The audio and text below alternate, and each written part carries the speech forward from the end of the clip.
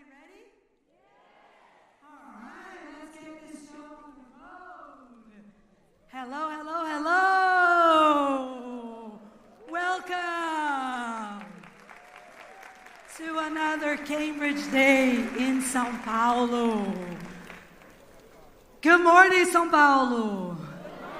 Good morning, Brazil, and teachers who are watching us from all over the world, who have joined us online for Cambridge Day 2024. Words cannot express the joy I feel to host this event and represent teachers everywhere whose lives have been impacted and changed through learning and teaching English, accompanied by Cambridge every step of the way. Be prepared to have your teacher toolkit filled up with ideas, tools, strategies, and to watch amazing talks with speakers to help you gas up the tank for the semester or the new school year for our viewers in the Northwestern Hemisphere that are just around the corner. It's coming. Let yourself be taken on a journey of knowledge and be inspired by everything that's going to happen today. Chat and meet new people during the breaks, exchange experiences, and get ready to have your world grow a bit more. And if you're watching from home, you will also have the opportunity to be inspired by the lectures and a bunch of interviews from diverse themes we have lined up especially for you. And I love to have your questions in the chat so our speakers can answer them live. And speaking of speakers, let's take a look at what we'll have today. Let's have our lineup here, our program on the big screen. Perfect. So we have the opening now at 9 o'clock. 9:15, Claire Ross will talk to us about Project Power, developing language and life skills in primary learners. Then we'll skip to the older learners with a couple of speakers directly from New York, Eric Zuarino and Katie Lastora, talking about using soft skills within English learners. Then we'll pause for a short coffee break, and there will be a special program for online. And then we'll be back at 11:40 when we'll talk a little bit about assessment with Pablo Toledo. And then we'll have a special program for the online folks and a lunch break at 1 o'clock for the online folks. And our lunch break here will be 12:30. At 2 o'clock, we'll have a round table with Alberto Costa moderating and other speakers talking about how we can blend assessment in learning and teaching. And then at 2:40, Jasmine Silver will come with many surprises for you guys with a just launched recently material for pre-primary talking about well-being in the English classroom. And then at 3:30, we have another coffee break, and we have a special online program. And we'll come back for our closing keynote speech with Raquel Ribeiro, talking about integrating Gen I to the ELT lessons to promote speaking and development. And then we have a special pocket show with Beatles Cordell. Can you imagine Beatles and Cordell together? That's going to be amazing. And at 6 o'clock, we'll have our closing. Everybody excited? Yeah, amazing. For everybody that's here, after the event, you can download your certificate at the Simpla platform. You can log in and download your certificate. And for our online attendees, you will receive a link in the chat for you to download your certificate as well. All right. And if you are going to post about this event, feel free to share your insights, your pictures, and don't forget to tag at Cambridge Brazil or at cambridgeenglish.br. All of our social medias are there. And use the hashtag Cambridge Day 2024 or Where Your World Grows. All right, and I'm going to kick things off by taking a selfie of all of us. So everybody say cheese. Ready? Cheese.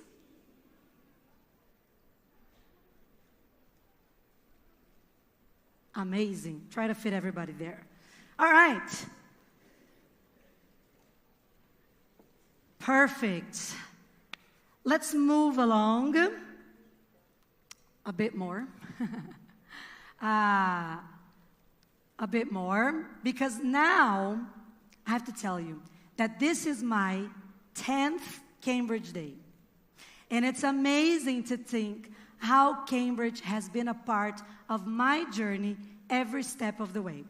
From materials when I was just a teacher, to events such as this one, to inspire a very young bilingual program coordinator, as well as all the certifications I've taken to expand my knowledge and bring the very best to my students.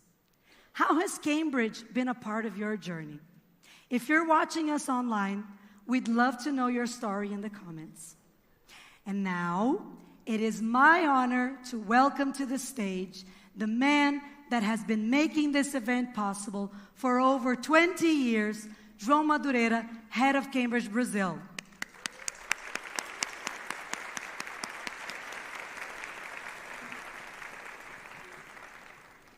Welcome.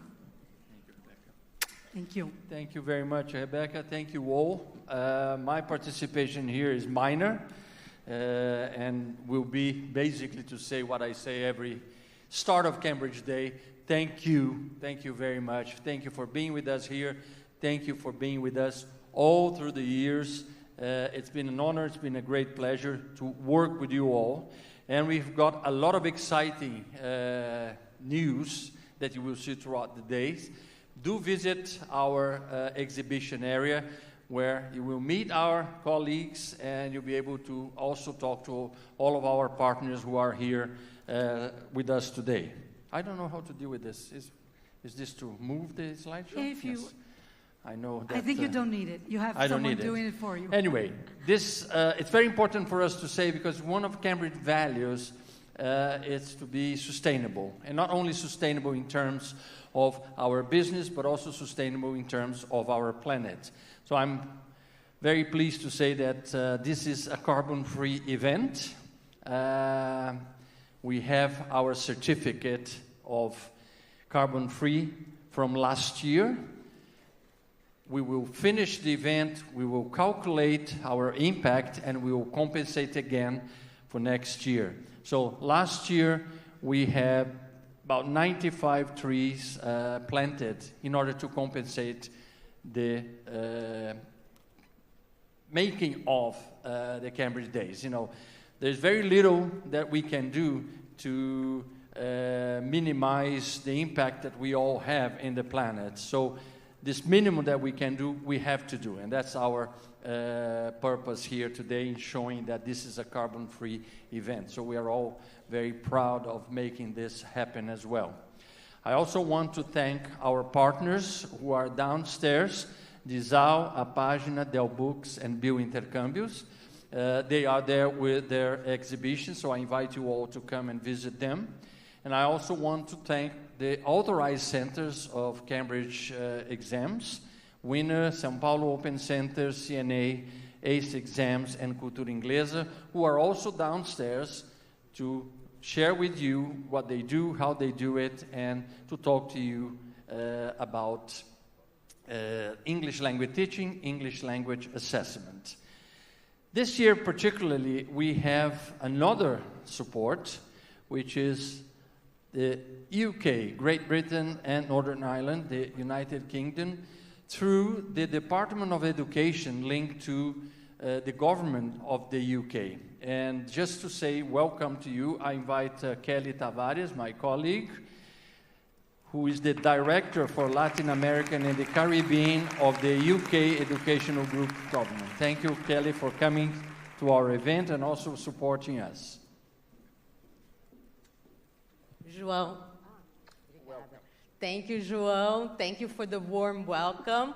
And thank you all for coming today. As João mentioned, my name is Kelly Tavares, and I work for the UK government based here in São Paulo, Brazil. I brought together with me today our team, Maria Salles, Isabela Braga, to participate of this wonderful day. It's not the first time we're here with you. but it's always so much pride being here with you, João. What Cambridge does throughout the country for teachers, for the improvement of language learning, of English language learning, is truly impressive. And that's what we do also in the UK government. What we do is try to work with the ministries of education, with the secretaries of education, try to improve the level of English, bring more resources to teachers, to students all over Brazil, and we couldn't be prouder to work with Cambridge as one of the most renowned companies for education worldwide. So thank you very much for coming. I invite you to visit our stand. We're going to be downstairs along with the other sponsors here of the event to be able to answer any questions you might have. We have resources that are available for you for free, for download. We have information on scholarships that you might be able to apply for it. So welcome to Cambridge Day. Please come visit us at our stand and have a wonderful day. Thank you. Thank you, Kelly. We will share for the online colleagues who are watching us online on the streaming, and we do know already that we've got quite a few dozens, not to say a few hundreds already logged in. So welcome to the onliners, Cambridge Day participants. I know we're receiving, north, south, so and actually in Latin America as well. So welcome all of you who are watching us online. We will share on the chat on the online a link later on how to contact the UK Government Educational Group for the information and opportunities that Kelly has just described. For those of you who are here, they are down there also with their team to talk to you about what the UK Government Education Group can do to support education and the teaching of English in Brazil. Once again, thank you very much. Enjoy your day, enjoy your space, and take the most out of it. And I will hand back to my dear friend Rebecca, who will, as always, brilliantly take the day as the master of ceremony. Thank you very much. Thank you, Rebecca. Thank you, João. You'll be back here at the end of the event. Thank you, João and Kelly. We appreciate you being here. And we'll have João back here at the end of the event. So let's kick off our learning journey today at the very beginning with our first speaker, Claire Ross, an ELT consultant and trainer for Cambridge, making her debut in Brazil this year with her talk, Project Power, Developing Language Skills in Primary Learners. Welcome, Claire.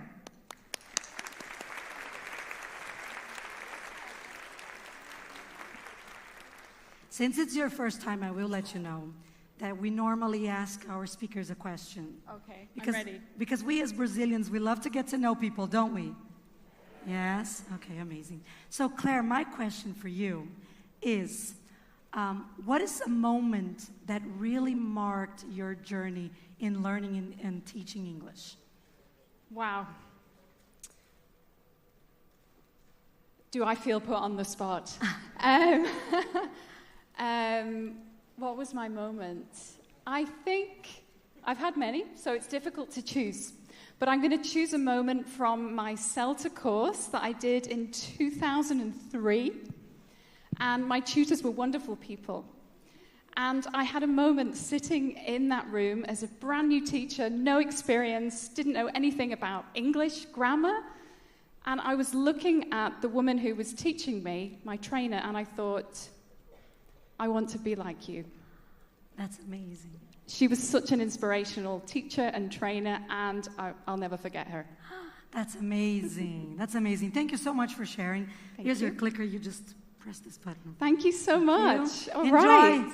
We'll be back here in a couple of minutes after your talk, and there will be a Q&A.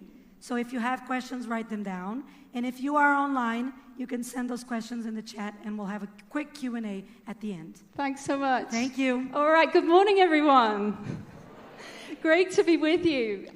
You might notice I am British, but I've come here from Cyprus.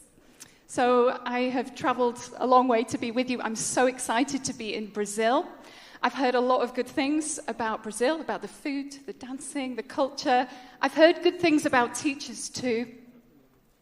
I've heard that Brazilian teachers, if you ask them to talk a bit, maybe they'll do that. Am I right? Okay, I think so. So please be ready. And if you're joining us online, there will be opportunities for you to take part in the chat as well. Okay, so we're talking about projects and primary today. Who is teaching primary now or has done in the past? Please raise your hands.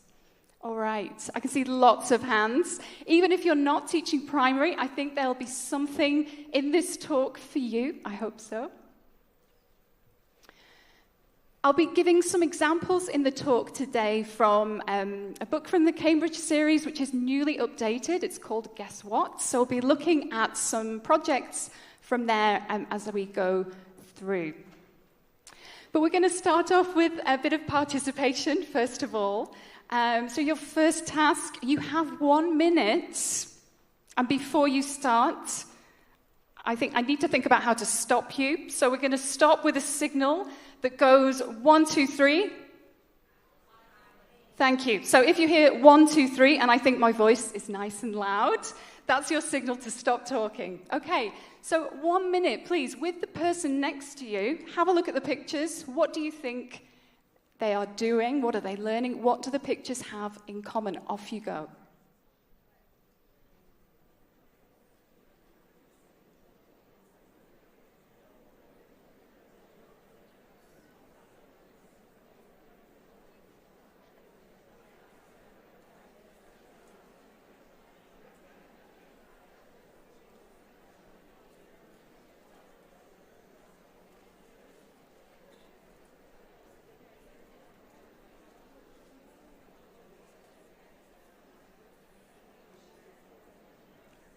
One, two, three.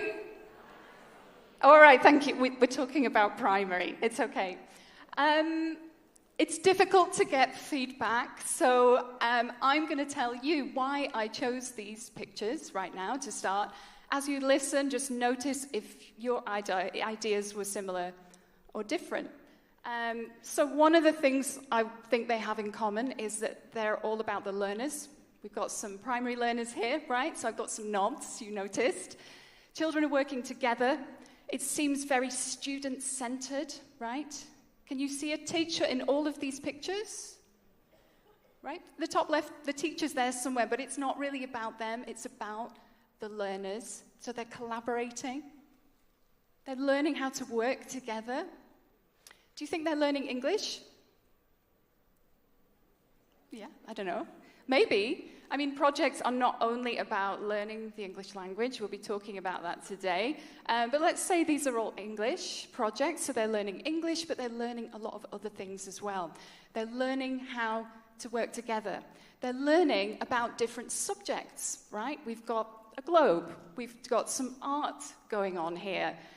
Digital literacy. We've also got some science and recycling.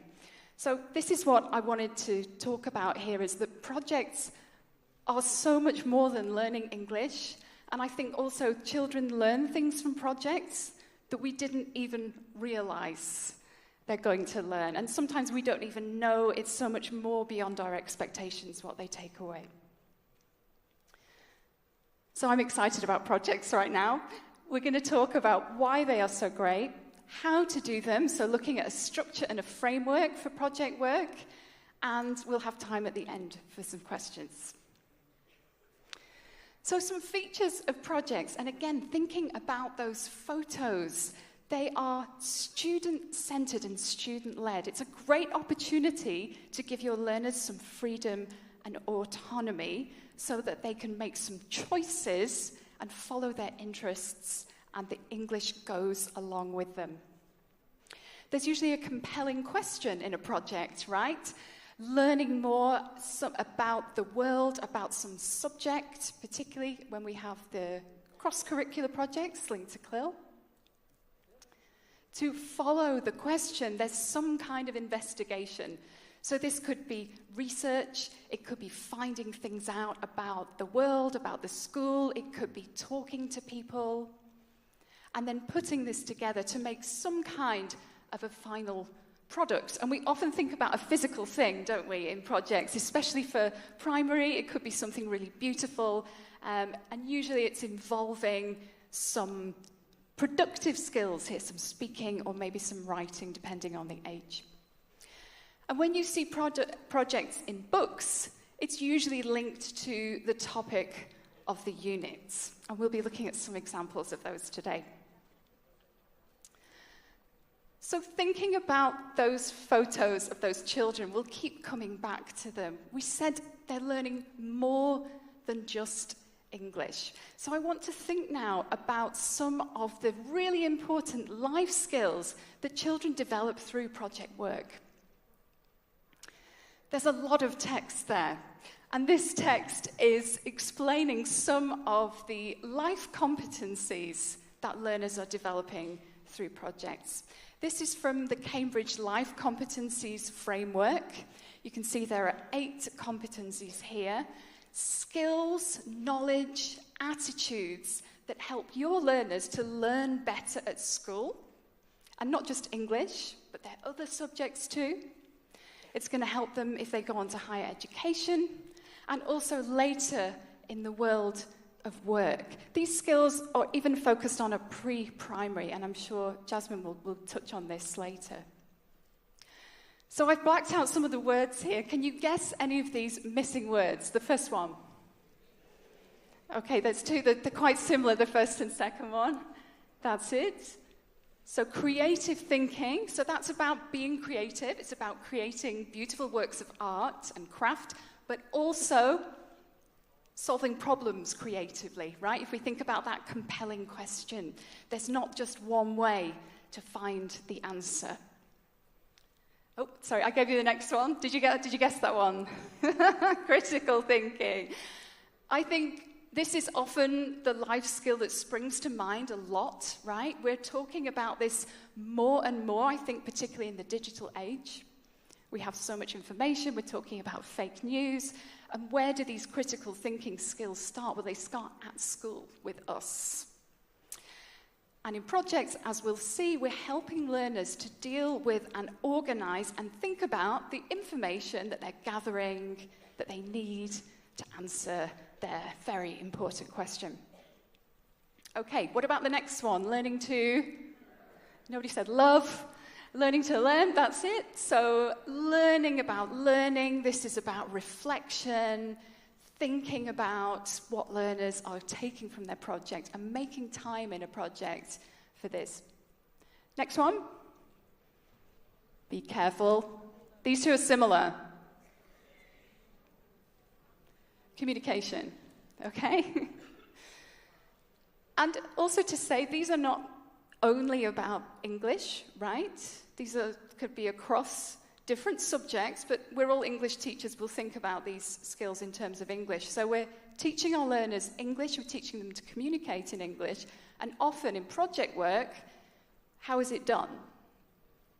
It's often in a small group or perhaps pair work for the younger primary learners. So we're helping learners to communicate effectively, and the next one we're helping them to... That's it, yeah, collaborate. I'm amazed I can hear you in this huge room. Good work. We'll talk quite a lot about this and about helping learners to work effectively together, especially at primary level. So these collaboration skills, we're not born with them, we have to learn. And our job as teachers, part of this is helping our learners to work together effectively. This also links to social responsibilities. This is about learners knowing their role, not just during a project, but in the classroom, in the wider school community as well. This is linked to the next point. Very good, yes. So again, this to me is very linked up with working together in groups on projects. It's about dealing with misunderstandings, about dealing with disappointments sometimes. If you wanted to do your project on this topic, but the rest of the group wanted to do something else. So this is another important skill. And the last one? Yeah.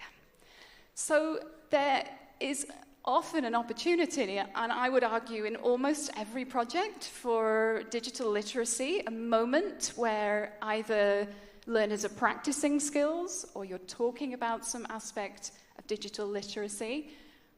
But I think it doesn't have to be there all the time. It's fine to still do cutting and pasting and gluing and sticking and creative, beautiful things, but there's certainly lots of opportunity. Okay, so we've talked about the benefits of projects and the different skills. We already know it's much more than just English. But how do we do it? What kind of framework can we follow when we're doing a project?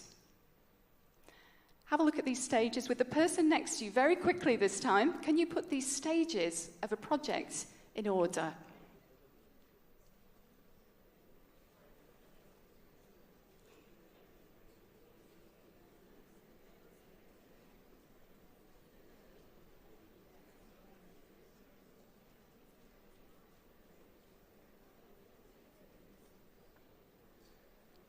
All right, I don't need this signal. I think I'm loud enough. And I can hear you as well. So what's our first stage? Yep. And then? Thank you. And then? Excellent. All right. So these 4 stages, I mean, if you look online about project-based learning, you'll see lots of different models, and some have more and some have fewer stages. But the ones I've chosen are linked to the stages that you'll find in the title, Guess What?, where I'm taking the examples from here. So I think it makes sense to look at project work in these 4 stages. Now let's look at these each in turn. I'm going to give you an example project. It's from lower primary, and we'll look at what's involved at each stage of the framework. So this is the project. It's a color collage. Now, what does this mean to you? What kind of things are you thinking about? What would students be doing in this project? What would they be creating? Have you ever done a color collage? Oh, right, great. So maybe it looks something like this.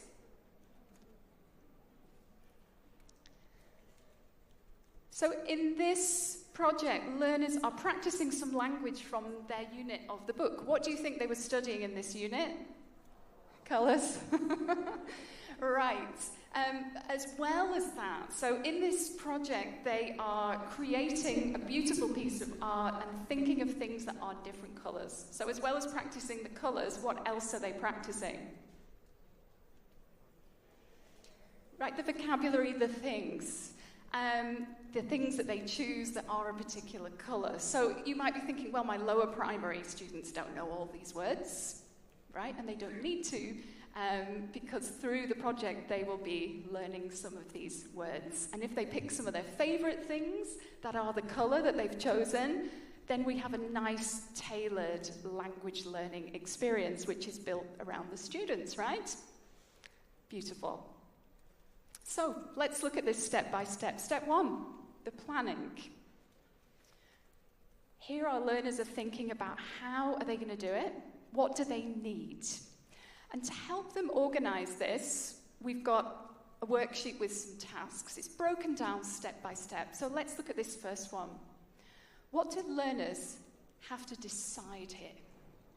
We've got some choices, right? They need to choose a color or colors.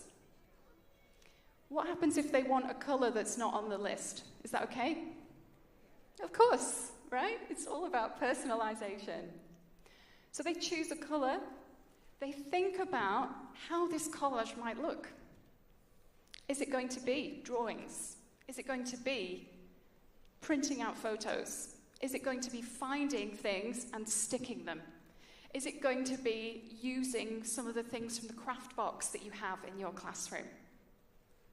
So again, we're giving learners some options, some choices here, so that they take some ownership over their project, even from the youngest ages. And what this does is narrowing these choices so that learners have the freedom, but it's not overwhelming. right? Because too much choice, especially for the little ones, can be a little bit frightening. Like, what if I don't choose yellow? Is it the wrong choice? Or am I going to miss out? So here's our planning stage. Learners are already doing this together, probably in pairs because it's lower primary, but they're already doing this by themselves, step by step. Part of this planning stage is giving them an idea of where they're going. So here we've got a model of how the colour collage might look. You might use this. You might use some pictures like I found on the internet, but this helps give students an idea of what this might be. It helps them understand the goal. What's next? Well, next is, as it says here, doing the project. So learners are working together, they're creating, they're cutting, they're sticking, they're following the instructions here on their project worksheet. So at each stage, there's a sense of achievement. We've done the first step, now we're ready to move on to the next step. And I think that's important for us as teachers as well, right? Because sometimes doing a project, if you've not done it before, it feels a bit big, and we can feel a bit out of control. And when do I move on to the next thing? And I think following a framework can be very, very helpful. The next stage, usually there's some kind of presentation. What do we mean by this? Is this always students standing and talking about their project in front of the classroom? Well, sometimes it is, but not always, and especially not for lower level students who haven't done this before. So this could be done by sharing between two pairs. You might get students who both chose the colour yellow to join together in a group of 4 and see if they've got any of the same pictures. Or maybe you could gamify this and have the whole class looking at each project, and you could ask them to find different things in each of the pictures, maybe come and touch it on the pictures. Maybe you put these beautiful collages together and have them on the wall in your classroom or even outside the classroom. And then stage 4 is a chance to reflect on the project itself. Make sure you build some time in for this to help learners to realize what they've done, to celebrate their success. Let's spend some time thinking about what we did here. At the beginning, we had a blank piece of paper, and now we have these beautiful pictures, and we've learned some words along the way. Now, to help you with this, and I'm sure you have your own tricks and ideas when it comes to helping young children reflect, but a couple of tools you might want to try. We've got a general question here, a general feeling, how did you do? So colouring in a smiley face is a good place to start. And if you want to get a little bit more detailed, guess what? With this title, you also have these evaluation sheets. So if you take a look at those, we've got a self-evaluation, we've got evaluating my partner, and we've got a group evaluation as well. So very interesting tools. And you'll see there's a separate evaluation for each stage of the project. So there's lots to play with here. And certainly, I think I wouldn't use all of these tools all the way through, all of the time. That's a bit too much. But you have choices too, as a teacher. So you might choose, after the planning stage, to just stop, reflect, and let's think about how we did that. Because remember, we're not just learning about English, and we're not just developing our artistic creativity, but we're building life skills too. So let's reflect on how well we listened to each other and how we can do that better next time. You also may wish to do a more formal evaluation. Do any of you do this? Do you grade projects? Anyone here? Yeah, not many. Some teachers like to do this, and for some schools this is part of the evaluation. If you want to, you also have a more formal evaluation grid that you could use. And you can see here from the bottom right, for each project in this book, there are suggestions on the life skills that you might want to focus on in each one. And of course, in this project, creativity is big. So there we have it, 4 stages. as a reminder. And for the rest of my session, I want to think about how can we really maximize and make sure this project has power at each stage. And to do this, we're going to talk about the 4 M's. You know the 4 M's, right? No? Okay. 4 verbs, things that you can do as a teacher that are going to help your learners get a lot out of your project. Can you think about any verbs beginning with M? Things that you can do. Motivate? That's a good one. Any others?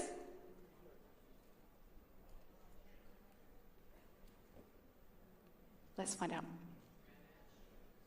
Oh, manage. That's a good one as well. That's not on there. There should be 5. Okay, motivate is a big one. We need to get learners excited. We can do this by being excited ourselves, but helping them know where they're going. We need to give them models to follow, different types of models, not just how the project might look, but also helping perhaps with language and skills too. The monitoring is a very important part of a project through different stages. And then finally, the mileage as well. So making sure that our project really goes the distance. You might be limited by time and you may wish to stop the project at some stage, but certainly if you can build in some flexibility, that's brilliant, because if learners are really interested in what they're doing and they start to get some other ideas about how they can do something else with colour, how wonderful to use those ideas and go with it. So all of the creativity and all the ideas, it doesn't have to come from you. You just need to allow a little bit of space for that. So let's look a bit more detail about these 4. I've got the project stages here on the left and the 4 M's on the right. I want you to think about at which stages, that's the key, more than one stage, do you think each M has the most impact? So when do you think it's most important to motivate? When is it most important to think about mileage? Okay, 1 minute with the person next to you. Off you go.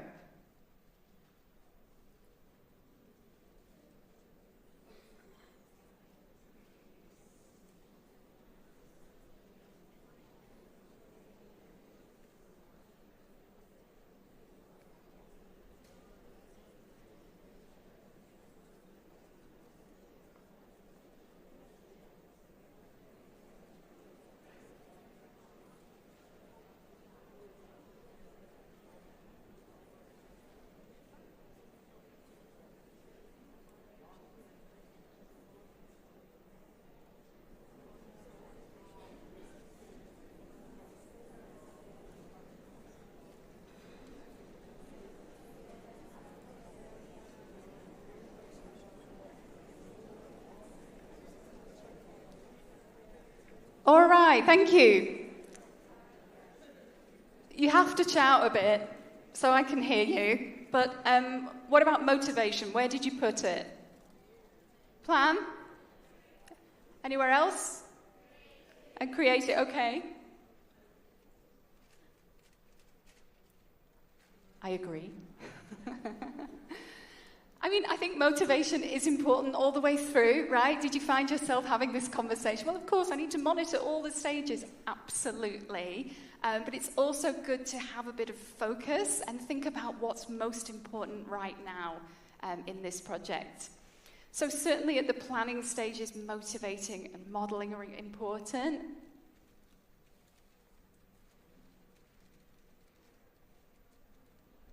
Was that similar or different to your ideas? Somehow different. Okay. So let's look in a little bit more detail. And I'm going to divide it into two. So I'm going to think about the setting up of the project, so stages sort of 1 and 2, and then the actual managing the project as well. How do we use these M's to make sure our project has a lot of impact? So motivating, first of all. So take a look at this project. What do students have to do? They get to make a board game. Awesome. Show them where they're going. Give them an idea of the final project. Not only do they get to make their own board game, but they're going to get to play it. Yes. And they're going to get to play their friend's board game too. Fantastic.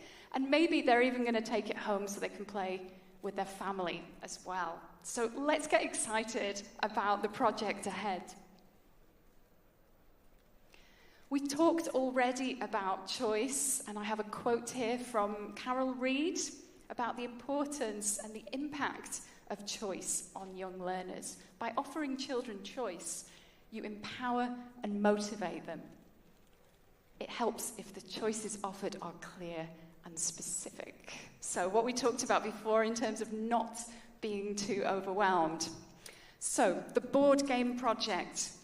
What choice do learners have? Let's have a look at their project worksheet.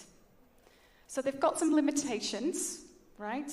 We've said 12 squares because we don't want 3, we don't want 500, even if it's really exciting.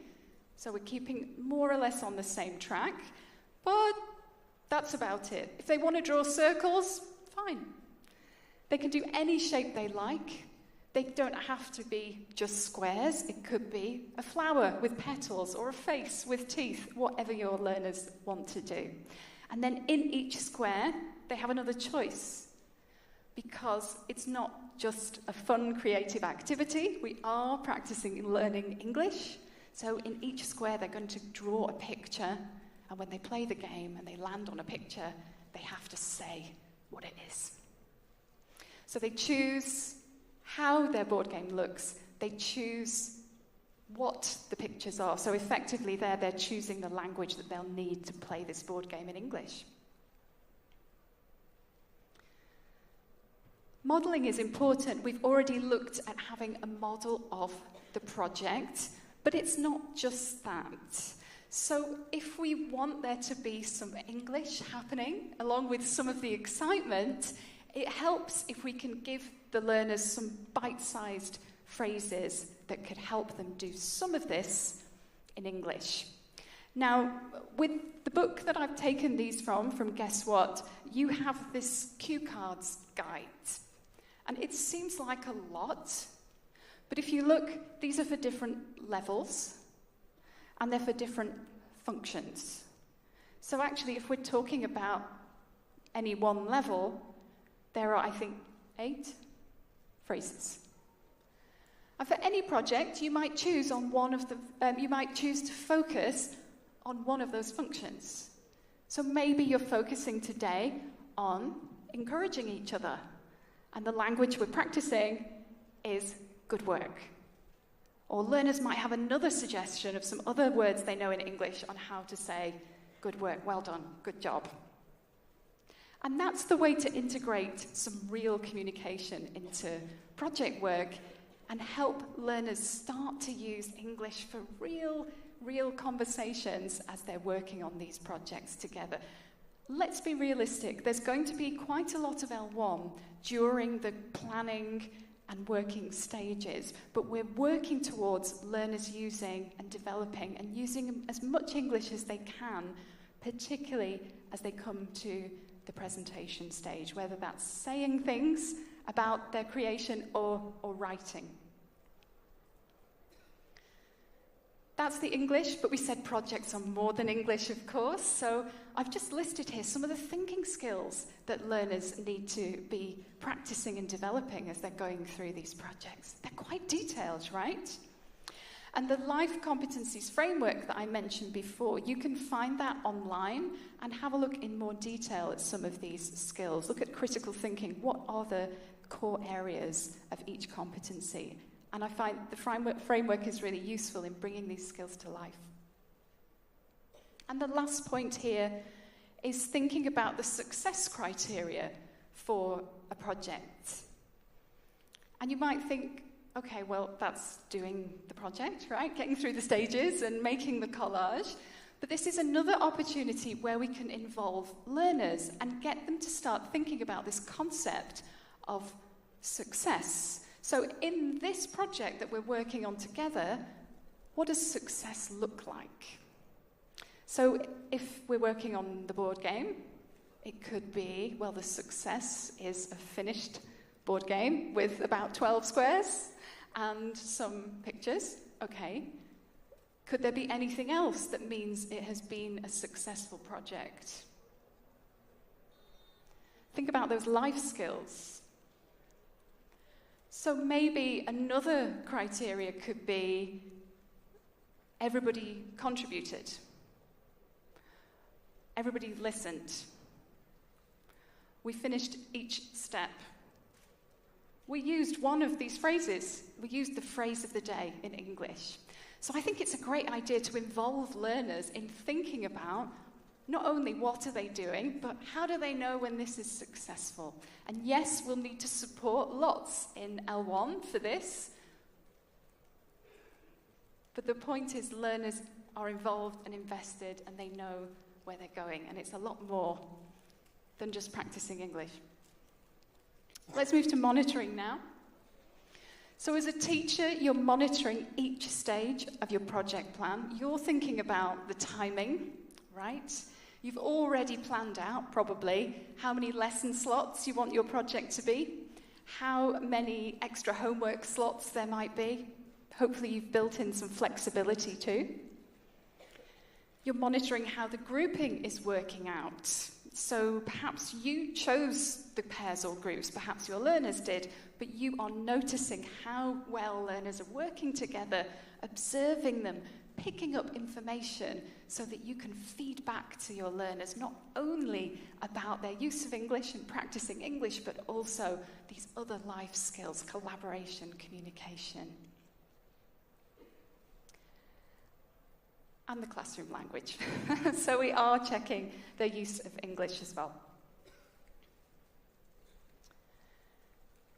Let's think a little bit more about monitoring, because to me, monitoring is one of the most important things in teaching. It's our opportunity to really listen to what learners can do when we give them space and how we can further support, either through scaffolding, guiding, asking questions, or how we can give them a little bit more freedom as well. And the information we gather here is giving us that evidence so we can feed back to our learners at the end of the project. So another task for you now. I want you to imagine that your learners have just started working together during their project. So they seem to be busily chatting away, heads together. You are walking around your classroom. I want you to think with the person next to you, what questions do you ask yourself when you're walking around, when your learners are working independently? And I don't just mean how long till the coffee break, although I know that's something. With the person next to you, what questions do you ask yourself when you're monitoring group work? 1 minute.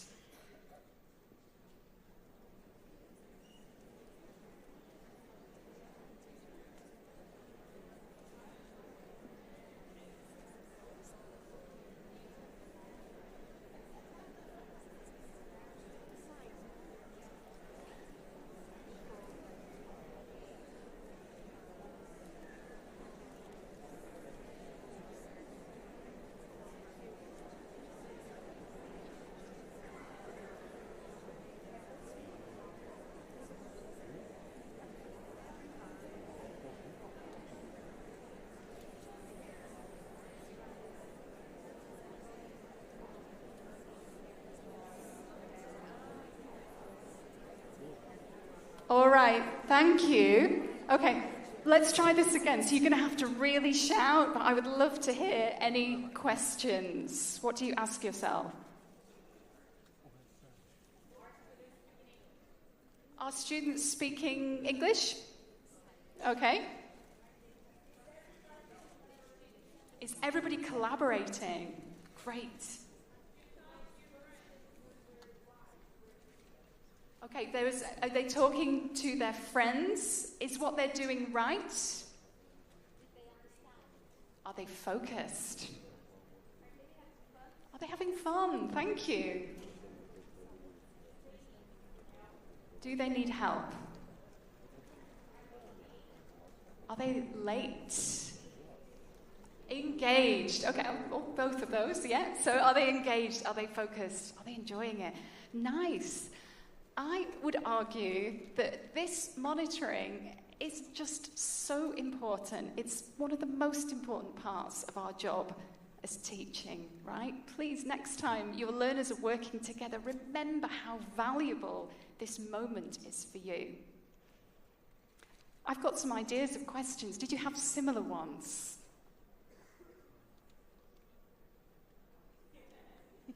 Why? Why?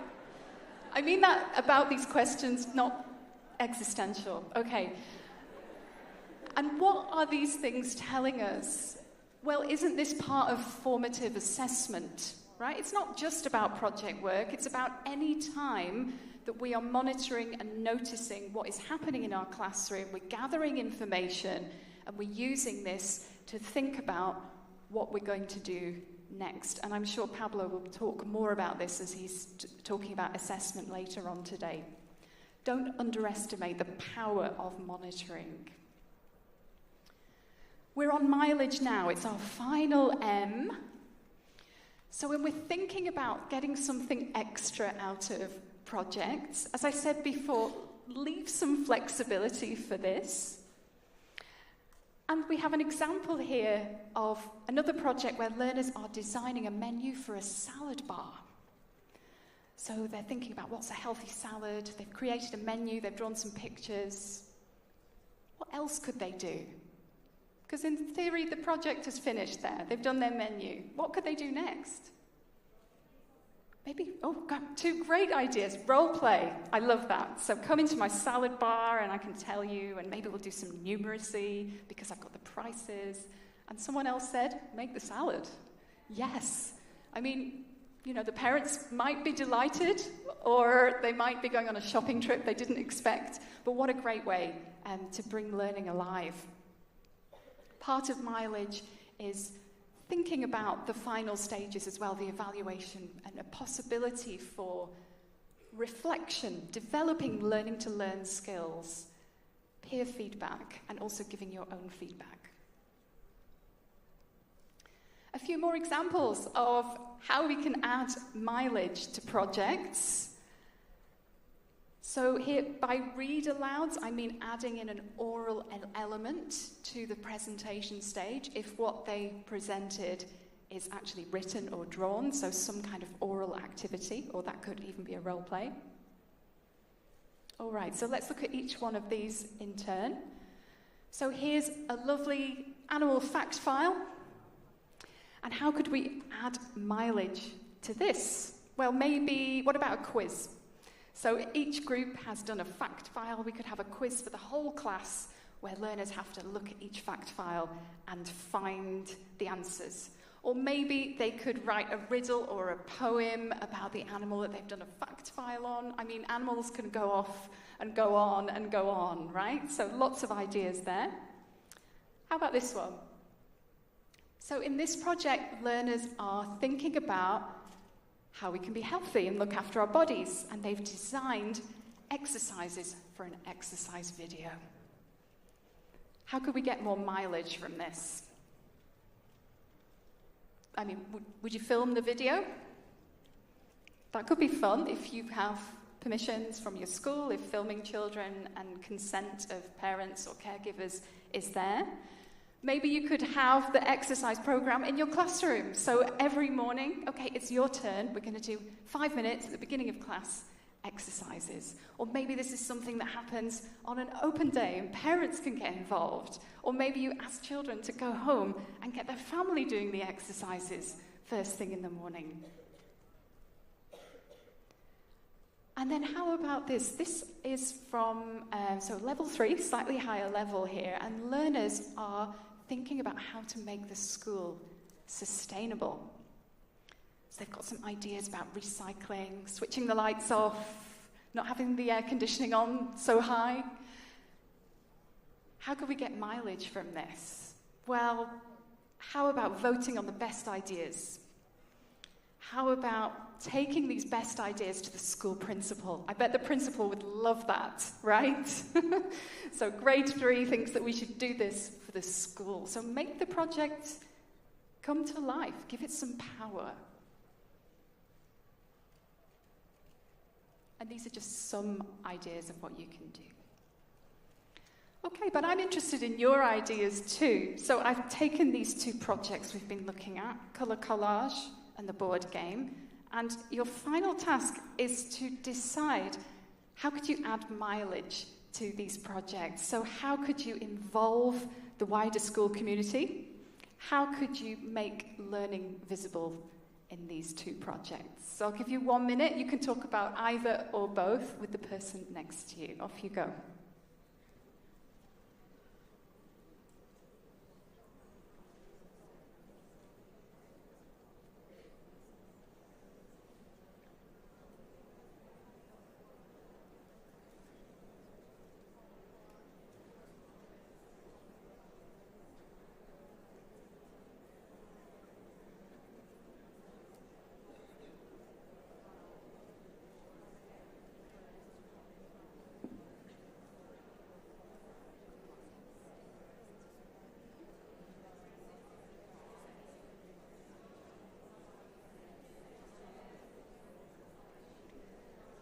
Okay, thank you. Ideas? Anybody brave enough to shout? I promise for questions we will have a mic. But for the colour collage, any ideas? Games? Games with colour?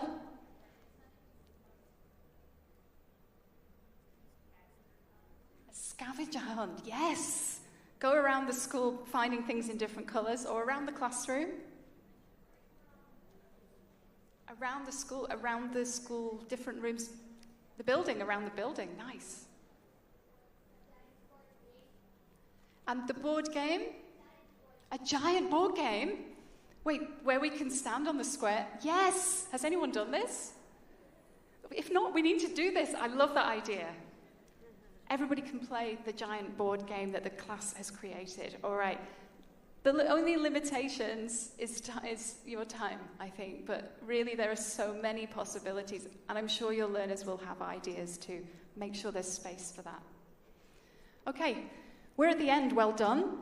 Let's wrap up with some key points. We've talked about how projects put learners right in the center of learning. Remember those photos that we started with.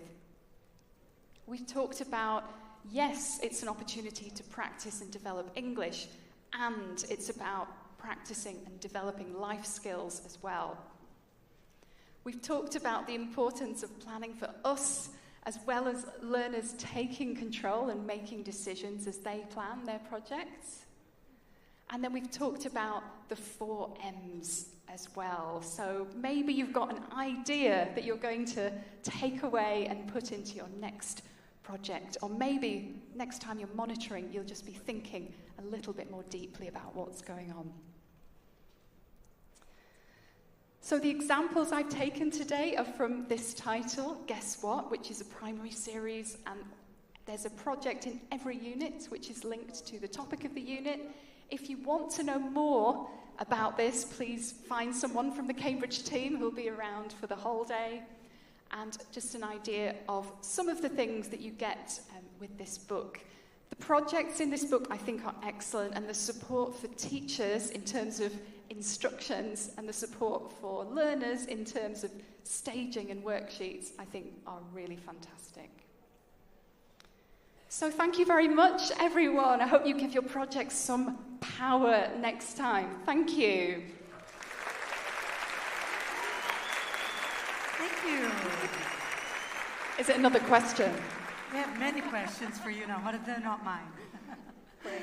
That was so great. Thank you. So inspiring, so practical. How many of you have like 10 ideas to put in practice the first day of class? Right? That was so amazing. Thank you. We're taking questions from the audience, right? I can't see anything. I know they're there. We are, right, okay. So while we're getting the question from the audience, if you have a question, you can raise your hand, and a microphone will reach you. You need one? Okay. Thank you, Sergio. And while we're waiting, we'll get the questions from the online people. and they were very participative in the activities. I'm very glad to hear it. They were so participative. They sent like the questions you were supposed to be asking yourself while you were monitoring. It was amazing. Brilliant. So we have a question from Kaique Ferreira. He actually put Sir Kaique Ferreira from São Paulo. And his question is, what's the best way to manage class time during projects? Wow. I think I've said it about 3 times, but give yourself some flexibility in there because things are going to take a bit longer than you think. So 1, plan for a little bit more time, I think, but also keep your focus on the stage you're at. So plan a lesson where you're going to be looking at 1 or 2 stages, for example. Is it enough to plan in 1 slot and then tomorrow we'll do the creation? Or can we do both of those today and then give some time for homework? So I think you need to be flexible. You need to allow a little extra time. And don't be too bold and Don't be too putting bold. too many things in Don't one. try and do it in 1 lesson. Amazing. Do we have any questions from the audience?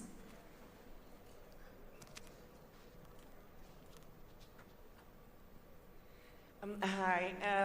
I think my question is, if you are embracing other languages while you are in class, how you accommodate this, especially in bilingual classes where you have students that are speaking in, Portuguese, Spanish, and attempting to communicate in English, how you would, embrace these students? I think thank you, and I love that question. I think that projects are an ideal time to be allowing this to happen in your classroom and encouraging learners to work together in the way that is best for them. So there's going to be lots of L1. Let this happen, and you can be the person who can feed in some useful phrases if you find a space for this. So I don't want to advocate being brutal and having English only. I think there's times to encourage more of this, and I think that's at the presentation stage. But certainly for a lot of the planning and collaborating, for this to be done well, it needs to be done in a language where everyone can communicate well. And I want to give you an example. I taught for many, many years in the Middle East, and when I started teaching there, I didn't speak any Arabic.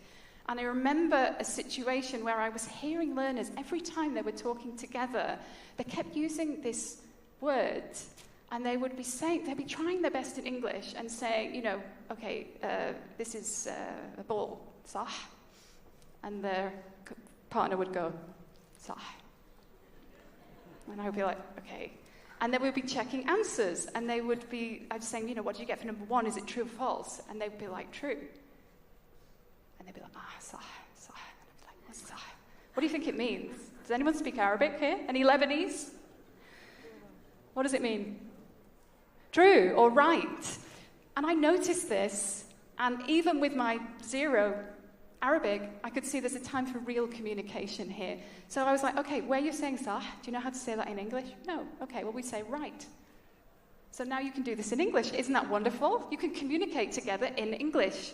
I think it's spotting these opportunities and listening to learners and finding very simple, very functional things in English to help them as they start this journey of communicating more. So allow the L1, celebrate the collaboration and the communication, and support with English where it's helpful. That was a long answer, sorry. No, that was amazing. The answer to the next question is yes. That's amazing. We actually had a couple of people from the online asking about the material, where can they download it, where can they find it. All of the projects you talked about today are in, guess what? They are. Okay. Yeah. So that's where you find them. All right. Next question. That's it. I think that's all the time we have. Thank you, Claire, so much. You did really well. Wasn't her debut perfect? Yes. You have the seal of approval of Cambridge Day Brazil. Congratulations. Thank you. I'm going to need that one. Thank you.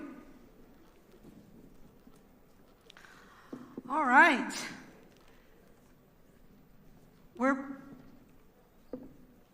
moving along in our program, and I wanted to ask you, have you ever thought about the impact you have or will have in your learners' lives? Have you ever thought about that?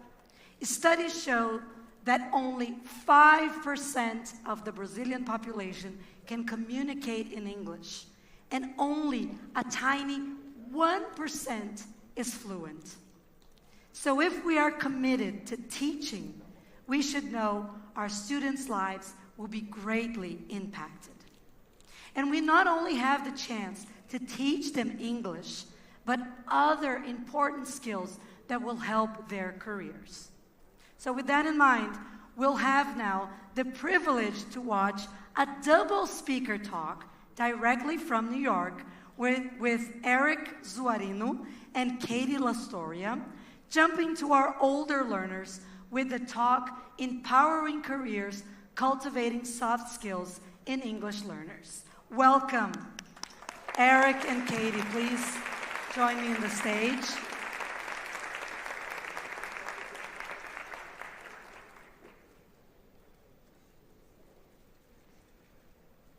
Is it you guys' first time in Brazil? Is it? Oh. Have you been here before, Katie? Yes? Is it? Oh, that's amazing.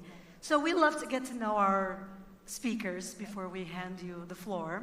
And I wanted to ask you, what are you guys most excited about your journey here in Brazil with the tour, Cambridge Day, that you're going to go all over? What are you most excited about, Eric? Oh, wow. It's my first time in Brazil, and I'm going to so many different places around the country. I'm going, well, I started out here in Sao Paulo. I'm going to Goiânia. I'm going to Belém. I don't know if I can pronounce the names of these places correctly. You're doing great. And then I'm going up to the north, Recife, Salvador, Fortaleza. So I'm really excited to take a look around and to try and speak a little Portuguese. I've been practicing a little bit, and it's terrible, but yeah. What about you, Katie? What are you most excited about? I think what's most exciting for me is the opportunity to actually speak with you. So often we kind of sit in our offices or, on Zoom calls and don't really have the chance to talk to customers, prospective customers, and teachers. And to hear about what's important to you, that's important for us to know. So I'm going to catch all of you at the coffee break, I think. So that's amazing. Thanks, you guys. Enjoy your session. This is the clicker. You just press this one. Perfect. Okay. Thank you so much. Thank you. All right. Thank you. All right. So welcome and bom dia. Thank you for welcoming us here today to our talk, Empowering Careers, Cultivating Soft Skills in English Learners. My name is Eric Zuarino, and I'm a product owner in the Cambridge University Press and Assessment Office in New York. And over the past couple of years, I've been focusing on the inclusion of employability skills in our English language course materials from a product development perspective. Thanks, Eric. And I'm Katie Lastoria. I'm a product manager in the New York office. And for the past couple of years, my focus has been on the strategy involved with our employability skills material at Cambridge. Okay, so first I'll take you through the agenda for today. First we'll talk about what employability skills are, and then why we need them in this new world that we're in. Why is employability skills such a buzzword right now in our field? Then we'll go into a response to that Cambridge has developed, which is the Cambridge Employability Skills Framework for ELT. And then we'll look at some practical ways to integrate employability skills with our English courses. And then finally, we'll look at the use of micro-credentials to motivate and prove skills mastery. Okay, so first off, Katie's going to kick it off with a definition of employability skills. Wonderful, thank you. So in thinking about what employability skills are, I think it's really helpful to talk about what they aren't first. So they are more than just language proficiency.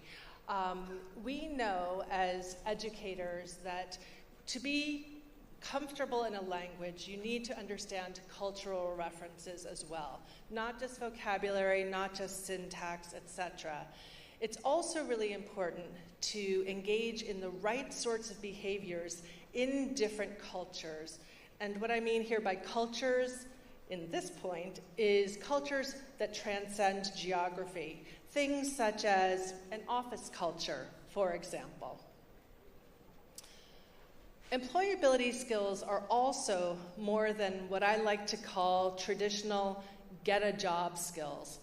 Now, as educators, we already include lessons on how to, for example, create a resume, or how to prepare yourself for a job interview. And those are incredibly important skills for learners to master, absolutely. Employability skills teach learners how to navigate different scenarios that could be encountered in the career world. And very importantly, they help to prepare learners for situations they won't be able to anticipate, but that they'll need to be able to successfully engage in. Oops, back. Okay, so you may recognize this. This is our wonderful Cambridge Dictionary here. And this is a definition for soft skills. And soft skills are incredibly important, and this is a fantastic definition. Well done, Cambridge Dictionary. So I don't have any problems with this definition at all. Employability skills are indeed soft skills, but they're almost a subset of soft skills. They're really focused, obviously, on the workplace and on successfully interacting in your career. It's those behaviors, attitudes, and skills that help you to be a successful employee. There we go. So these are a couple of definitions. I'll try to move out of the way so you can see them, that I really like.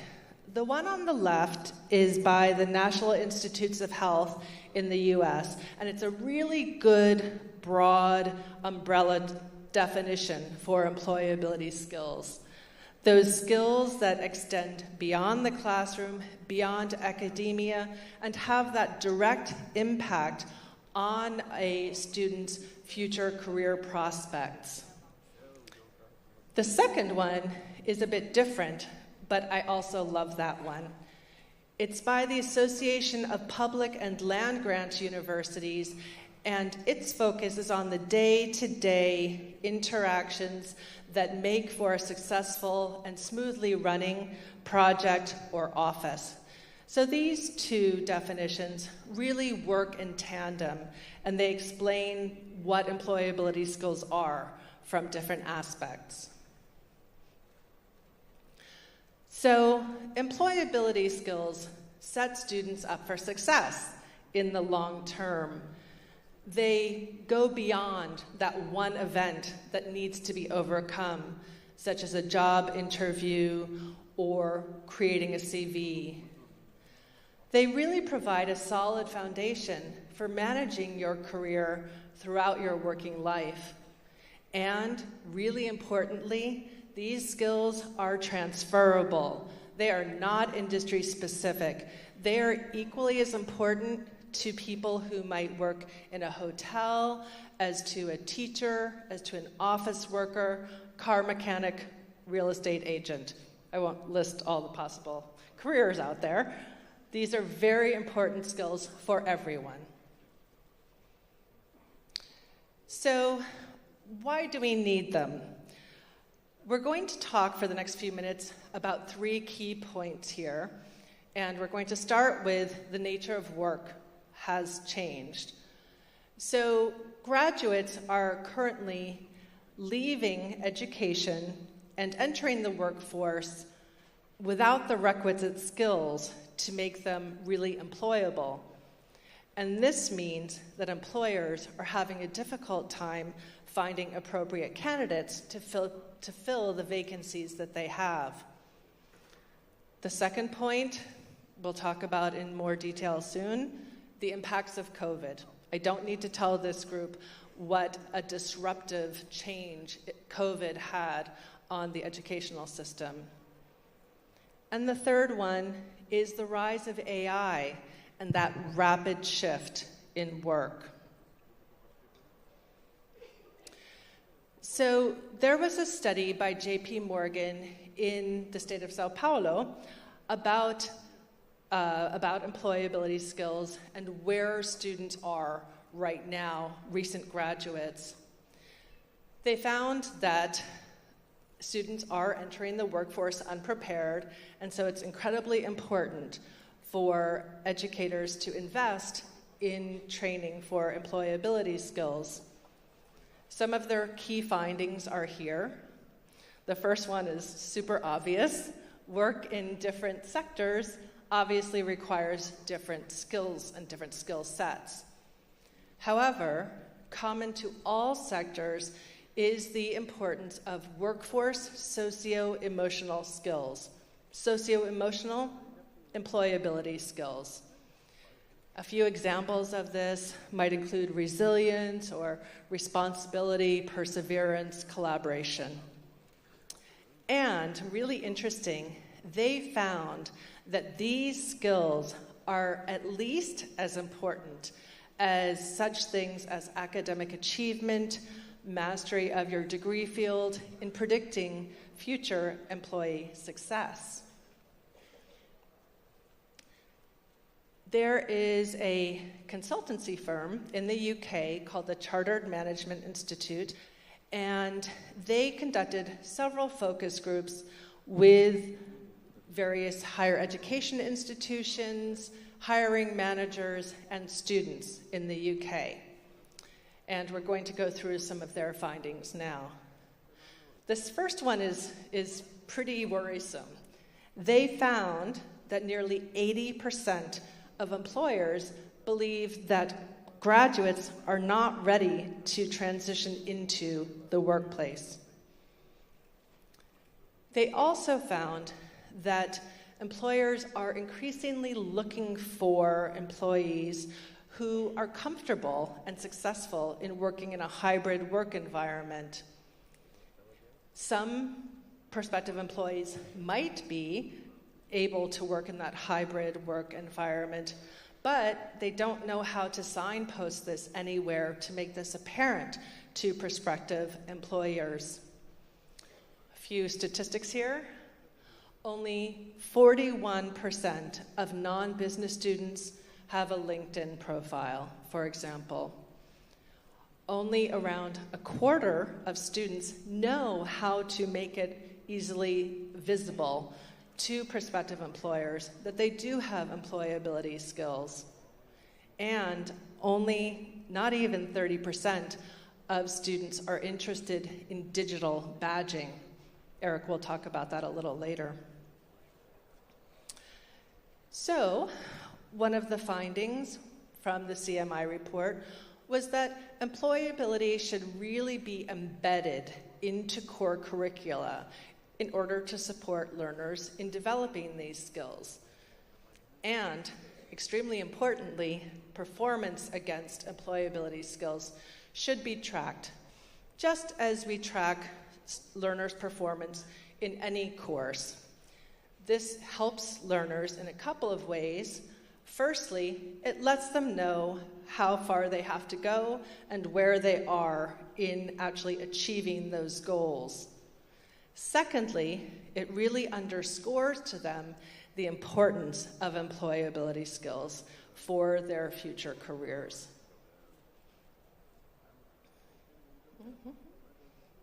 There we go. Okay. So, in addition to embedding employability skills into core curricula, higher education institutions in this study, in these focus groups, realize that they're not alone. They can also pull in employers to help them in training learners for employability skills. And there are lots of ways to do this. In addition to things such as employability modules, there can be internships or work placements, specific project work, which really helps learners understand what their careers could look like one day, but also how employability skills are going to be necessary in these jobs. So there was another study, I'm going to give you lots of little research bits here, from the University of Strathclyde in Scotland that came out in 2024. They examined some of their students at the university between 2020 and 2022. And they focused on the impact of remote and hybrid learning on their students. We all remember that terrible time in mid-March of 2020 when our worlds turned upside down and we went from normal teaching, normal jobs, into remote and hybrid situations. For all of us, but in particular and of interest to us today, is the impact that reduced social interaction had on learners in their personal lives, but also in their educational lives. They no longer had that easy access to those wonderful casual conversations with teachers and classmates. And that resulted in a lot of feelings of loneliness and isolation. I know that we can all relate to that, all those Zoom calls we set up with family and friends to check in on them. So, in order for those students who had gone through that time with COVID to really regain the skills or gain the skills that they would have otherwise had developed during that time, this study said that employers were finding an increased importance on students' abilities to develop those socio-emotional skills. Again, employability skills, things such as resilience, self-management, responsibility, autonomy, etc. This study nicely aligned with the CMI one, suggesting that we can accommodate this need by embedding employability skills into our curricula. That will help learners, even learners who've gone through COVID, to successfully transition into that next stage in their lives, into the workplace. So Forbes had a recent article on the rise of generative AI and the importance of human skills. We know technical skills are important. Understanding how to work with generative AI is incredibly important. However, in order to really be successful in this new world of work, where generative AI has kind of invaded our lives, sounds very negative, I don't mean it that way, we need to be able to develop those socio-emotional skills in order to be successful. As generative AI becomes more and more embedded in our daily lives, machines are going to take on those easily automated tasks. I know in my own life, I'm always very grateful when I can use ChatGPT to summarize notes from a meeting, for example. The entrance of generative AI into our work lives, however, doesn't mean we're going to be replaced. That means that the things that we as humans can do are even more important, and we need to learn how to successfully interact with generative AI because it's not going anywhere. And those things, such as critical thinking, creativity, innovation, problem solving, negotiation, those things are all employability skills. So as my colleague Bridget Price over in the UK likes to, in Mexico, likes to say, we need to learn how to make generative AI our colleagues. There was also a McKinsey report, because there are always McKinsey reports, that also supported this other research that talked about the Forbes research. Advanced technologies, generative AI, as that is becoming more and more frequent, more and more commonplace in the workplace, that means that there's an increase in the need for employability skills, those things that machines cannot do. There's a really interesting website called Skills for Jobs by the OECD, and this website identifies the skills that are in abundance in any particular country and the skills that are harder to find. Now, I'm going to move out of the way here. As you can see from this chart, to the left, there are skills that are in abundance in this country, for the first one here, the United States. On the right-hand side, it's skills that are harder to find, meaning there's an opportunity and that students that we prepare with these skills will have a leg up. They'll have a greater chance of success in the workplace. So circled in red here, in the United States, it's hard to find prospective employees that have the right attitudes about work. They currently lack communication skills, cognitive skills. So these are areas that, in the United States, in the first instance, really need to be developed. This chart shows Brazil, and it's a really similar picture. Again, social skills, attitudes, cognitive skills, these are things that, by focusing on training students in employability skills, really helps them to rise to the top in any prospective employee pool. And we help to set them up for success in the long run. So I'm going to hand over to Eric to talk about Cambridge's response to all of this. Okay, thank you, Katie. Okay, so we've talked about what employability skills are, why they're so important right now in this current working environments around the world, internationally. So what can we do about that? So Cambridge's response is the Cambridge Employability Skills framework for ELT. And if you look at this QR code, that will lead you directly to the framework. Over the next few slides, I'll also include this QR code, just in case I go a little too fast for you. So let's take a look at what this framework is all about. So the framework is a way to guide teachers on the integration of employability skills in English language teaching.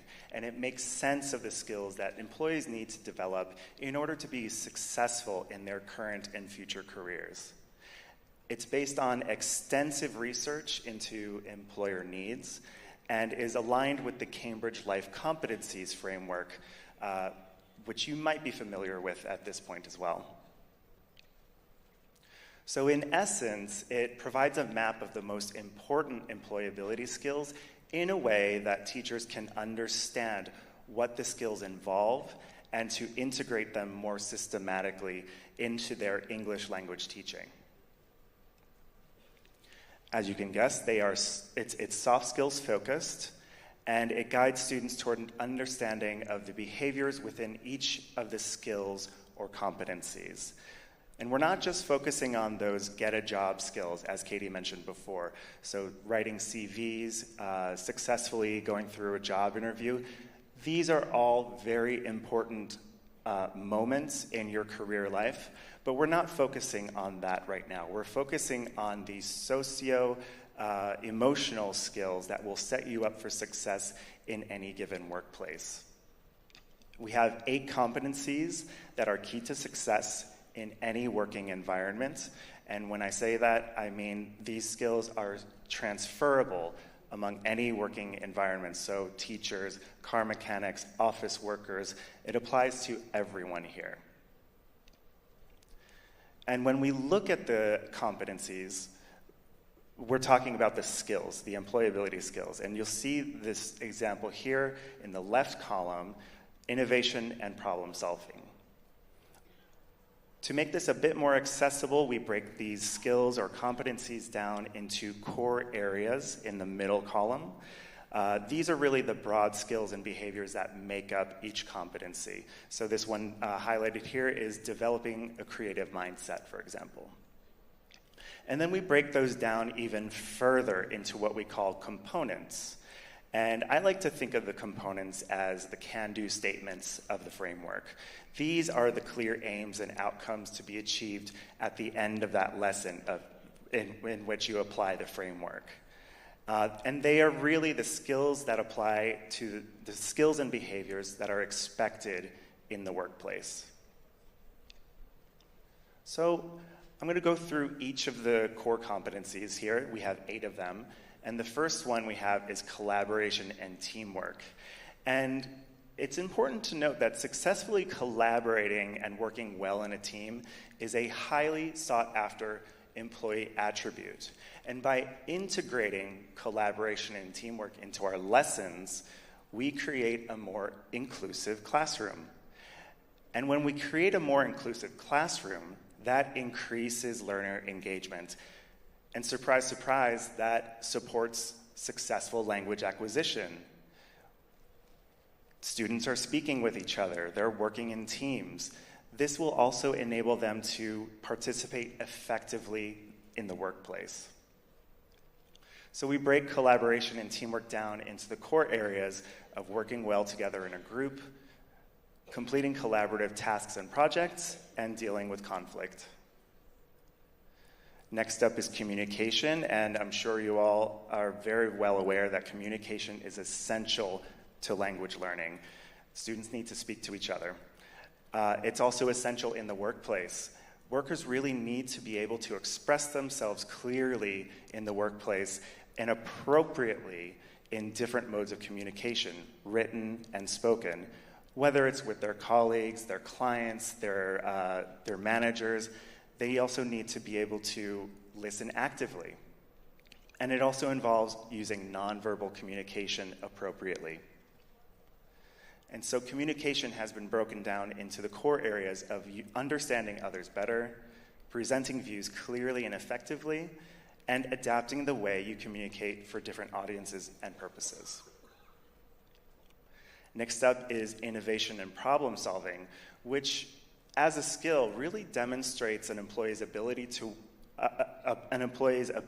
work under pressure and to make decisions, which in turn shows them to be a valuable resource to the company. And there was a study at the Pew Research Center in 2017 that identified problem solving as one of the most important skills to develop in order to succeed in the workplace of the future. So as new technologies continue to come into our personal and working lives, how are we going to problem solve and take advantage of those technologies? Problem-solving tasks also empower learners, and they allow them to set their own agendas for how to go about solving issues. I know that when my manager sets me up with a problem to solve, I feel like I have much more skin in the game. I feel motivated to solve that problem and get to that end result. This also generates a strong and immediate need for language in the classroom. And problem-solving activities involve a more real-world process than other types of classroom tasks. So, for example, a student can simultaneously look at the process of solving a problem and that desired end result. And so innovation and problem solving are broken down into the core areas of developing a creative mindset, generating ideas, and implementing ideas and solving problems. Critical thinking and decision-making is our next skill, and it's obvious that employees really need to have strong analytical and evaluative skill in order to exercise careful judgments and make informed decisions. And so developing these tasks leads to improved attention and observation, and integrating critical thinking and decision-making into our classrooms not only prepares learners to become better workers, but it also sets them up for success and language acquisition.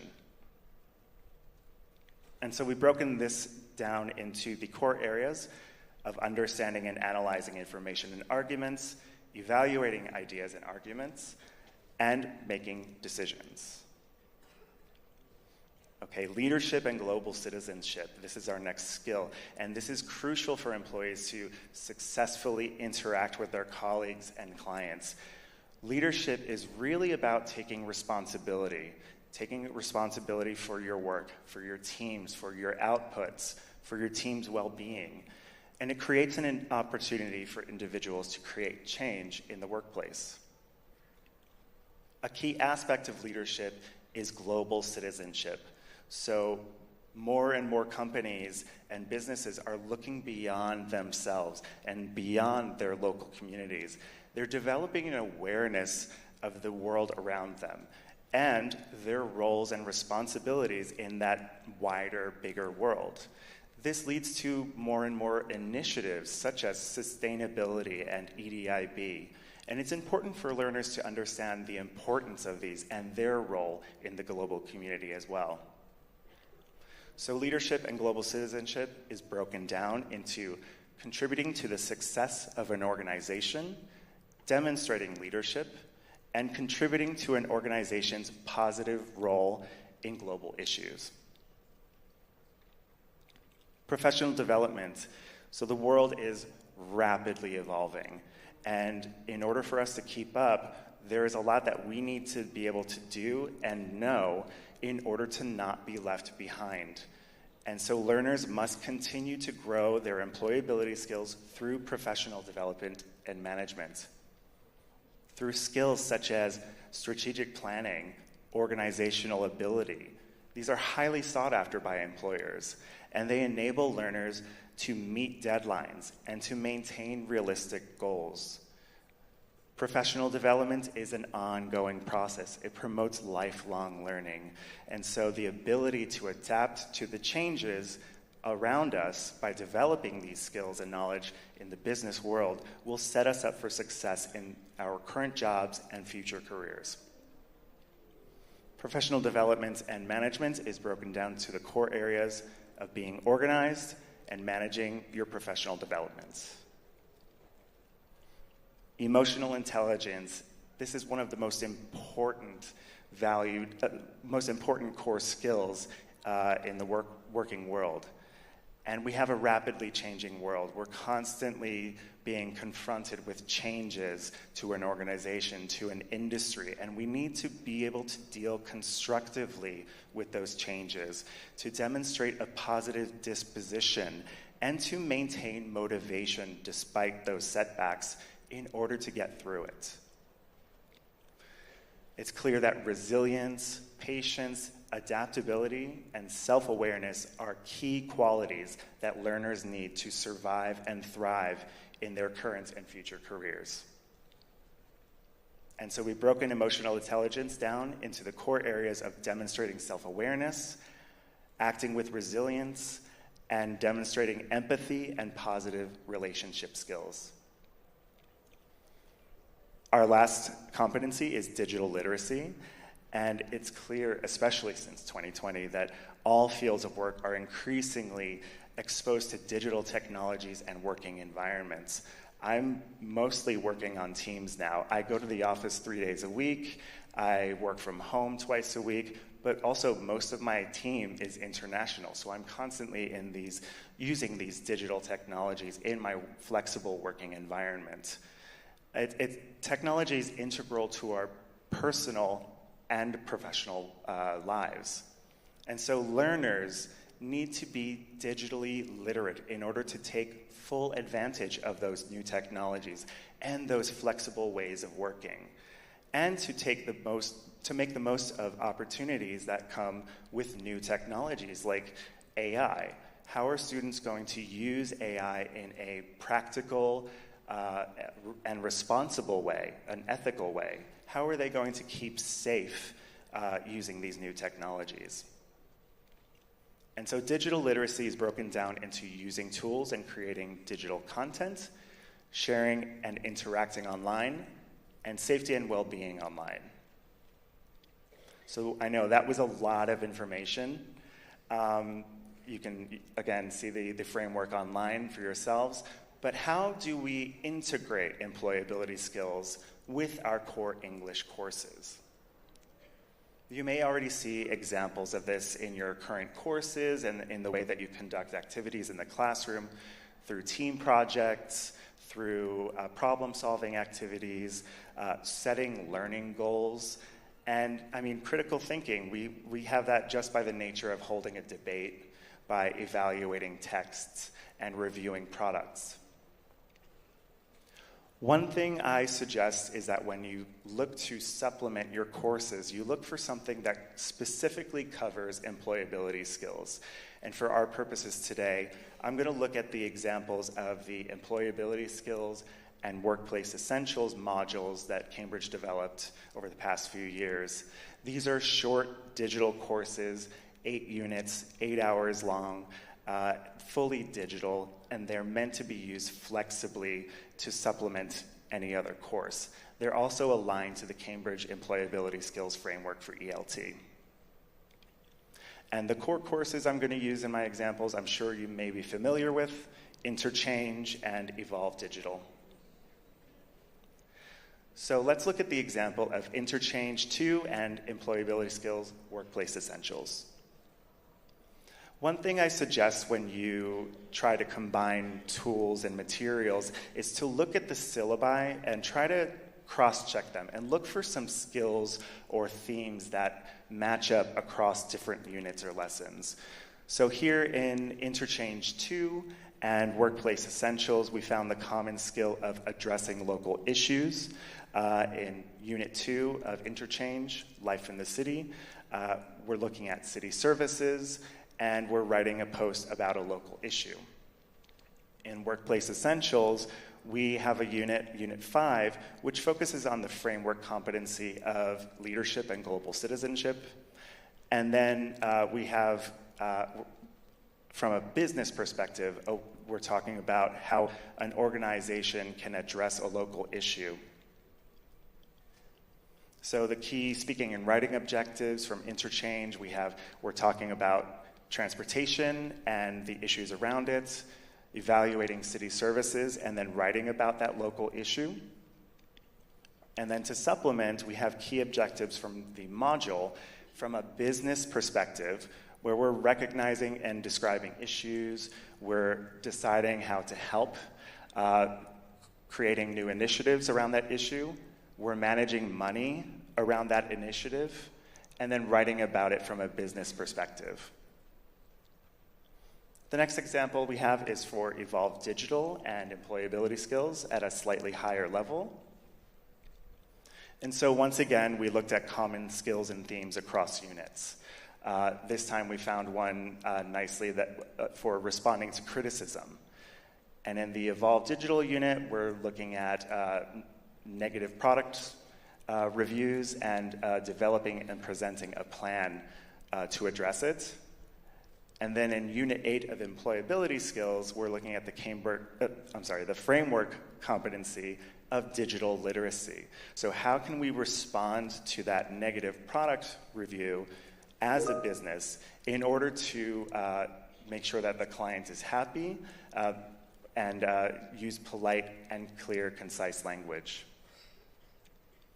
So speaking and writing objectives for Evolve Digital, we have analyzing the product reviews, coming up with a plan, presenting the solutions to the class, and then agreeing on the best action plan. Meanwhile, from the module, we're looking at it from a digital literacy perspective as a business. How do we appropriately respond to a customer who's unhappy with something that we might have released, using cautious language, and then writing that reply? We want to keep that customer. So how should we go about that? So again, in essence, I suggest finding employability skills-focused supplements to your courses, and comparing the syllabi across the materials that you choose to find common skills and themes to help them really integrate in a more seamless way. It's also important to make sure that students are aware that employability skills are a part of the class objectives. Underlining their importance will help them focus on that importance and help them to hopefully see that as just as important as learning the simple present or the simple past. I also suggest going to this link over here. This is the World of Better Learning blog. And this links directly to our articles focused on employability skills.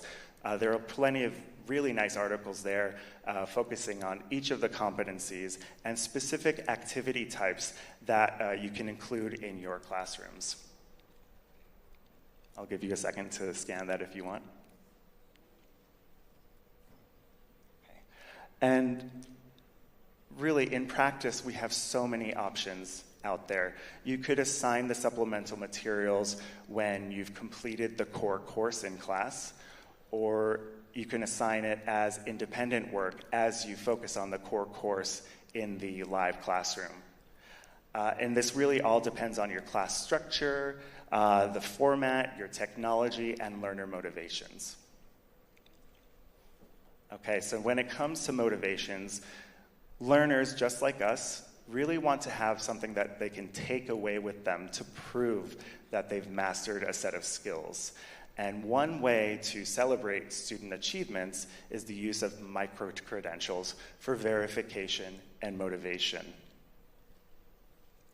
One type I'm sure you're very familiar with is the Certificate of Completion or Participation as a micro-credential. You're all getting one today, I'm pretty sure. And here's an example from the Employability Skills module. These are a great way to prove to your employers and prospective employers that you've mastered a certain skill set or have attended a conference that's really important to your industry. But they're not the only type of micro-credential out there. There's also digital badges. These have been becoming a bit more popular over the past few years, and these are tangible representations of an individual's competencies and skills. And the great thing about them is that they're shareable via LinkedIn or on resumes to prove your mastery of certain skills. The great thing is that they're easily shareable and identifiable, but also they're verifiable. So they have a lot of metadata behind them, which includes things like the badge earner's name, issuing organization name, the date, and the criteria that you met in order to have earned that badge. And so these are not really fakeable. It's not just a copy-paste of an image. There's a lot of information within that badge that a potential employer can look at and verify that you've actually attained those skills. So clearly there are a lot of benefits to these. They're verified qualifications, they're accessible and portable, and they increase motivation and recognition. So when you increase motivation and recognition, you get that sense of accomplishment and a boost in confidence. And it's clear that lifelong learning and skills development are all really important even after we complete our studies. An interesting quote from LinkedIn here. They did a study into their social media site, and they found that members who had digital badges on their profiles were 6 times more likely to get profile views than those who did not.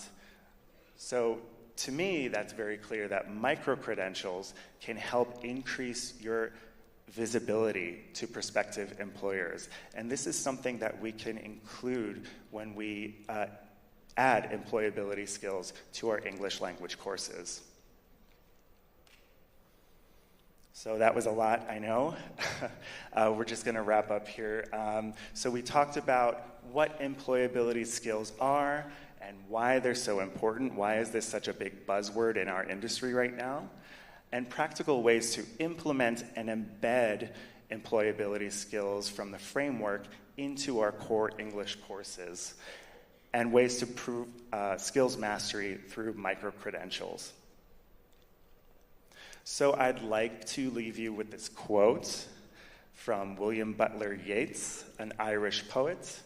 "Education is not the filling of a pail, but the lighting of a fire." So when we teach employability skills, we're not just filling the gaps, we're inspiring change. So let's be those torchbearers and let's ignite the flames of creativity, curiosity, and resilience. Thank you.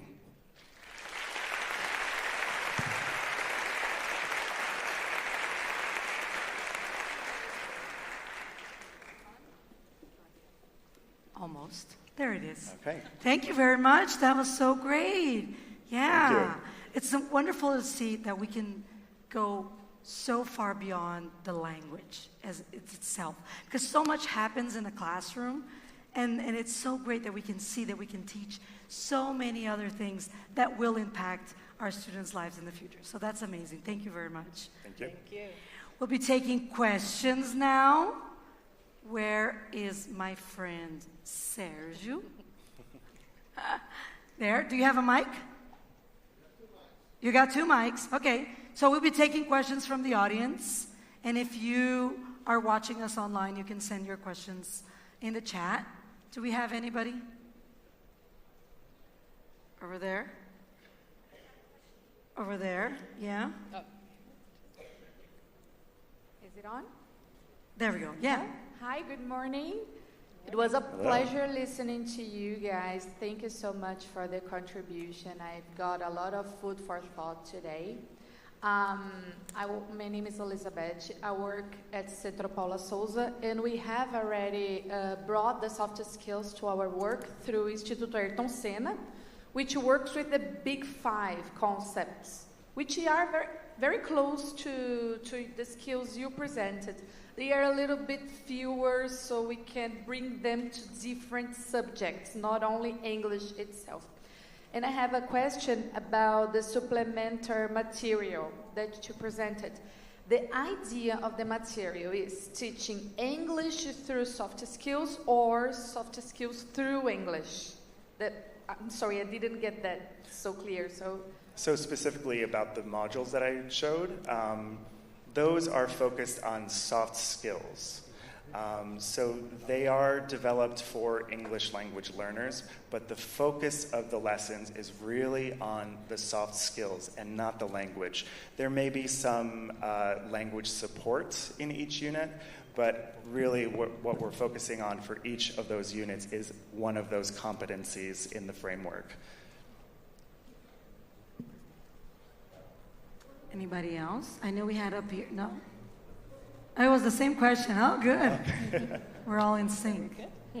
Anybody else? Does anybody else have any questions?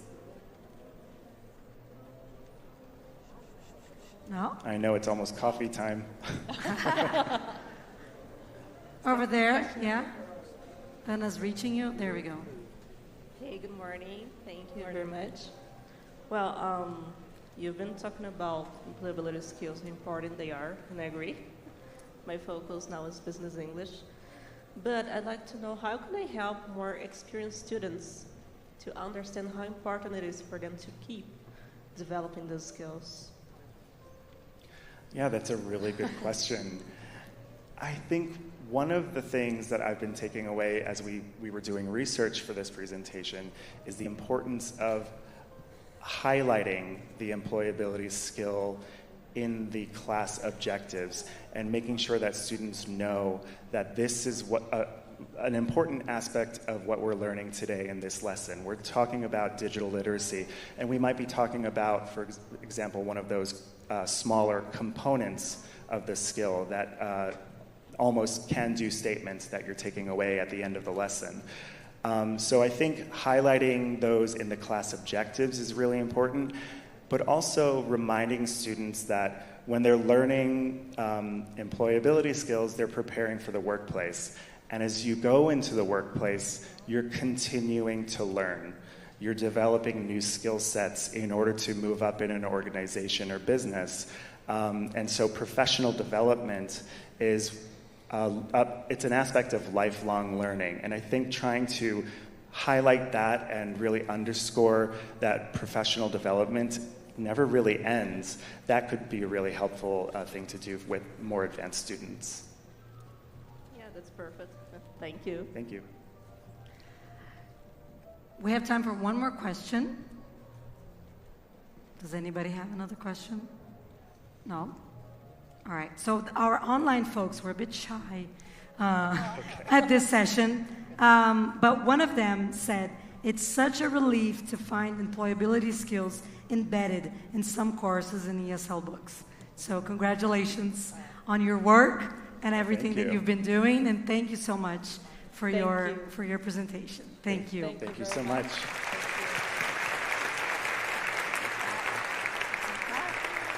Thank you, thank you. All right, so if you are watching us online, we now have some special content for you with our fabulous online host, Tamires Gama, and a very exciting trip prepared for you while we have a short break. Take it away, Tamires. And for you guys who are here,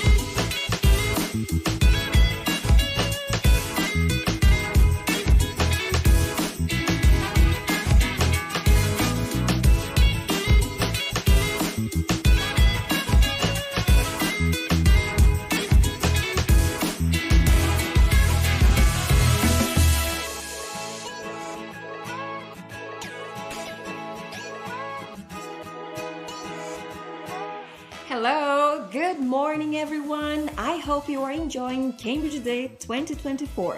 My name is Tamires and I'm so happy to be here with you. What an amazing morning we've had so far. Claire Ross has showed us how project-based learning can help us develop various skills in our students. Then, Eric and Katie have talked about employability skills and how it can be important to our students in the job market. I hope you are as inspired as I am. We have a lot more today, so stay with us and enjoy every moment. And before we move on, I have a very important announcement. It's about your certificate. By the end of today's event, you'll see a QR code displayed here on the screen. By scanning this QR code, you're going to be able to fill in a quick survey and you have access to your certificate of participation. And just a quick note, today's broadcast will be both in English and in Portuguese, so there will be some language switches throughout the day. And now, let's get to our agenda. At 11:40, we have Pablo Toledo with the session End-to-End, Teaching, Learning and Assessing in the Communicative Language Classroom. At 2 p.m., we have a special roundtable on assessment. At 2:40, we have Jasmine Silver with the session Ready to Learn, Ready for School, Ready for Anything. Raquel Ribeiro with the session Integrating Gen AI to the ELT lessons to promote speaking development. And a special pocket show. Every Cambridge Day is special, but this year, 2024, there's something even more extraordinary. Cambridge University Press completes 490 years. Can you imagine that? 490 years. It's almost half a millennium. It's amazing to think about the rich tradition and the forward-thinking innovation that have kept us at the forefront of education for so long. This online event shows our ability to adapt and innovate, showcasing everything from digital exams to cutting-edge educational resources. We set the benchmarks in everything we do, establishing standards that others aspire to. We also handle our work with meticulous care and attention, always prioritizing our clients. Throughout these centuries, we've not only maintained but also reinforced our commitment to quality and excellence. As we mark this incredible milestone, let's celebrate how far we've come and look forward to continuing this journey together. Hold on a second. Just a second. Gente, fiquei sabendo que o Leonardo da Cambridge está em um lugar muito especial. Léo, onde você está? Oi, Tamires. Oi, pessoal, tudo bem? Eu sou o Leonardo e nesse momento eu estou num trem aqui na Inglaterra indo para Cambridge. Olha só que legal.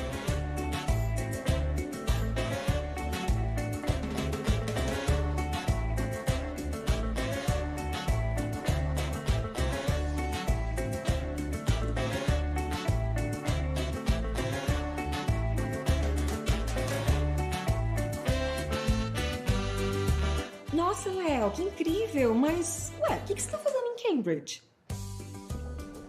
Tamires, como você acaba de mencionar, a Cambridge University Press em 2024 completa 490 anos e eu tô indo lá para Cambridge para trazer um pouquinho de conteúdo para vocês, mostrar um pouco da cidade, a universidade, os pontos turísticos e a história de Cambridge. Então, aguardem aí que vai ser um dia muito especial. Que demais, Léo! O pessoal que está assistindo online vai curtir muito conhecer a cidade, não é, pessoal? Léo, a gente sabe que na Inglaterra o clima é meio instável, né? Como que tá o tempo por aí? Tamires, a temperatura aqui tá por volta de 22 graus, o que é muito bom para um clima inglês.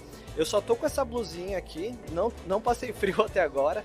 Lá fora o sol tá um pouco tímido, tem muitas nuvens, mas espero que não chova. E já eu tô chegando em Cambridge. Na verdade, a próxima estação já é Cambridge e eu preciso me aprontar aqui, pegar minhas coisas para poder descer. Então, Tamires, vejo você em Cambridge, vejo todos em Cambridge. Até mais!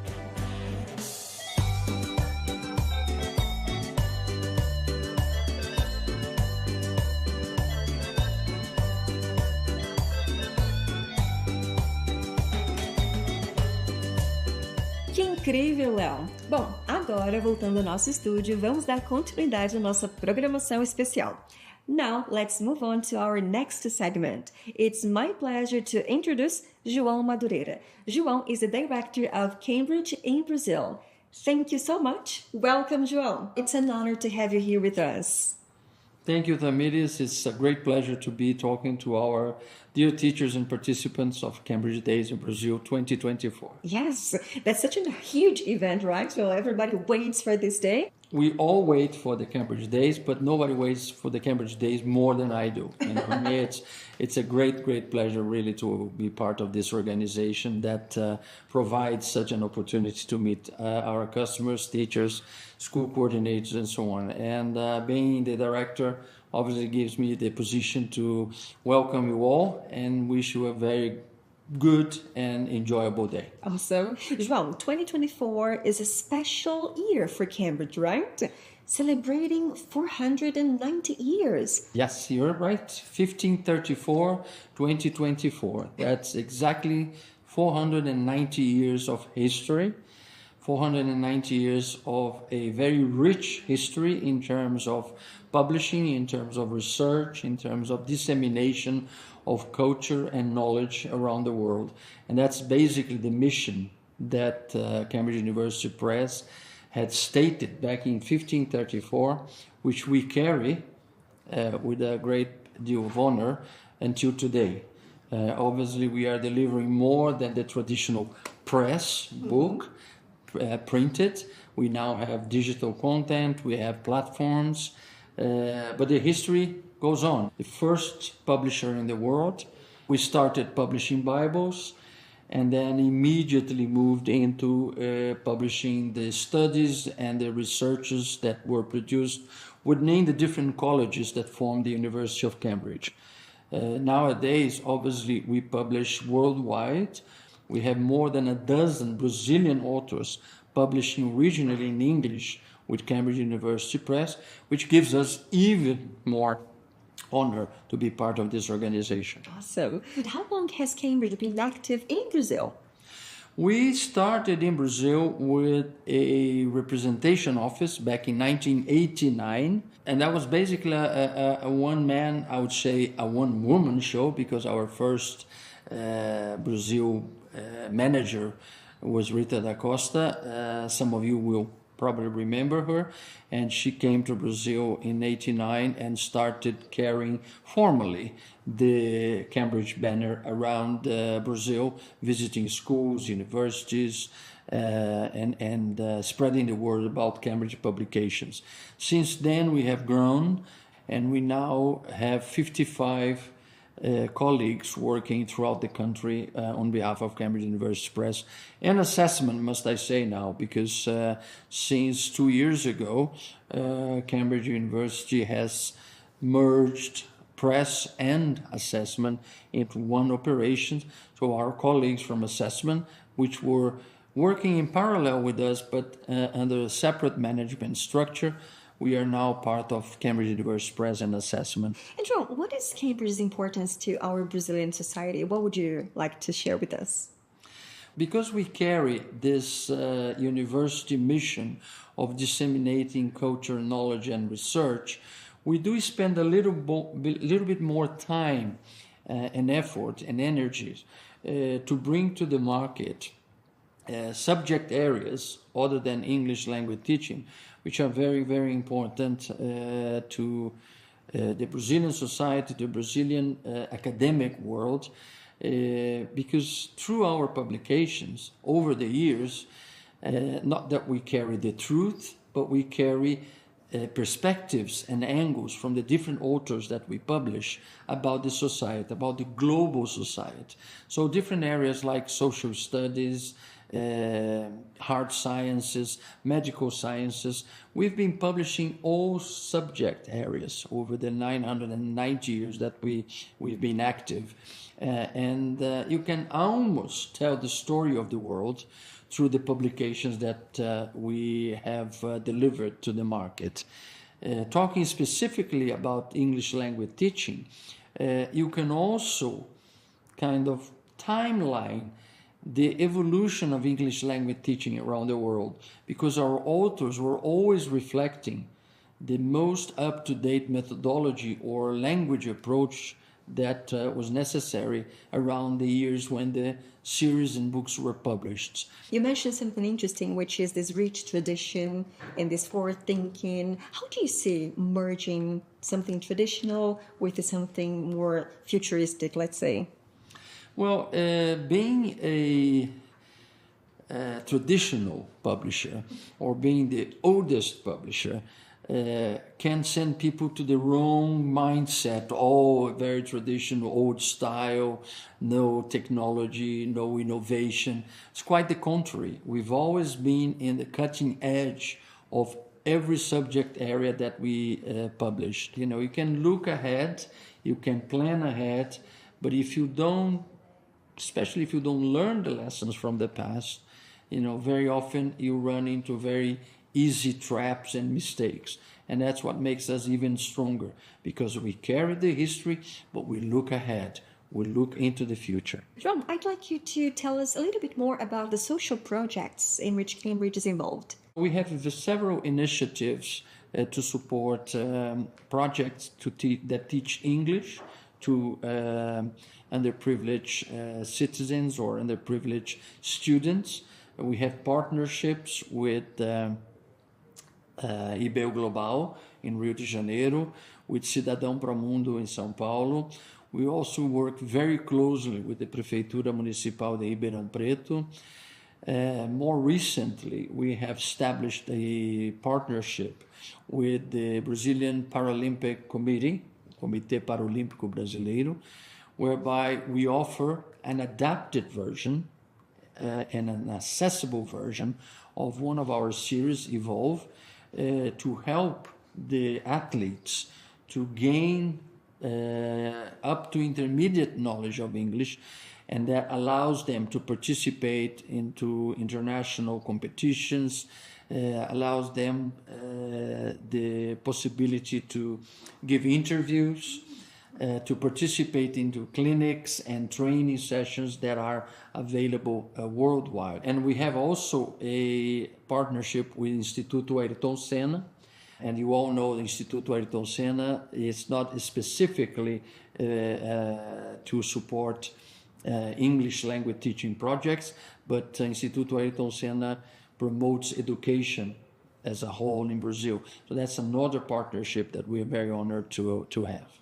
João, I'd like to ask you about these social projects. For you, what's the main takeaway when it comes to having these social projects so close to Cambridge? It goes with our mission. Our original mission is to disseminate culture, knowledge, and by all means, we think that culture and knowledge should be available to everyone, because all that these kids need are opportunities. And if you give them the opportunities, they give you right back, the return of learning. And then we have wonderful stories about how these kids progress with English when they have the opportunity. You told us that Cambridge works really close to teachers. And as I'm a teacher, I really value this. And how do you see the role of English teachers in Brazil? Education is about people. It's not about books. It's not about a platform. It's not about a technical device. You don't learn English from a cell phone. You don't learn English from a tablet. You learn English by having the opportunity to receive from a teacher the content, receive from a teacher the explanation, receive from a teacher the carinho, the attention and care that is necessary when you talk about education. So teachers are absolutely essential in our metrics. We don't think about a methodology. We don't think about on this series without actually thinking about the teachers and how will teachers actually be able to deliver the messages or the knowledge that we are packaging in a book or in a platform or in a digital format. There is a recent study that was done as an impact study, which was done by Peninsula, which is a big kind of a investment group, about education in Brazil and the impact of teachers.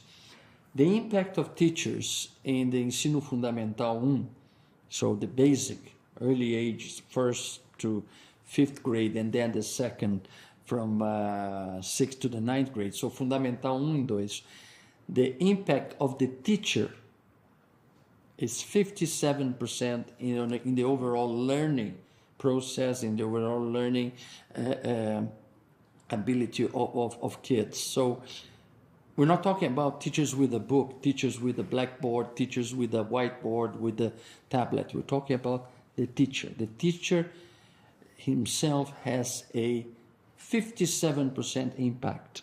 So that's how important we feel teachers are for Cambridge. We work with them.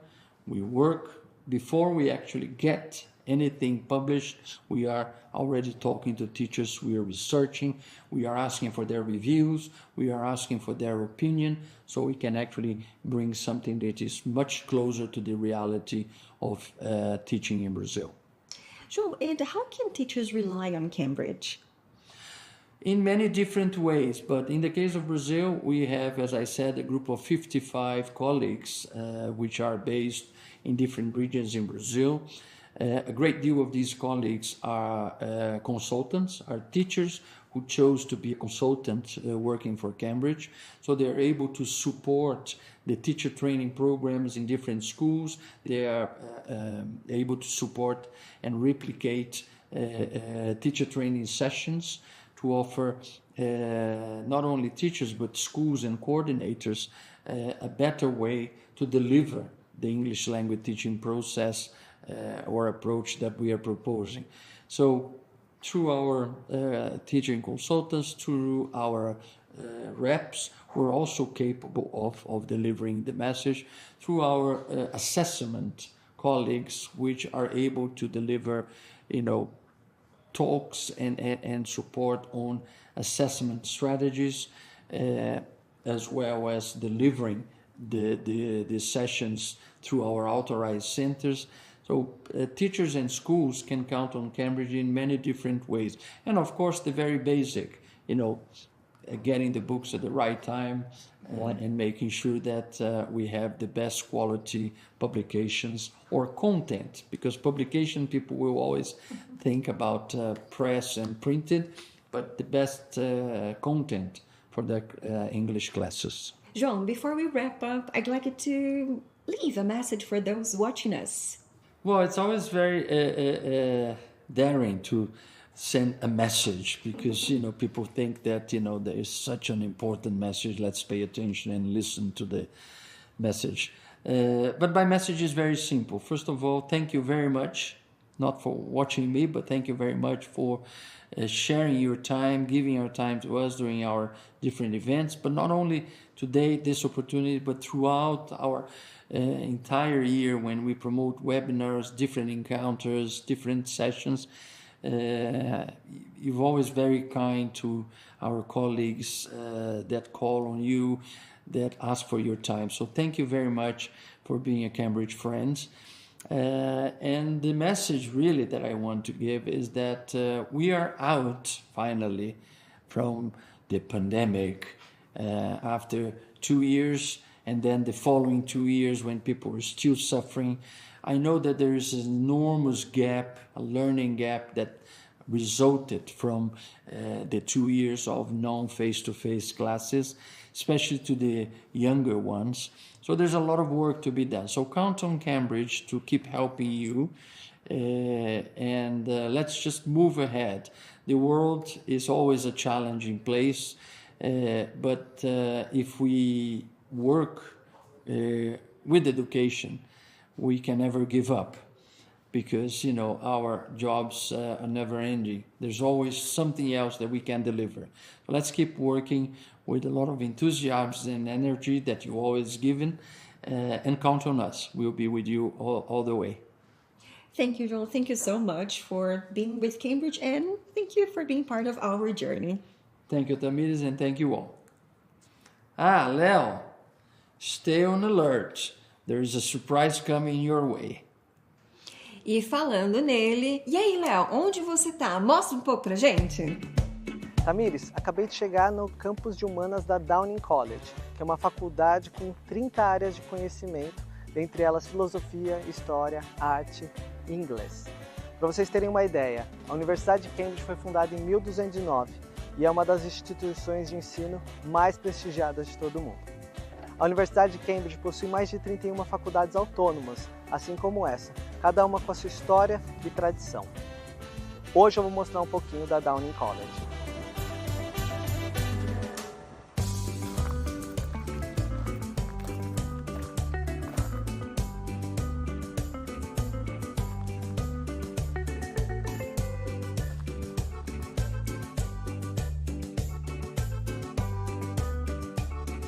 Léo, que incrível, que coisa linda! E o que mais que você tem para compartilhar com a gente dessa sua aventura incrível?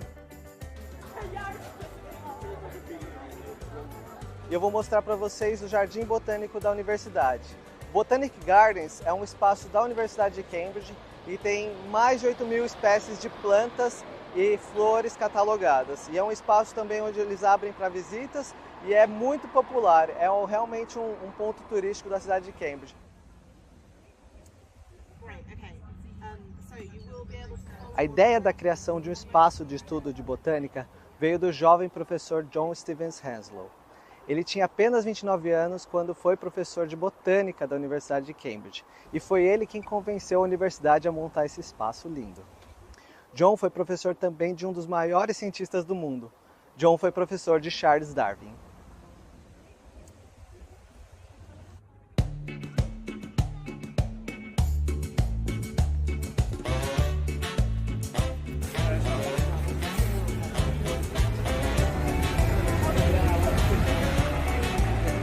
Fitzwilliam Museum possui mais de 500 mil de objetos e uma vasta coleção de antiguidades, pinturas, esculturas e artefatos de todo o mundo.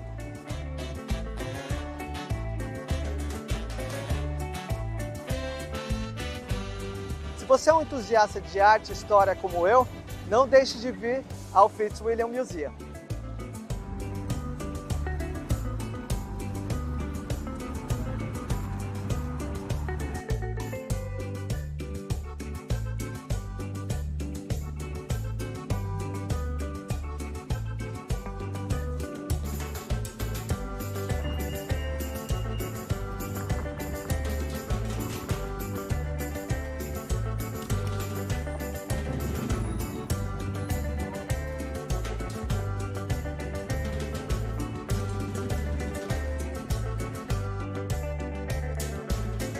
Estou agora aqui na livraria da Cambridge University Press, localizada na Trinity Street, no coração de Cambridge.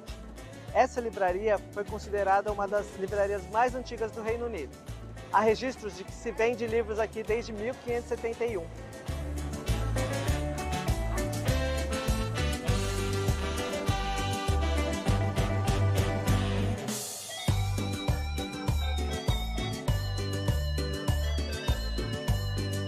Léo, que incrível! Eu tô amando esse tour que você tá fazendo por Cambridge. A gente tá adorando a cidade e a gente tá muito ansioso para você chegar na Cambridge Press, hein?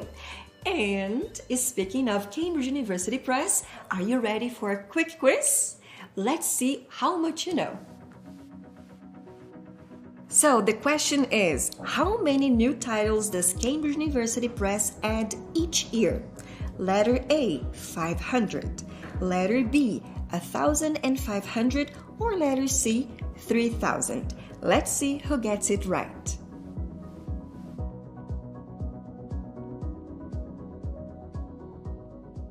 All right, time to reveal the answer to our first quiz question. How many new titles does Cambridge University Press add each year? And the correct answer is letter B, 1,500. That's right, Cambridge University Press adds an impressive 1,500 new titles each year. Cambridge University Press publishes a wide range of research monographs, academic reference, textbooks, books for professionals, and large numbers of books aimed at graduate students. Now, I'd like to bring in my dear colleague, Andrea. Andrea, where are you? Oh, teacher! What? Tamiris wants to talk with you. Hey, hello, Tamiris. Mostre pra gente onde você tá. I know you, but I don't know from where. Me too. How are you feeling today? Normal. Why did you not stay in this school? Why did you move? No, I didn't move. I teach Fundi 2. Strawberry. How are you feeling today? I am angry and happy. That's an interesting combination. Why angry? Because my gift of my birthday is not coming. I am angry by this, and I am happy that I finished the proof of the proof. Lola, do you speak English? Yes. Yes? How well do you speak English? Very good or very bad? Very good. What is your favorite animal then? Cat. Cat? Do you have any? Yes. How many? One. What's his name? Hobart. That's a different name? Hobart. What's your name? Gabriel Estopa. Hobart. Is that it? How old are you? I'm 15. You like school? Yes. Do you know her? The only reason I know Pia is that my friend Marina is always on to the teenagers because she wants to use their phones. What's your favorite dad? What's your favorite music? I think my favorite gender music is hip hop.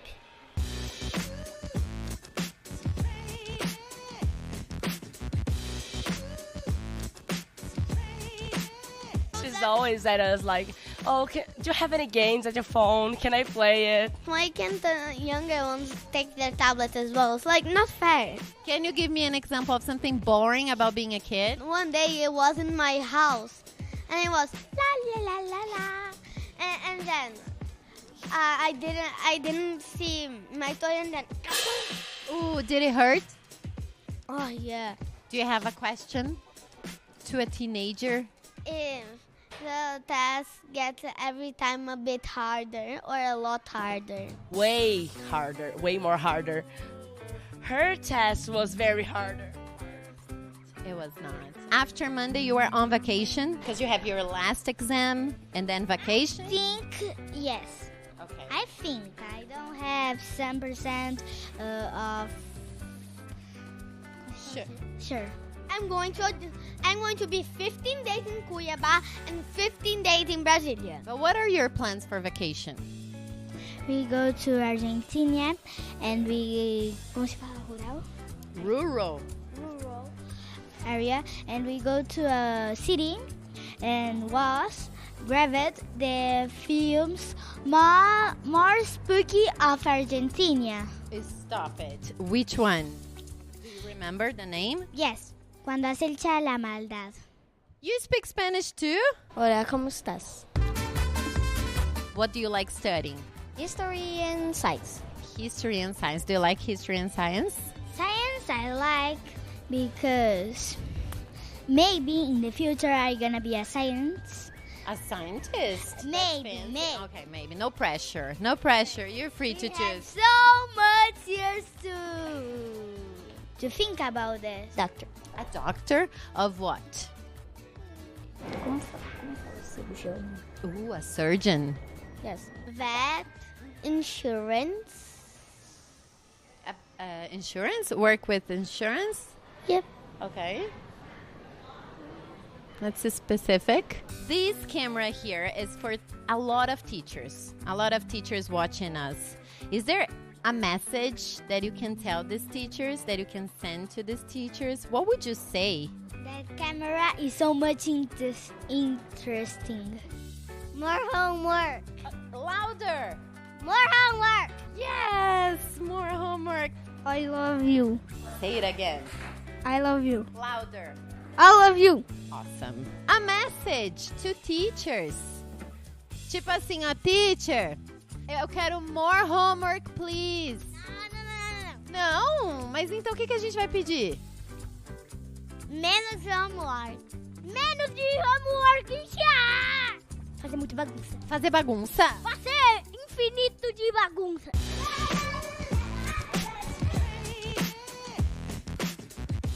Less homework, more free grades. Give me I am a good student. I deserve 10, Andrea. What's your favorite thing about English? Airplane. Do you like flying on an airplane? Yes. Where to? USA. Huh? USA. Like USA? USA. What's your favorite place at school? Park. But I think my favorite place in the school is my class because I spend all of my time in the class. What favorite fruit? Strawberry. What's your favorite color? Black. Why? Because I like vampires. Vampires? Wait. Leo is somewhere very far away. He wants to talk to us. Is there anything you want to ask Leo? Leo, where are you? Gente, que grande pode esse? Pessoal, como essas crianças são divertidas. Eu quero falar com vocês agora de um outro ponto da cidade. Eu estou à margem do rio Cams e eu quero levar vocês para um passeio de punch, que é esse barco, esse pequeno barco com essa estaca, onde ele fica, né, coloca essa estaca no fundo do rio e ele vai navegando dessa maneira. Então, ele passa pelos principais colleges e a gente vai ver toda a arquitetura das principais construções da cidade.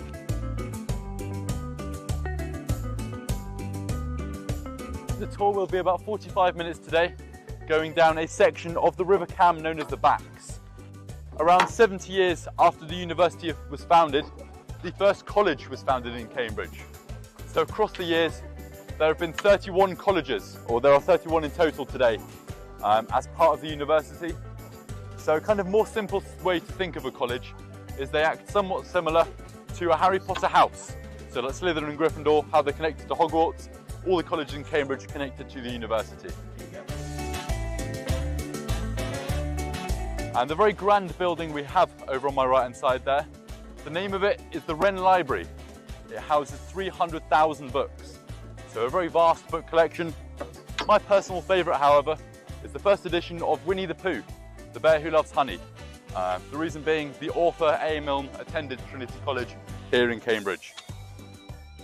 On this site, many, many years ago, was the first bridge on this entire river, and it was built in the 8th century by the Romans and was originally called the Great Bridge, but then it was renamed after the name of this river, and it was called Cam Bridge, and that's where the name Cambridge originated from. So yeah, Cam Bridge. But that original not here today, as that was well over 1,000 years ago it was built, and the one here today is called Magdalen Bridge. E aí, gostaram do passeio? Muito legal, né? Tamires, é com você. Now it's time for us to take a short break, so feel free to get your coffee, water, stretch a little bit, or grab something to eat. Cambridge Day will be back in a few minutes.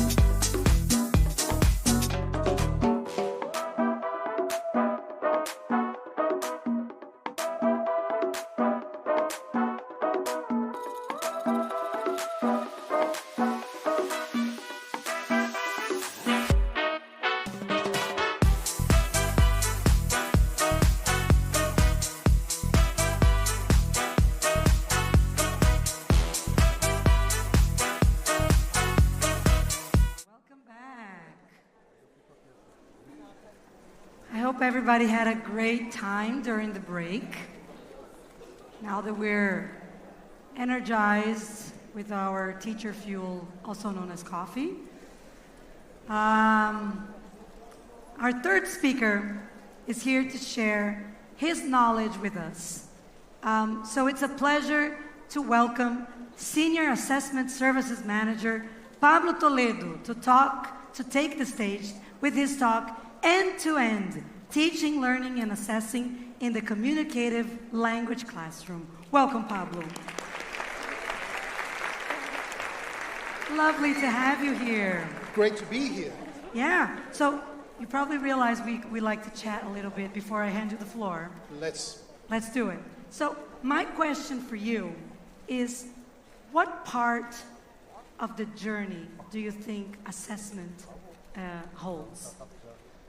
I'm going to do a bit of a Zen answer to that, which is that assessment is the journey. It's like some time ago we started paying more attention to the idea that the distinction between teaching and learning is a fake one, and that it's actually the same, it should be the same thing, and it should be focused on the learning. Well, today I'm going to do a bit of a spoiler, but hopefully the message will come clear when I get to the end. The distinction between teaching and assessing is as fake as the distinction between teaching and learning. Wow. If there is one message I want you all guys to take home today, and everybody watching, is there is no such thing. So everything I'm going to say is basically a way of sort of rewording all of that. It's basically an explanation, or it's trying to get to that point. Perfect. So basically I just saved you 50 minutes, we can all go home. Of course not. We're very excited to hear what you have to say. I'll see you in a little bit. Thank you. Thank you very much. So, we're going to talk about end-to-end teaching, learning, and assessment in the communicative language classroom, but I am fully aware, just like the question that was made right now, that assessment is a scary word. Assessment makes you think of like going to the doctor with your exam results and you're scared of what the doctor's going to say. It feels a bit like that. Do I pass? Do I fail? How do I do that? It's such a terrible thing. So I thought, in Rome, do as the Romans do. Let's not talk about assessment. Let's talk about coffee. So, what makes a cup of coffee good or bad? And there are a number of things that we take into consideration. I mean, if you think about qualities that make it, yeah, obviously the taste. But not just that, it's more. There are things about the texture, there are things about the presentation of the cup of coffee. There are many aspects, angles into the way we think of coffee. And there are actually people that judge coffee for a living, so they make sort of lots of studies about these things. So, what makes coffee good or bad? According to the people that actually do this for a living, these are the things that they evaluate. These are the things that they focus on when they are judging a cup of coffee. So, sweetness is one. What is the element of sweetness? What kind of sweetness is there in the coffee? Body, the texture, how it feels in your mouth. The difference between filter coffee and a strong cup of espresso that feels like it's made of mud or something. So what is the body of that coffee? The acidity, sort of balancing the sweetness. There is a natural acidity in coffee, so is it too much? Is it too little? Does it come from where? Flavors. What kind of flavors? You know how this pretentious wine thing, cherries and chocolate and fine grilled meat and a bit of feijoada as well. That's a cup of coffee, dude. So, but anyway, you see people talking about that. And then finish. How does it feel, sort of what happens after?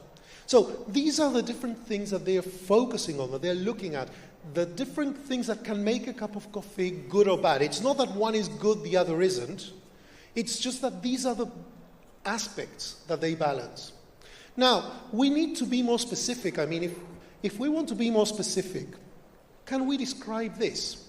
So I did the same thing. I started Googling and looking at how people who do this professionally, who judge coffee competitions and actually coffee competitions themselves, how do they define what is body? Because body is this amazing stuff. But body in coffee obviously has to mean something different. Well, this is how they define it. This is the weight and feel of the coffee on your tongue. Hey, that's pretty descriptive. I mean, it's nothing flowery or anything. It's just a sort of physical description. Does the coffee feel like skim milk or heavy like whipping cream? Okay, this is a definition we can work with. If I want to explain to you what body of coffee is, and I tell you this is what the body of coffee is, I'm describing it in a way that is quite that actually can be transmitted, can be understood. Now, can we break this down? Because if we are going to actually think of how would we actually make like a scale of coffee, then we need to be more specific than this. What do we mean by the weight and feel of the coffee on your tongue? So, and again, this comes from professional judges. To evaluate the body of a coffee sample, tasters will consider the thickness, the creaminess, and the viscosity of the brewed coffee. A high-quality coffee will have a full and satisfying body that enhances the overall sensory experience. So, this is giving us three aspects. It's telling us that for body, we want to separately consider the thickness, the creaminess, and the viscosity. Now, how about rubrics? Rubrics is a word that we teachers are familiar with. Now, thinking of these, if we were going to have our own Cambridge Brazilian teacher coffee competition, if we want to have like the perfect blend of coffee for English teachers in 2024, wouldn't that be a cool thing? Just a side note to my good friend João Madureira and the amazing team in Brazil, I hope they have free bags of the Cambridge coffee of 2024 outside of... No such things. But probably for 25. So, how about rubrics? How would we describe that? And again, looking at the standards from coffee competitions, they describe a full-bodied coffee as this: strong, pleasant, with a tactile sense of viscosity; medium body, and then a description of that, a coffee that seems diluted and poor to espresso lovers, but the right amount of body to consumers preferring filtered coffee; and then finally round body, and then we have a description of that. Now, if I give you these, and you are trained or you have some experience judging coffee, then you can easily, or we should all be able to take cups of coffee, drink them, taste them, sample them, and then define into which of these categories each of the cups of coffee that we are drinking fits. And this way, we are able to actually go into a coffee competition. We are not just assessing body. We are not just assessing good coffee. We are looking at which of these more sort of specific, descriptive, I hate to use the word objective, but more objective things work. If we were teaching coffee instead of teaching English, imagine that we were teaching a course on coffee. Then how would we design a coffee quality syllabus? Well, we would be talking about each of the different things that make coffee good or bad, and we would make sure that we have units in our course that address each of these things, and many others, I'm sure. I'm not such a big expert on coffee, I just like a cup. Then what if we had a unit for coffee body, what activities would we include? Well, definitely we would have a reflection on the different qualities of different kinds of body in coffee, on the standards for that, what we like, what we don't like, what makes, sort of a lot more detail about this. And then what kind of tests would we design for our coffee course? Yes, we would have sampling, tasting tests, but then we would also need to do other stuff like tests on coffee theory. Do you remember what the 5 qualities I mentioned at the beginning are? How much do you know about them? How much do you know about the history of coffee, about the areas of Brazil where coffee is grown and why it is better than those people in Colombia? You know, they think they have coffee, but they're not Brazilians. Now, but why am I talking about coffee? Recapping, what have we done? We have chosen a subject, coffee. We define that subject in theory, what makes coffee good or bad.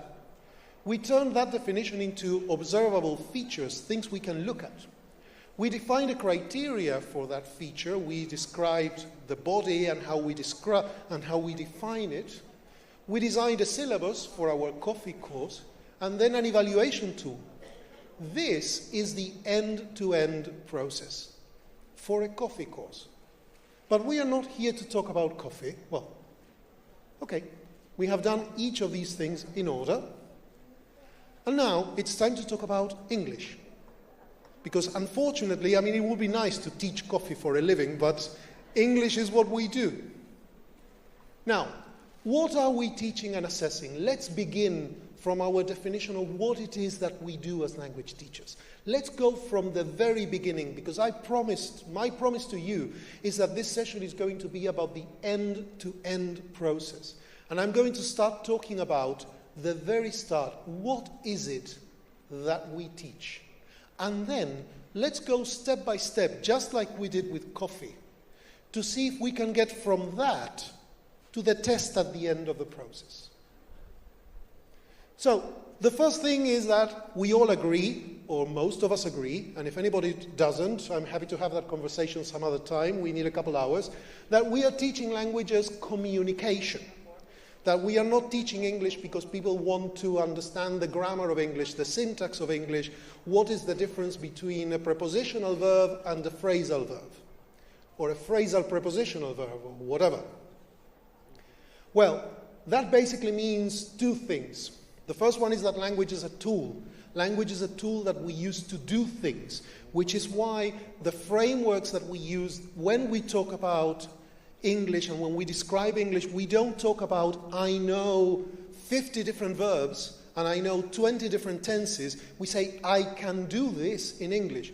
Because at the end of the day, no one is interested in how many verbs I know. They are interested in, can I make myself understood? Can I understand you? I want language to do things. Language is a tool. And the other thing is that language is a competence.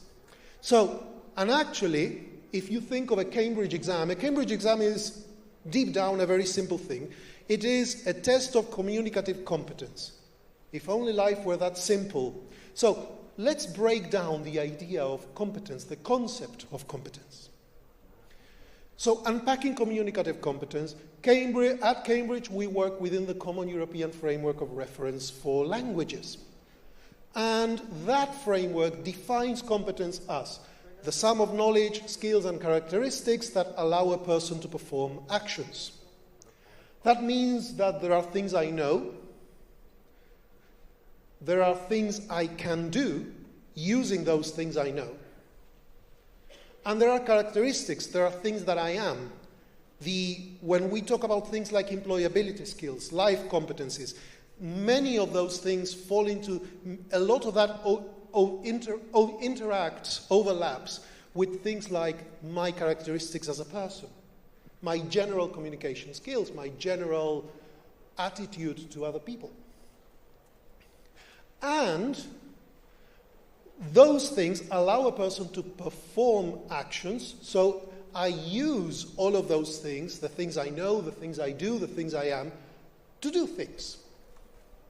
So that is what a competence means. Okay, so far so good. Now, when we talk about communicating, all human competencies contribute in one way or another to a language user's ability to communicate. So I communicate with my English competence, but also with my employability competence, with my life competencies, with my collaboration, with my empathy. Can I put myself in your shoes? Can I see things from your perspective? Because if I can see things from your perspective, it is going to make me better at putting my message in a way that is going to be clear to you, that is going to answer your question, that is going to be accessible to you. The examples I use are going to be examples which are relevant to you. Now, when we talk about, so the framework talks about all human competencies collaborate to help us communicate. This includes general competencies, and then communicative language competence specifically. The general competencies are interesting for us to know, but we are going to put them aside for this session. We talked about them in our previous session, and there was a lot of that when we talked about what makes a project successful, and there will be a lot of that in the rest of the day. But for now, let's focus on the other bit. So general competencies are not specific to language. We use them for all activities, including language, like our knowledge of the world, our intercultural skills, our ability to learn, etc., etc. Now, communicative language competence covers linguistic competence, social linguistic competence, and pragmatic competence. So, what is that?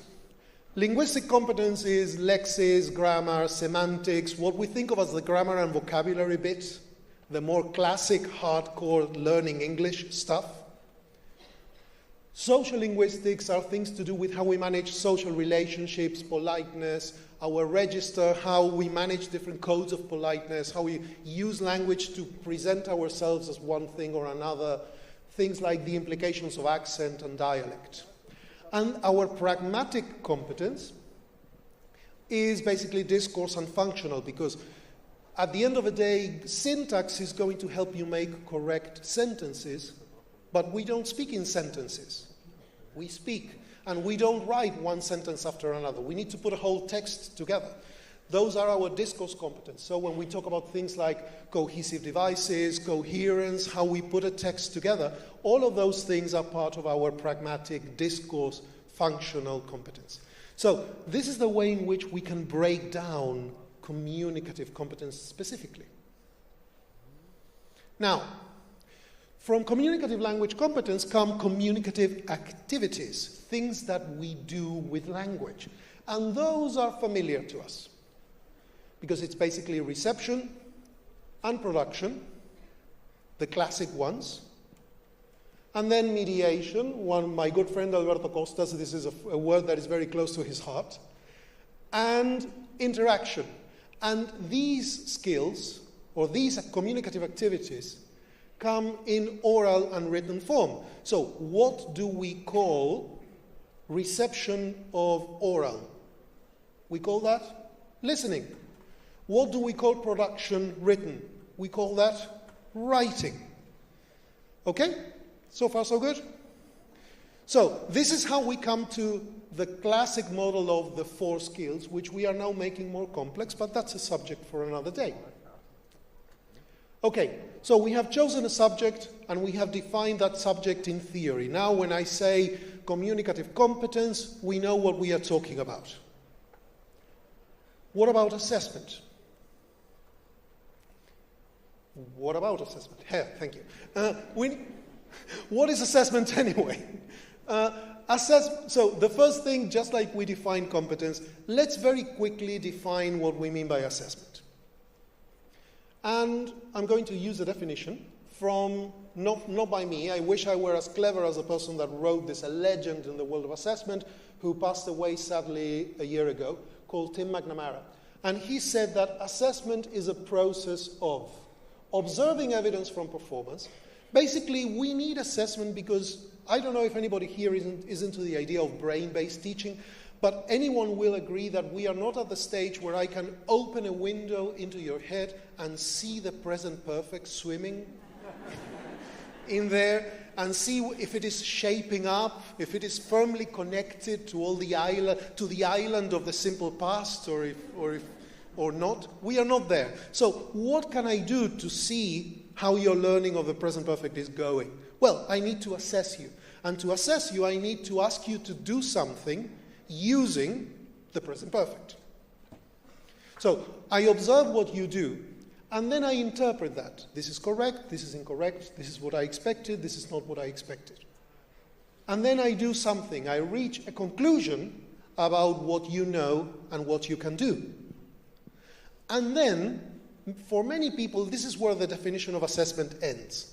But you're missing the most important step of all, in my opinion. Any ideas of what it can be?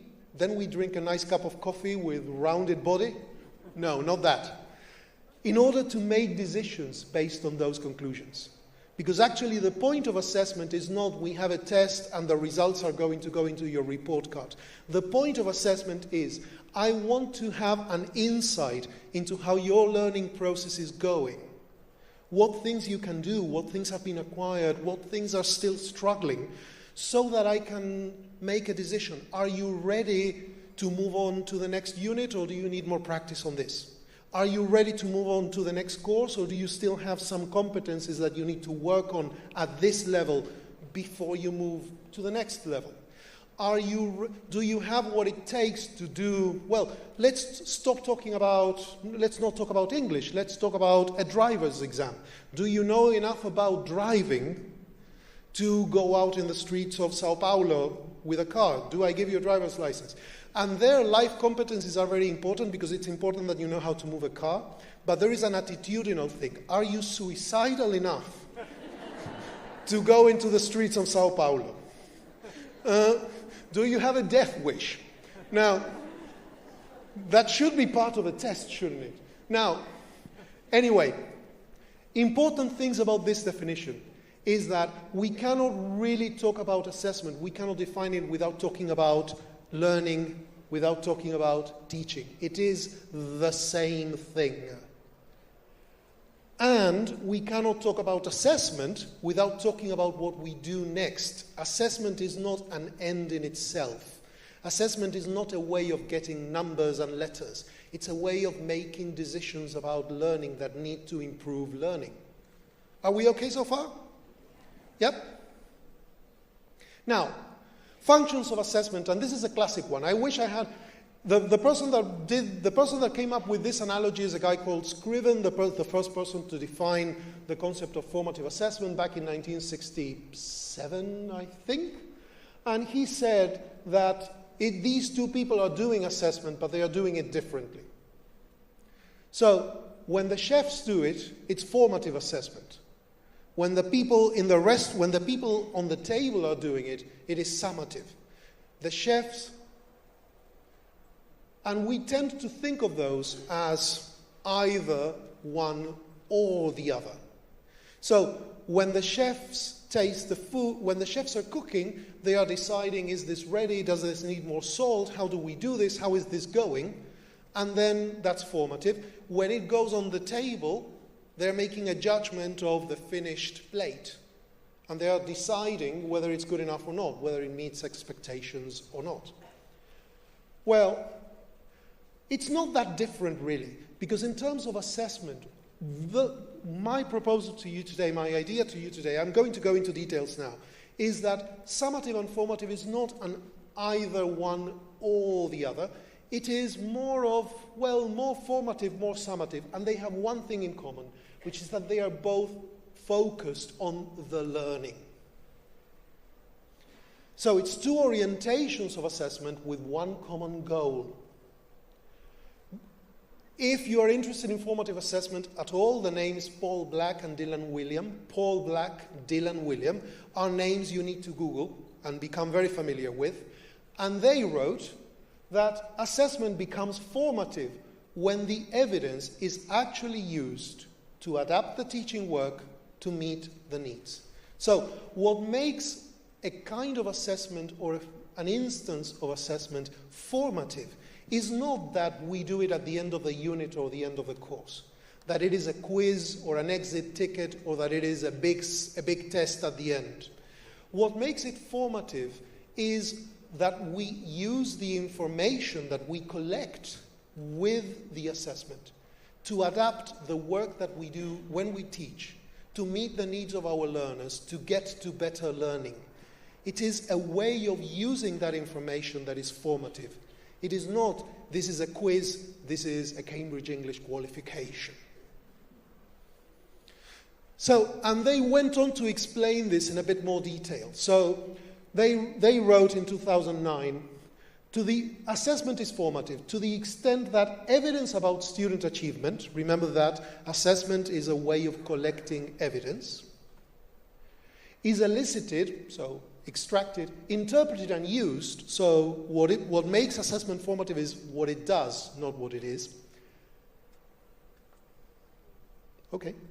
by teachers, by learners, by their peers. So this is not just something that the teacher does. We need to work on peer assessment, we need to work on self-assessment. To make decisions about the next steps, so far I am saying the same thing I told you 5 slides ago. I am very repetitive. That's why they call me teacher. So, to make decisions about the next steps in instructions, so the focus is on the next steps, that are likely to be better or better founded than the decisions they would have taken in the absence of the evidence that was elicited. Wait a minute, what was that? So basically, at the end of the day, the one thing that matters about any kind of assessment that you do, any assessment activity that you do, any test, any exit ticket, any do you understand, raise your hands if you do, any kind of assessment is, with the information that you get from that assessment, the decisions that you make afterwards, are they better than the decisions you would have taken if you had not done whatever you did? That is the ultimate test of tests. The assessment of assessment. Is this helping me make better decisions? And a part of the secret is, am I using the right assessment tools? Am I using a good test? But we're talking about Cambridge, so the tests are good already. The other half of the equation is, am I using those good tests well? Am I getting all the potential out of that assessment? And that is in our hands. We can take a so-so assessment instrument and do cool things with it. We can take an awesome assessment instrument and not do much. So, basically what I'm telling you is simple maths, going back to our coffee. There is teaching plus assessment equal learning, right? Wrong. So going back to coffee, and here, this is an intersection between Brazil and Japan. This is coffee meets Zen. So look at this lovely latte. There is no coffee. There is no milk. What is the only thing you see? There is only latte. There is no coffee. There is no milk. Where does the coffee begin? Where does the milk end in my beautiful cup of latte? If it was a cup of cappuccino, kind of. But I'm talking about latte here. There is no coffee, there is no milk, there is only latte. There is no learning, there is no teaching, there is no assessment. There is only the learning process and what we do to make it better. That is why they call me teacher. That, and that I repeat myself a lot. So far, so good? Cool. Awesome. Because then we can talk about the end-to-end process and what it looks like in more English detail. Because so far we have been very fluffy about coffee and the competence and difficult words and black and William and yellow and Jones. But let's get down to brass tackles. Let's talk about hardcore teaching stuff. So, we chose a subject, we defined it, we talked about competence and what we do with it. Now, let's turn that definition into observable features, and let's define a criteria for one of those features, talking about the thing we do, which is English. Okay.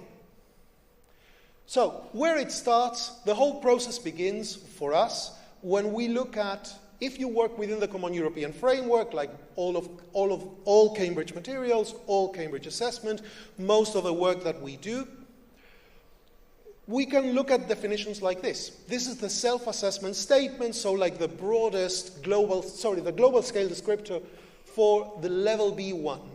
This is what level B1, this is the most generic, shortest, accessible, simple definition of B1.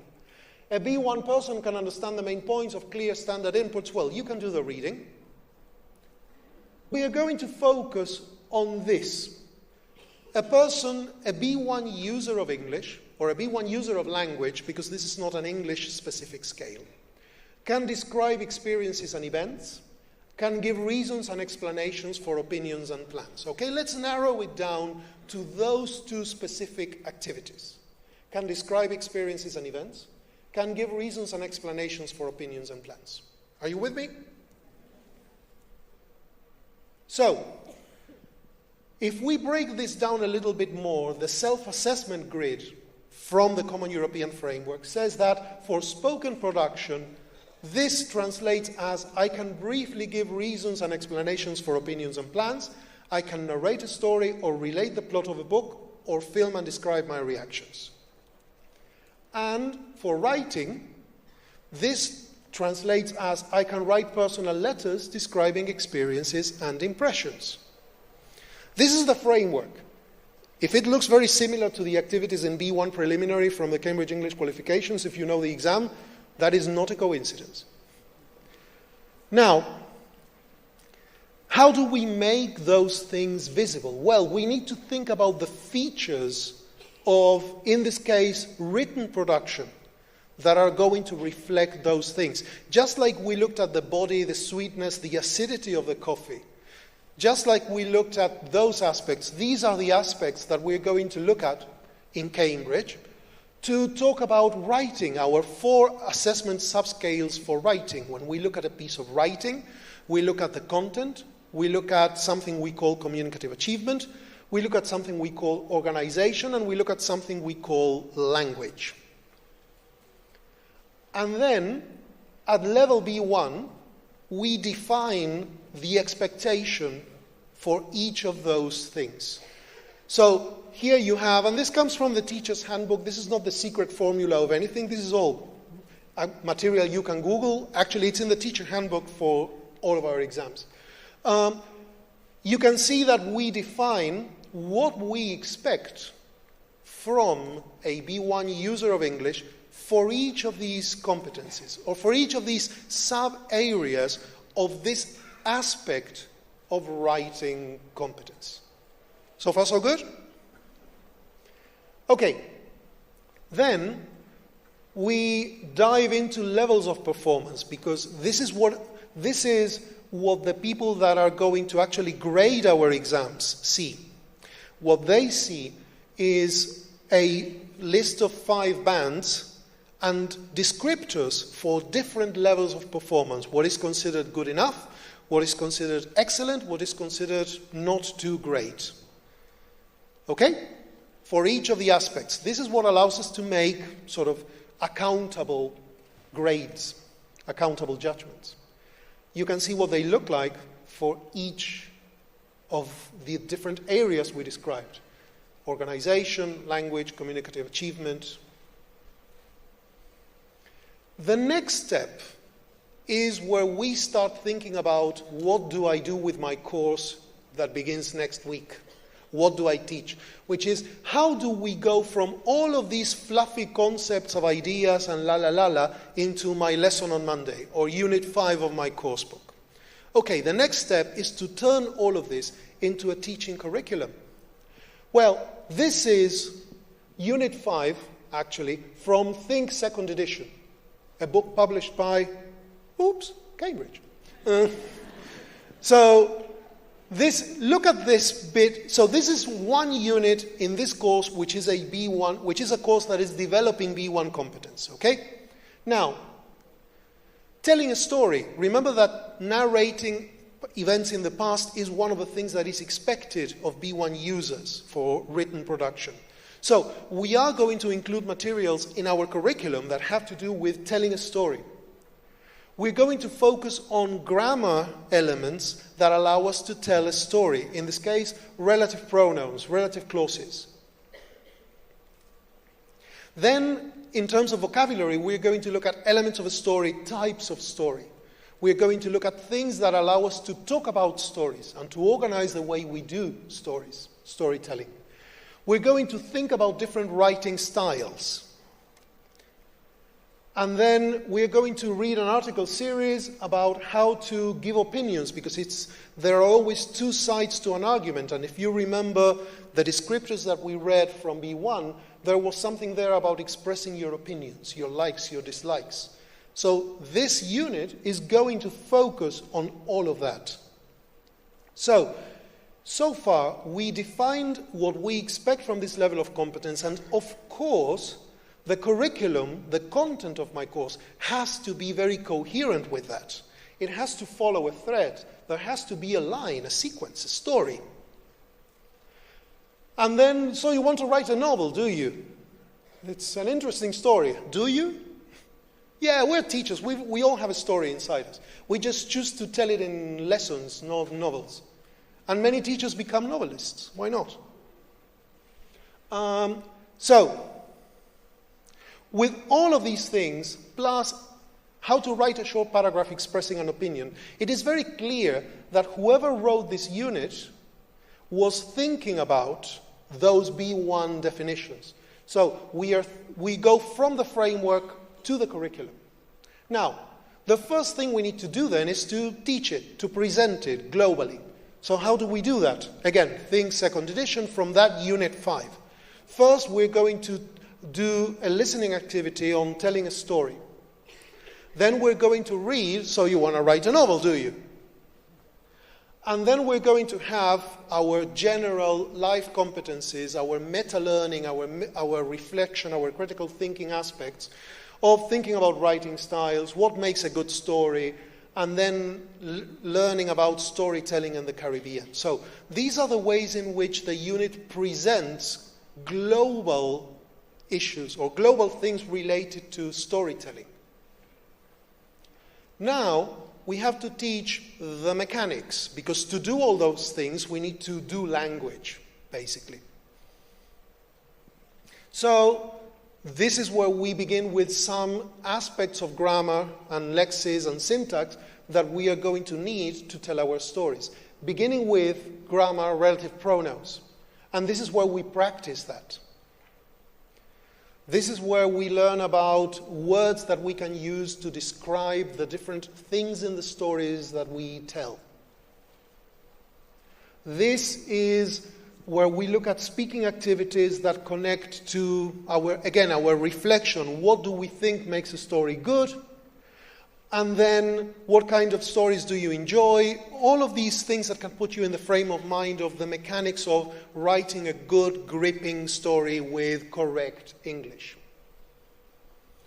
Then, those things that we learned in terms of syntax, grammar, blah-de-blah-de-blah-de-blah-de-blah, we need to practice individually, methodically. First one, then another. We're going to practice the grammar. By the way, if you've been listening to me, this is a perfect assessment moment, because when we give feedback to our learners, what are we doing? Formative assessment, if we do it right. So, we designed a syllabus, we designed an evaluation tool. That is the thing that we've done, kind of. Because then, also in that book series, we see a very explicit way of doing ongoing assessment. On doing assessment as we do the course, which is basically activities that come in the form of unit tests or mini tests, and then extension tests, because another aspect of good assessment is that it has to match where my learners are. Some learners are going to be more advanced than others. We usually worry about the ones that are struggling, but we don't tend to focus so much on the ones that do really well. Well, this is a great way to do exactly that, an extension test, because we have a test. Some students are ready for a bit more challenge. Let's give them a bit more challenge with an extension test. And now we go beyond what is in a course book, and I'm going to start showing you the way this systematic assessment of the skill happens in the summative exam. The summative exam for B1 is B1 preliminary for schools within the Cambridge universe. And we see here that the first thing we're testing is the mechanics. Here we have to fill in gaps, and we have to complete those gaps with words which are usually grammar items and lexis items. Then, Once we have done the mechanics, we do them with a little bit more challenge, because now we don't have a multiple choice question, we have an open close. Isn't that cool? Open close. But this is close with a Z. So an open close is where you have a gap, you have a blank, but no suggestions for what goes in the blank. So you could write anything. Well, not anything, but something that fits. So in this case, which is one more level of challenge from the previous exercise, because I'm not giving you choices. And then I'm going to test your performance. This is what the writing, this is one of the tasks in the writing test, in the writing component of preliminary. And here you read an email, and then you have these notes of things you have to do. You have to write a response to that email. So first of all, this is a writing test, but it starts with reading, and it's actually an interaction. And then what do you have to do? You have to explain, you have to suggest, and you have to tell something. So you have to do things with writing, and the things you need to do have to do with telling something, so kind of like storytelling, it's that component, and then explaining and suggesting, and in the suggesting it's what I like, what I don't, my preferences. All of these things come from where? Remember those global scale descriptors of blah, blah, blah? It's a straight line from one to the other.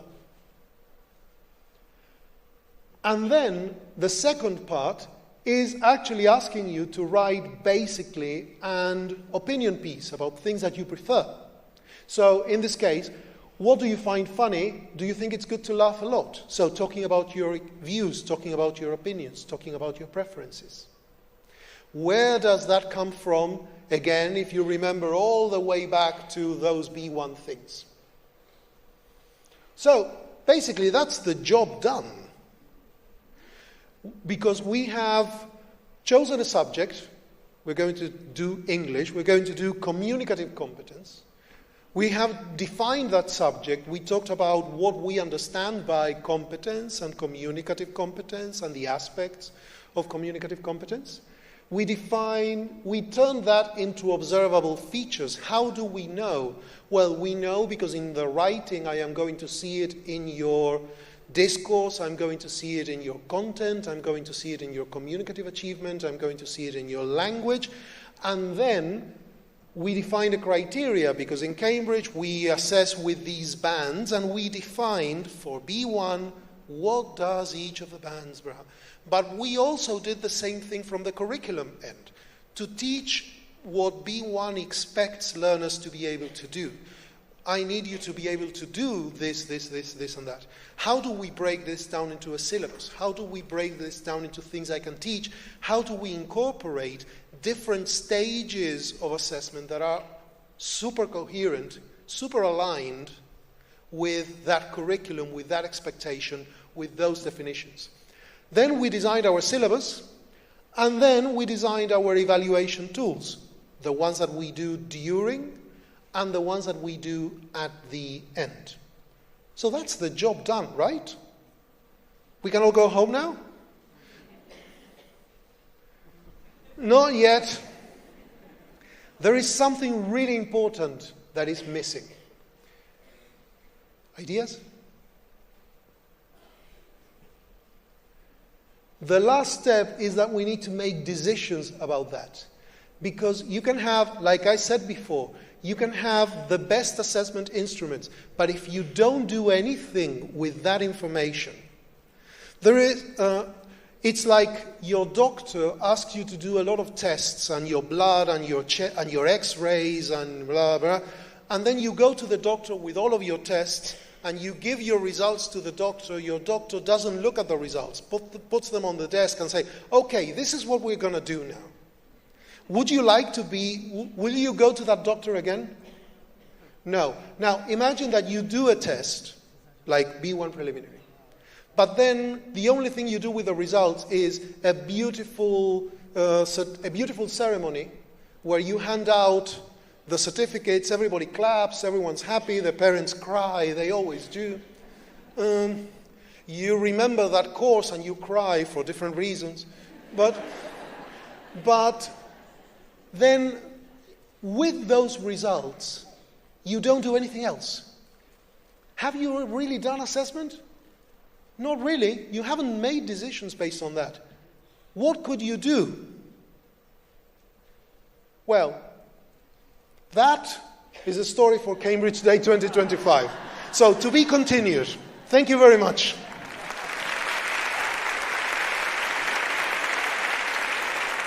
I love the suspense at the end. Always end with a cliffhanger. Exactly. Next season, right? Thank you, Pablo, so much for that talk. I love how you, Alberto, and other assessment managers demystify assessment. It doesn't need to be something scary or complicated. Absolutely It's not. something we do all the time. We just don't notice that we're doing it. Exactly. Many people ask, when do we do assessment? What is the right moment? If you're a teacher, if you're in the classroom, if you're giving feedback to your students, and giving feedback to your students is when you make the face or things like that. Every time you open your mouth, you're doing assessment. My question is, when is a teacher not doing assessment? Exactly. That's amazing. All right, so we have some questions from our online viewers. Thank you for your participation. First, before the question, I have a compliment for you from Roberta Hinheto, I hope I pronounce it right, from Mato Grosso. She says, one of the clearest talks I've attended so far. The metaphors, examples are perfect. Oh, I can only say thank you. That's amazing. I'm glad you talked about coffee after we came back from the break. Yeah, because otherwise everybody... It would have been cruel the other way around. Before, perfect. Okay, so question for you. Do you want an easy or a difficult one? Bring them on. All right, so how to create assessment in a Brazilian education reality. Crowded classrooms, limited tools, and so on. So, okay, cool. Now, in another session, another day, we can talk about the features that make assessment effective. But the main definition is that, yeah, there are things that make assessment good or bad. Like if you have a test of English where you don't have to use English, that's a bad test. But I am reading your aura and that tells me about your English, doesn't do anything. But beyond that, the important thing is that assessment needs to be fit for purpose. So it needs to match what you need to do, what you're trying to assess, and it needs to be practical and adequate in the context where you are. We look at things like challenges. The useful way to address that is to look at those things as features, characteristics. What is my reality? This is my reality. Is it perfect? It is my reality.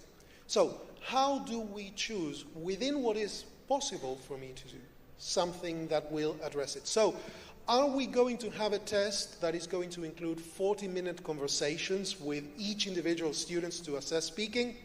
Probably not.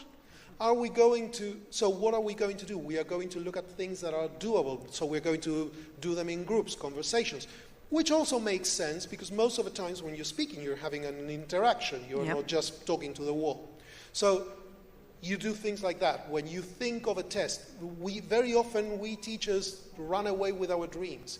And we would like to ask each of our students to write 500 words, and then there goes my weekend. And the weekend after that. So maybe there are other kinds of activities that I can do. So always think about what is realistically doable. Do not think of limitations. Think of, well, another day we can talk about another concept, the concept of what is an affordance. But think of those things like possibilities. What possibilities? Some positive, some give me more challenges.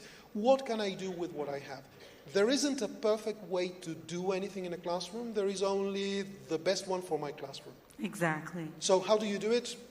In a way that is fit for purpose. And the teacher doesn't have to own 100% of the assessment all the time. Absolutely not.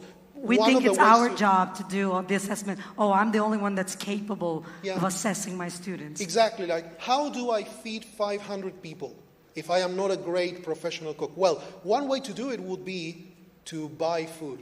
So if you cannot, and what I'm trying to say is, Sometimes the way to do it is to outsource it. People would call it in the world of industry. So maybe looking at things like what kind of things can a platform like Cambridge One give me that can do part of the assessment for me? What kind of things can an external assessment instrument do for me so that I don't have to do it myself, but I still have results that I understand, that I can trust, that I can use? At the end of the day, it doesn't matter if that amazing recipe that impressed your mother-in-law was cooked by you or you bought it around the corner. It mattered that she liked it. Amazing. It's a factory of good examples, right?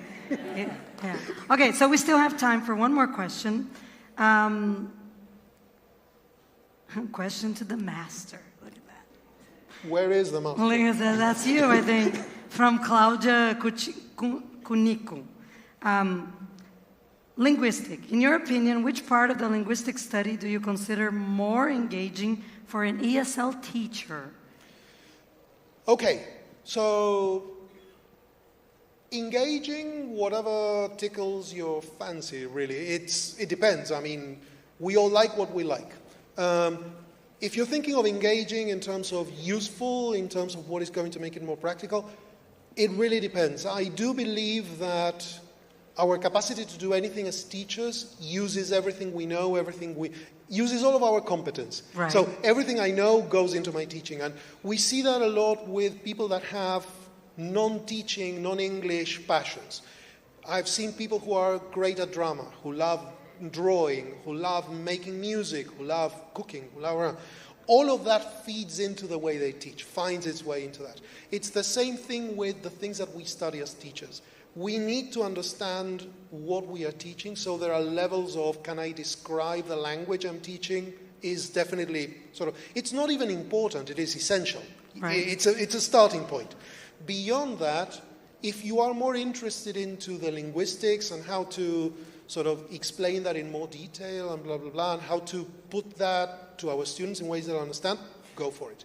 If you're interested more in the applied linguistics, the methodology aspect of things, then go for that. So I don't think there is one answer for that, but the one thing that is important is that, like sharks, we have to keep moving. A teacher is someone that worries about the learning of others, and we need to always be learning. So whatever you think you can bring into your classrooms, it is what you need, but always be bringing something. Brilliant. Thank you, Pablo. Thank you very much. Thank you, everybody. I'll take that. Thank you.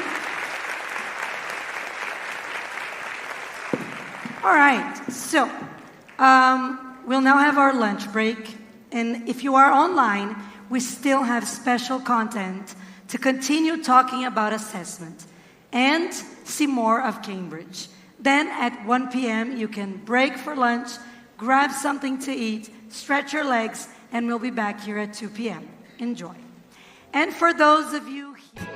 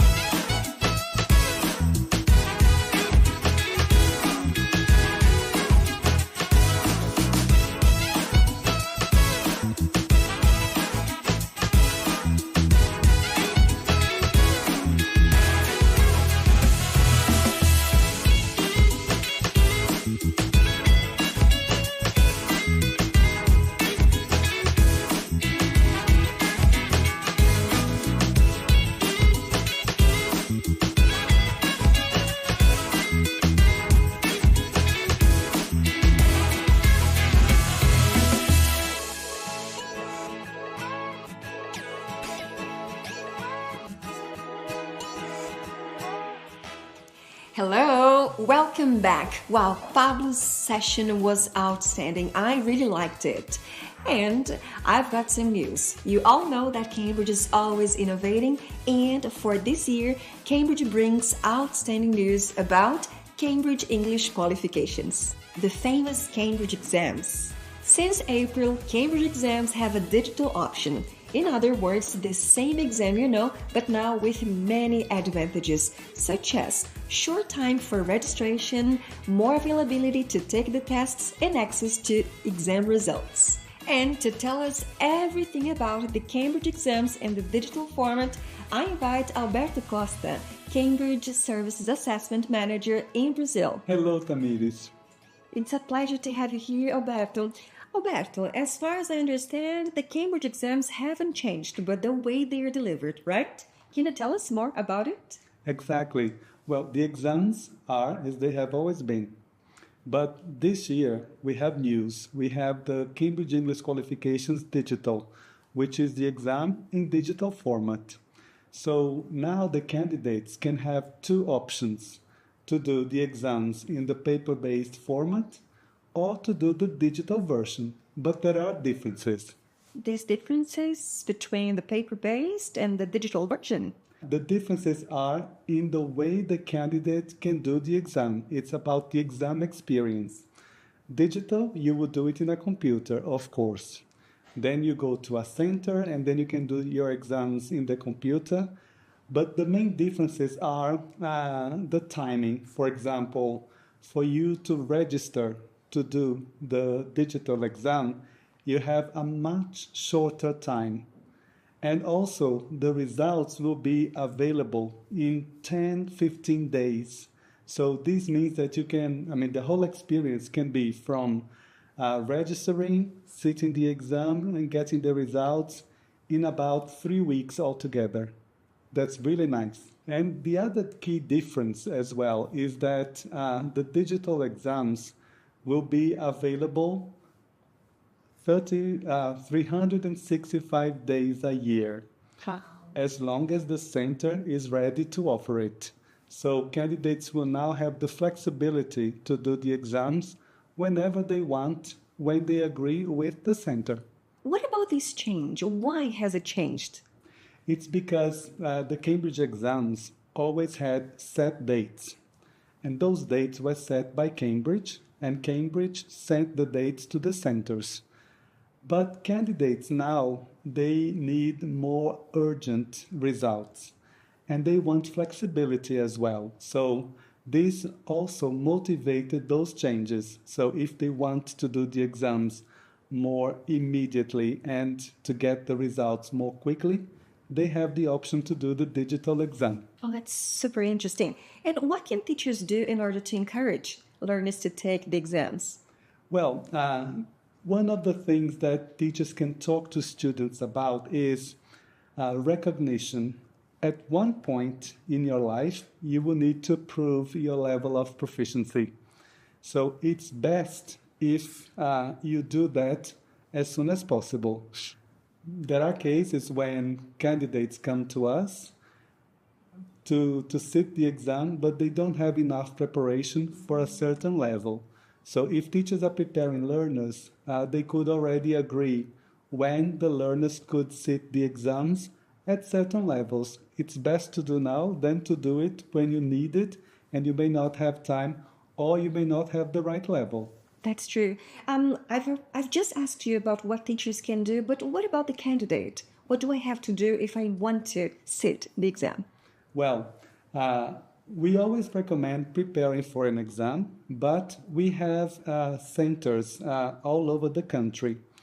And we have our website, cambridgeenglish.org, where you can find a center in Brazil. I'm sure there will be a center where you are to do the exam. Just to clarify, so the candidate needs to go to a center. The candidate can't take it from home, for instance. No, they can't. Those exams, they have levels of security, so they have to do it in a center or in a preparation center, which is a school or an institution that has a connection with an authorized center to deliver the exams. So they can do it in a school, for example, in a university, or in the premises of the authorized center. And any final message you'd like to leave for teachers preparing students or students preparing for the Cambridge exams? Absolutely.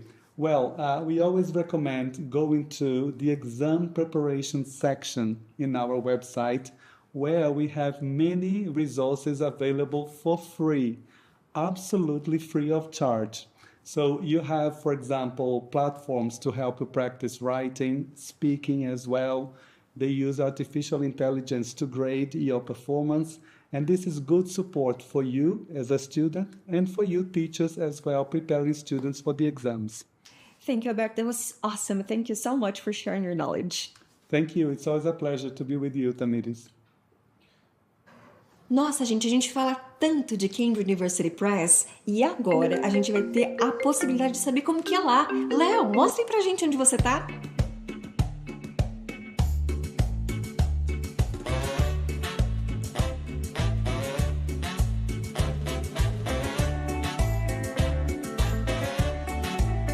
Tamires, eu estou aqui agora no Triangle, que é o escritório central da Cambridge University Press and Assessment. Esse escritório tem capacidade para acomodar mais de 3.000 funcionários. E agora eu quero mostrar um pouquinho para vocês lá de dentro. Vamos comigo?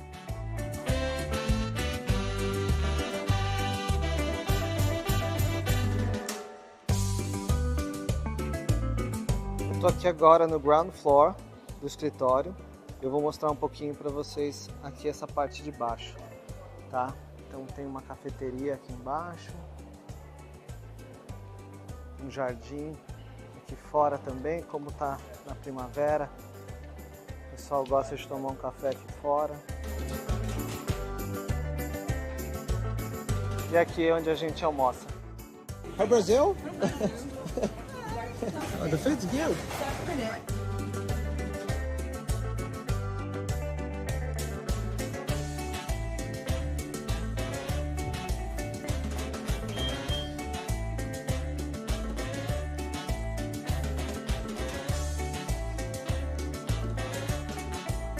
Hey! Hi!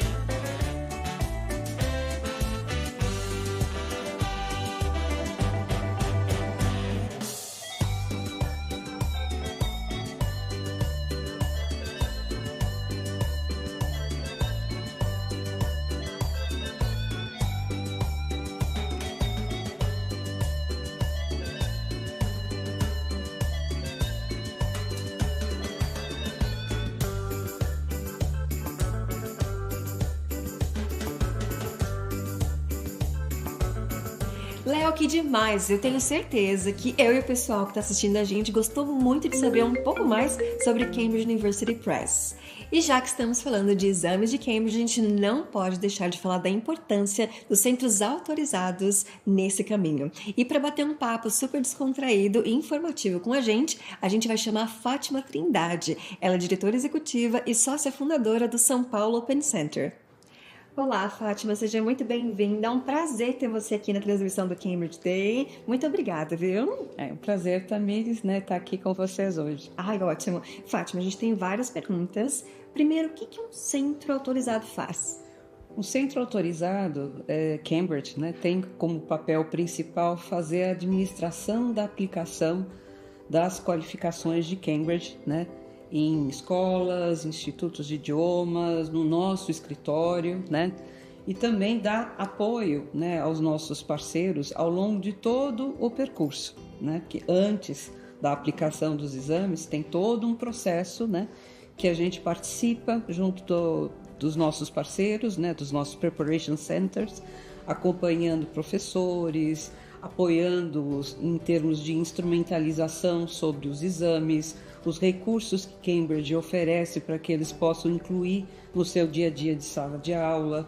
Apoiamos a gestão da escola também no sentido de orientar as famílias em relação à importância dos exames, o porquê fazer os exames, qual o propósito, qual o significado dos exames e dos seus resultados para os candidatos e para a instituição também, que o exame Cambridge ele volta também para a instituição como uma ferramenta de gestão de qualidade daquilo que a instituição está oferecendo aos seus alunos. Então é um estudo de impacto também que as instituições podem fazer através dos resultados obtidos pelos exames. Qual seria a diferença de um centro autorizado, um centro preparatório? O centro autorizado, São Paulo Open Center é um centro autorizado. Então, ele é responsável por fazer a administração da aplicação das provas, seguindo todos os padrões que Cambridge nos exige, que é todo um protocolo, né, que a gente tem que seguir à risca, né, durante a aplicação da prova, em termos de formação dos profissionais que estarão atuando na sessão. O dia da sessão tem todo um ritual que a gente tem que seguir, porque a experiência com a aplicação da prova, ela precisa ser a mesma em todo o mundo, né? Então, assim, nosso papel, o papel do centro autorizado é de administrar todo esse processo da aplicação da prova. Qual é o papel de um Preparation Center? A própria palavra já fala, preparar para. E preparar para o quê? Preparar para os níveis do quadro comum europeu, que, né, são as diretrizes que todos nós seguimos, né, que os exames Cambridge estão alinhados a essa métrica, e o processo das escolas, né, o programa das escolas também precisa estar alinhado a essa mesma métrica, né, que a avaliação ela tem que refletir o processo. Então, nós ajudamos as escolas justamente também nesse processo, desse alinhamento. Então, as escolas preparam os candidatos, os seus alunos, para os níveis do quadro comum europeu, desenvolvendo as habilidades e competências de cada um dos níveis. Fátima, eu queria que você contasse um pouquinho para a gente como que é o relacionamento entre o centro preparatório e o centro autorizado. Bom, nós buscamos desde o início, né, ter uma relação próxima com esses nossos parceiros ao longo, né, de novo, de todo o processo. Então, desde a definição do exame, entender o momento que a escola está vivendo, qual é o programa, a carga horária, material didático que eles estão usando, para que a gente possa, em conjunto, avaliar se aquilo que eles estão imaginando é o mais adequado para o momento que eles estão vivendo. Então, a gente busca acompanhar esses nossos prep centers com reuniões com os coordenadores, dando treinamento instrumental para os professores. Para nós é muito importante a gente poder ter os professores bem qualificados, entendendo bem da ferramenta, o que está por detrás daquela avaliação, como que ela é feita, estruturada, o que ela avalia, porque eles que estão na sala de aula justamente preparando o desenvolvimento das habilidades e competências, né, necessárias, né, nos alunos e que serão avaliadas através desses exames. A gente, normalmente, uma vez por ano, a gente faz um evento reunindo os nossos parceiros em torno de temas educacionais, né? Nós tivemos agora recentemente esse encontro, trabalhando sobre letramento em avaliação, foi um dos temas trabalhados nesse nosso encontro, e sempre a gente encerra esse encontro com a troca de boas práticas dos nossos Preparation Centers, né? Isso nós já fazemos desde que nascemos como centro, né?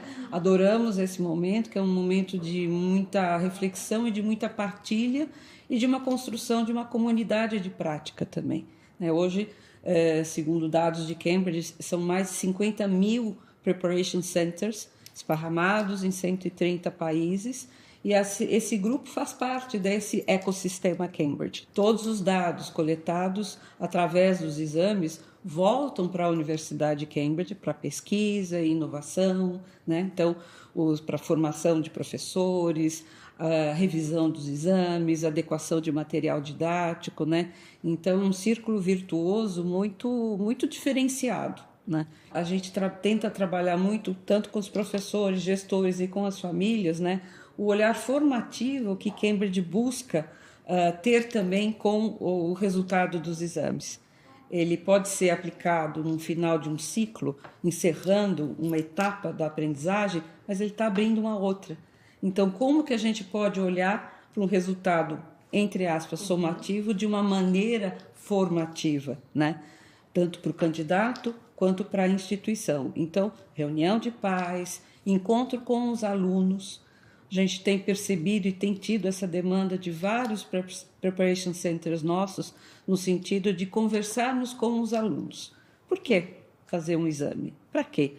como o adolescente ele é muito imediatista, ele vê assim, qual é o uso que eu vou fazer agora, né? E às vezes ele pode não fazer um uso imediato do certificado, mas logo, né? E o futuro chega muito rápido, ele vai fazer a sua transição para o mundo da universidade, para o mundo profissional, né? Então, antes dos exames, né? Preparar professor, conversar com as famílias, conversar com os alunos, a organização das sessões, alinhada com a escola. A gente leva muitos exames para dentro das escolas, acontecendo dentro das escolas, num ambiente que já é conhecido dos alunos, então uma variável a menos para eles terem que lidar, lidarão com outras, mas o ambiente já é o meu conhecido.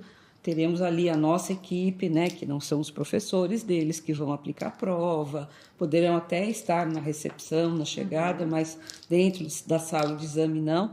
E depois, né, quando os resultados são liberados online, né, em média 6 a 7 semanas, os resultados já são liberados digitalmente para os candidatos, então eles já podem ver ali a sua ressonância de como eles estão em relação à proficiência do nível que foi avaliado, né, à luz das 4 habilidades linguísticas, né, e as escolas têm o benefício de terem acesso ao relatório de performance institucional, né, consolidando os resultados, exame por exame, a média da escola, comparada com o Brasil, comparada para o mundo, né, por habilidade também, que aí é o pulo do gato, né, para o pessoal da equipe pedagógica poder olhar essas evidências e operar sobre elas, visando a melhoria constante dos seus programas, né? Por isso que a gente trabalha muito com eles esse conceito de ferramenta de gestão de qualidade, que eles também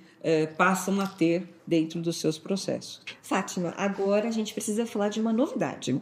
Conta pra gente como que tá essa experiência com o digital. O digital nos foi comunicado, né, a versão digital, nos foi comunicado ano passado, em setembro, né, numa SAM Meeting, né, que é o encontro anual dos gerentes de exames, e já ali a gente começou a conversar com os nossos centros preparatórios, né, para avaliar a estrutura que eles teriam ou não, né, para que a gente pudesse começar a ofertar este ano essa modalidade, né. A gente sentiu assim um pouco de resistência em relação aos pequenos, aos young learners, né? Mas o mundo adolescente é digital, né? Essa geração vive no computador, vive no tablet, vive no celular, então ele já tem aí um letramento digital mais desenvolvido e uma intimidade com este mundo, né? O que a gente percebe é que a gente precisa cuidar de uma transição. As escolas, elas, pelo menos as brasileiras, as escolas da rede de escolas que nós atendemos, né? Nós fizemos uma pesquisa recente, até para compartilhar com Cambridge, e Cambridge ter esses dados, né, bem atualizados em relação ao contexto Brasil.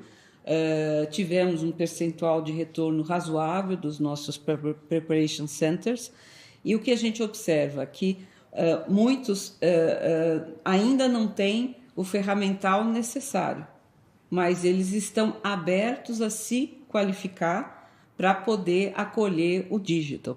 Então, pensando um candidato que precisa ter um resultado mais rápido, um propósito acadêmico, uma bolsa de estudos, um propósito de migração, enfim, Cambridge coloca uma janela de 5 a 10 dias. A experiência que nós tivemos foi de 5 dias úteis, os candidatos já receberam no computador, né, digitalmente, acesso ao seu relatório de desempenho. Depois vem o certificado físico, né? Então, acelera o resultado, a gente tem mais tempo, né, para fazer as inscrições, né? Vantagens na operação da prova. Então, por exemplo, na parte da produção escrita, do writing, né, o sistema vai já sinalizando a quantidade de palavras que já foram escritas. Para nós aqui, né, a gente vai começar a poder ofertar com segurança mesmo, acredito eu, em 25, né? Mas eu acho que assim, é o caminho, é para lá que estamos caminhando.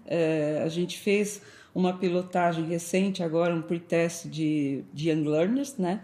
E eles fizeram papel e no computador e gostaram bastante, né? Os pequenininhos. A escola gostou também, né? Então, é uma transição que eu acho que não vai demorar muito tempo, mas ela precisa ser cuidada, como tudo. Uma boa implantação de algo novo, em escolas em especial, a gente tem que cuidar dessa implementação com um certo zelo. Inclusive, agora em junho, nós estamos lançando para eles um guia de operação de exames, que a gente já, pelo 3º ano consecutivo, elaborou, e já incluímos a questão do digital, né, como uma das sessões desse guia, para que eles possam ver o que é necessário, quais são os parâmetros de máquina, porque alguns até nos falaram que eles estão dispostos a investir financeiramente na compra de máquinas, né, para ter esse recurso, né, adequado para rodar os exames. Fátima, por exemplo, agora se a gente está conversando sobre os exames, até eu estou com vontade de refazer alguns meus. Se eu sou uma candidata, o que eu tenho que fazer? Quem que eu tenho que procurar? Tenho que ir para um centro preparatório? Tenho que ir no centro autorizado? Qual que seria o meu caminho? Bom, se você quer fazer o exame, assim, o centro preparatório, o nosso centro, né, o centro autorizado, a gente busca orientar, né, o candidato quando ele está meio perdido, né? Primeira coisa, precisamos fazer uma avaliação diagnóstica para te dar um norte, né, em relação a qual nível você possa estar ou não. Então, assim, Cambridge tem no seu portal, né, uma área Test Your English, que é um placement test rápido, né? Eu costumo brincar, semelhança de pronto-socorro, quando a gente chega ali na triagem, temperatura e pressão.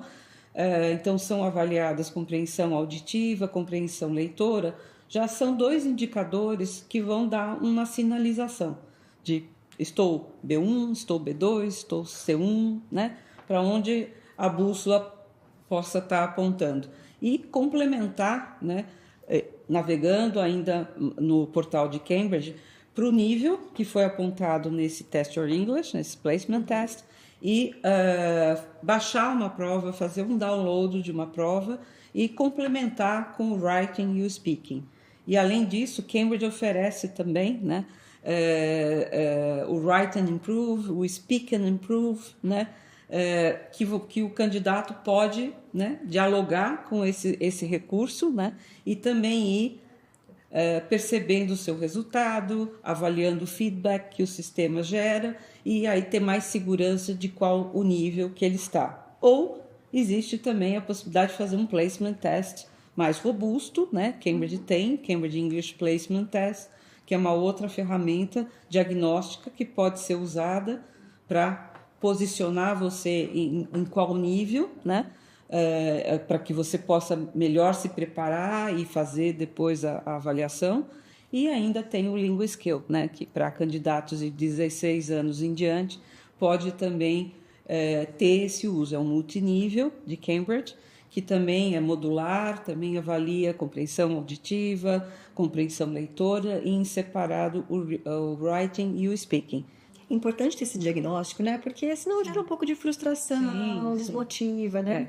Fátima, e, por exemplo, para o pessoal que está assistindo a gente, dono de uma escola, um professor, como que ele pode virar um centro preparatório? Ele tem que procurar um centro autorizado, quer dizer, todo centro preparatório ele tem que estar ligado a um centro autorizado que vai se tornar responsável, né, por aquela instituição, né, nessa questão da aplicação, da administração da aplicação da prova, né, e dar suporte, né, por exemplo, o nosso centro tem muito essa característica de ser um centro consultivo, né, de a gente não impor nada, né, de avaliar o momento que a instituição está, ajudá-los a tomar a decisão mais acertada para iniciarem bem essa implantação da cultura de exames, para que ela se inicie bem e que permaneça, né? Que eu costumo também uma outra metáfora comparando, né, saúde e educação. Uma medicação bem prescrita te cura. Uma medicação não adequada pode te causar um problema sério. Da mesma forma, um exame adequado para o estágio que você está, para o estágio que a instituição está, sucesso. Se a gente fizer uma recomendação inadequada, pode causar, né, um problema muito sério. Desmotiva o aluno, desmotiva o professor, família. Então, esse ajuste fino é muito importante ser feito. Como que você vê essa ideia de se tornar um centro preparatório? Qual seria a maior vantagem? Olha, o que a gente tem observado pelas escolas que a gente orbita, né, que a gente acompanha, né, elas se desenvolvem muito, né? Então a gente tem o privilégio de atender muitas escolas aqui em São Paulo, interior do estado, fora de São Paulo, né? E a gente percebe que a instituição que muda o seu mindset, né, e leva esse mindset de definição dos objetivos de aprendizagem à luz das diretrizes do quadro comum europeu, né? Ou seja, tendo maior clareza o que a gente quer, o que a gente quer e o que a gente pode, né? Então, ao final do 5º ano, ao final do 9º, na saída do médio, o que é possível, dentro do nosso contexto, desenvolvermos em relação à proficiência dos nossos alunos. Então, a escola que faz esse alinhamento, a gente observa esse crescimento muito rápido. Dá trabalho? Dá trabalho. Dá trabalho, vai impactar no perfil do professor, que não é ruim, porque a gente, às vezes, desacomoda para acomodar depois e puxa para o desenvolvimento. Então, é muito comum a gente, quando começa o diálogo com uma escola, eu estou pensando no aluno. Mas, ao pensar no aluno, eu tenho que pensar no professor também. Então, de novo, a ideia do círculo virtuoso. Então, eu levo um desenvolvimento que não é só para o aluno, é para o professor também. Então, a escola ganha muito com isso, ela se qualifica para poder dar passos mais robustos em termos de educação bilíngue, educação internacional. Você sabe para onde você está indo, né? O que você tem, o que está faltando. Então, esse autoconhecimento, candidato e instituição, ajuda você a ter um caminho, uma trajetória mais tranquila, mais planejada, mais autoral, você cuidando do teu processo, né? E não deixa a vida me levar, a vida leva eu, nada contra, mas, né? Mas assim, esses objetivos mais claros nos dão esse norte e nos dão segurança, dão mais segurança. Fátima, muito obrigada. Mas antes de a gente encerrar, você gostaria de deixar algum recado para candidatos que querem fazer os Cambridge Exams, ou centros preparatórios, ou aqueles que querem se tornar? Olha, de novo, né, eu sou suspeita para falar, né?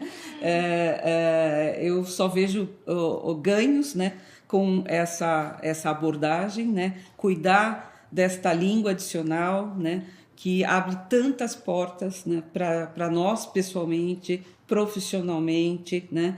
É uma língua, né, que hoje está presente em todos os continentes, âmbito mundo. É a língua das soluções de problemas mundiais, é a língua das ciências, né? É a língua de tantas áreas, né? A quem pertence o inglês hoje, a quem o desenvolve, né? Enfim, então, quem tiver interesse, procure um centro autorizado.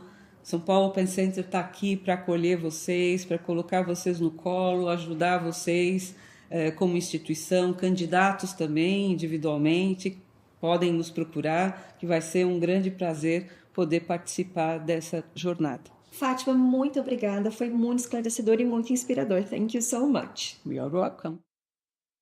Attention everyone, it's time for another quick quiz. Are you ready? Here's an interesting question for you. The question is, if Cambridge University Press is celebrating 490 years, how old is the University of Cambridge?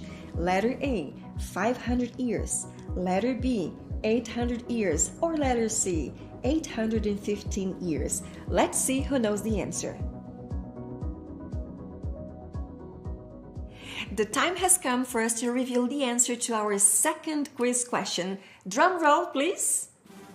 And the question was, if Cambridge University Press is celebrating 490 years, how old is the University of Cambridge? Yes, the correct letter is C. The University of Cambridge is 815 years old. That's right, it was founded in 1209. Isn't that incredible? Thanks for playing along and stay tuned for more exciting content. Now it's time for us to close another amazing segment. After lunch, we have much more to come. We'll have an amazing roundtable on assessment, wonderful sessions, and by the end of the event, we'll have a show. So please make sure you're going to stay tuned until the very end. And remember, you can download your certificate of participation at the end of our event using the QR code provided. Enjoy your lunch break, and then I'll see you here at 2 p.m. Bye-bye!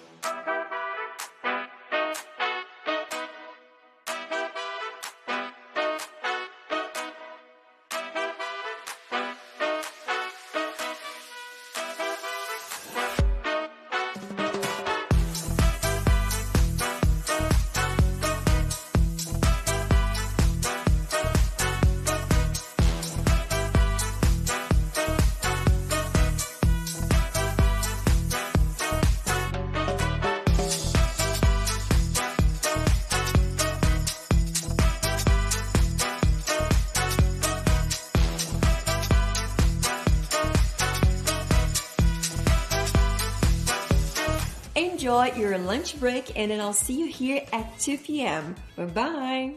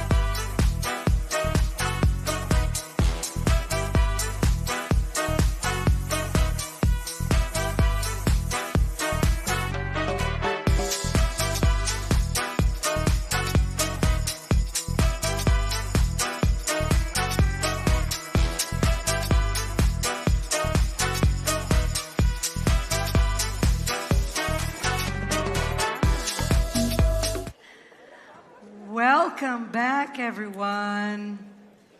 I hope you had a wonderful lunch break. This day has already been so amazing, but there's still lots to come. Let's check out our program for the afternoon. So we'll do a quick reminder. Magic. Once again. There we go. All right. So we'll have a wonderful round table right now with some familiar faces and some different ones, talking about the learning barista. I think we're going to continue that conversation about coffee, okay? Creating the perfect blend of teaching, learning, and assessment. Excited for that. Then we'll have a very happy and joyous presentation by Jasmine Silver, ready to learn, ready for school, ready for anything. The what, why, and how of well-being in pre-primary classroom. Then we'll have a short break with special online program for our friends online. Then we'll come back, closing with our lovely Raquel Ribeiro, integrating Gen AI to the ELT lessons to promote speaking development. And then we'll have the Pocket Show by the Beatles Cordell. Who's excited for that? Woo!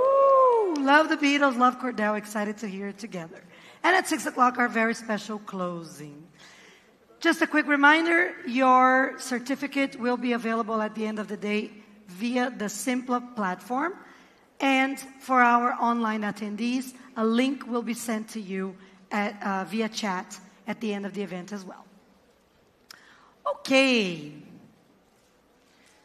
So, our next session is very special because I get to introduce the moderator of the session, of this roundtable. It is our very own Alberto Costa.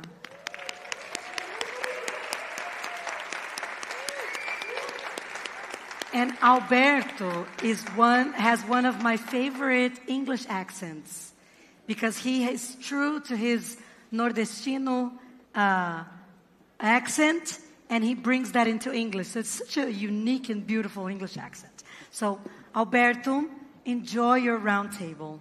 Thank you very much. Hello, everyone. Good afternoon. Well, it's a pleasure to be here. And I won't be alone in this talk. I have some very special guests. But before anything, I would like to thank every one of you for being here for a whole day. And I know this program has been so interesting and varied. And the purpose is to bring even more variety for you. But we are still going to continue in the theme of coffee. Who doesn't like a cup of coffee after lunch? Okay, so for this round table, the theme will be the learning barista, creating the perfect blend of teaching, learning, and assessment. So I would like to say hello to everyone who's also watching us from the comfort of their homes, right? I am Alberto. I am a Senior Assessment Services Manager for Cambridge, Brazil. And I have some special guests here to introduce to you. Well, if we consider geographical distances, we're going to start from the person who is farthest to us to the person who is closest to us. So we have Silvana Richardson, who will be with us on screen. Silvana is speaking to us directly from Cambridge. So, hello, Silvana. Silvana is the head of education for Bell Schools in the UK. She's Argentinian, but she's based in Cambridge. She's been there for many years. And Silvana is also a strategic education advisor of Bell Foundation. And she's also a member of the Equals Board of Trustees. So, hello, Silvana. Together, considering geographical distances, we have Pablo Toledo, whom you met this morning. So Pablo, please come on stage. Pablo, as you learned today, is based in Buenos Aires. But he works for Latin America, and he has worked in several countries, and he is a senior assessment services manager for the Southern Cone and Andes. Hello, Pablo. Hello, and hello to Silvana. It's not just that we come from the same country, we come from the same neighborhood in the same city. So, bienvenidos. Vamos Barracas. And now the person who's closest to us, Lucas Rigonato. Lucas Rigonato is an academic coordinator at Escola Morumbi, Moema. And Escola Morumbi is a Cambridge exam preparation center. Lucas is based in São Paulo, but he comes from Goiânia, where Brastiço is happening right now. And Lucas is also a PhD student in applied linguistics at Universidade de São Paulo, USP. So, Lucas, welcome. Thank you. Bem-vindo. Thank you, Pablo, and thank you, Silvana. It's a pleasure to be here with you, everyone. So, everyone, just to have an easier start, I would like to share some images with you. Because when you talk about assessment, this is what assessment looks like for many teachers.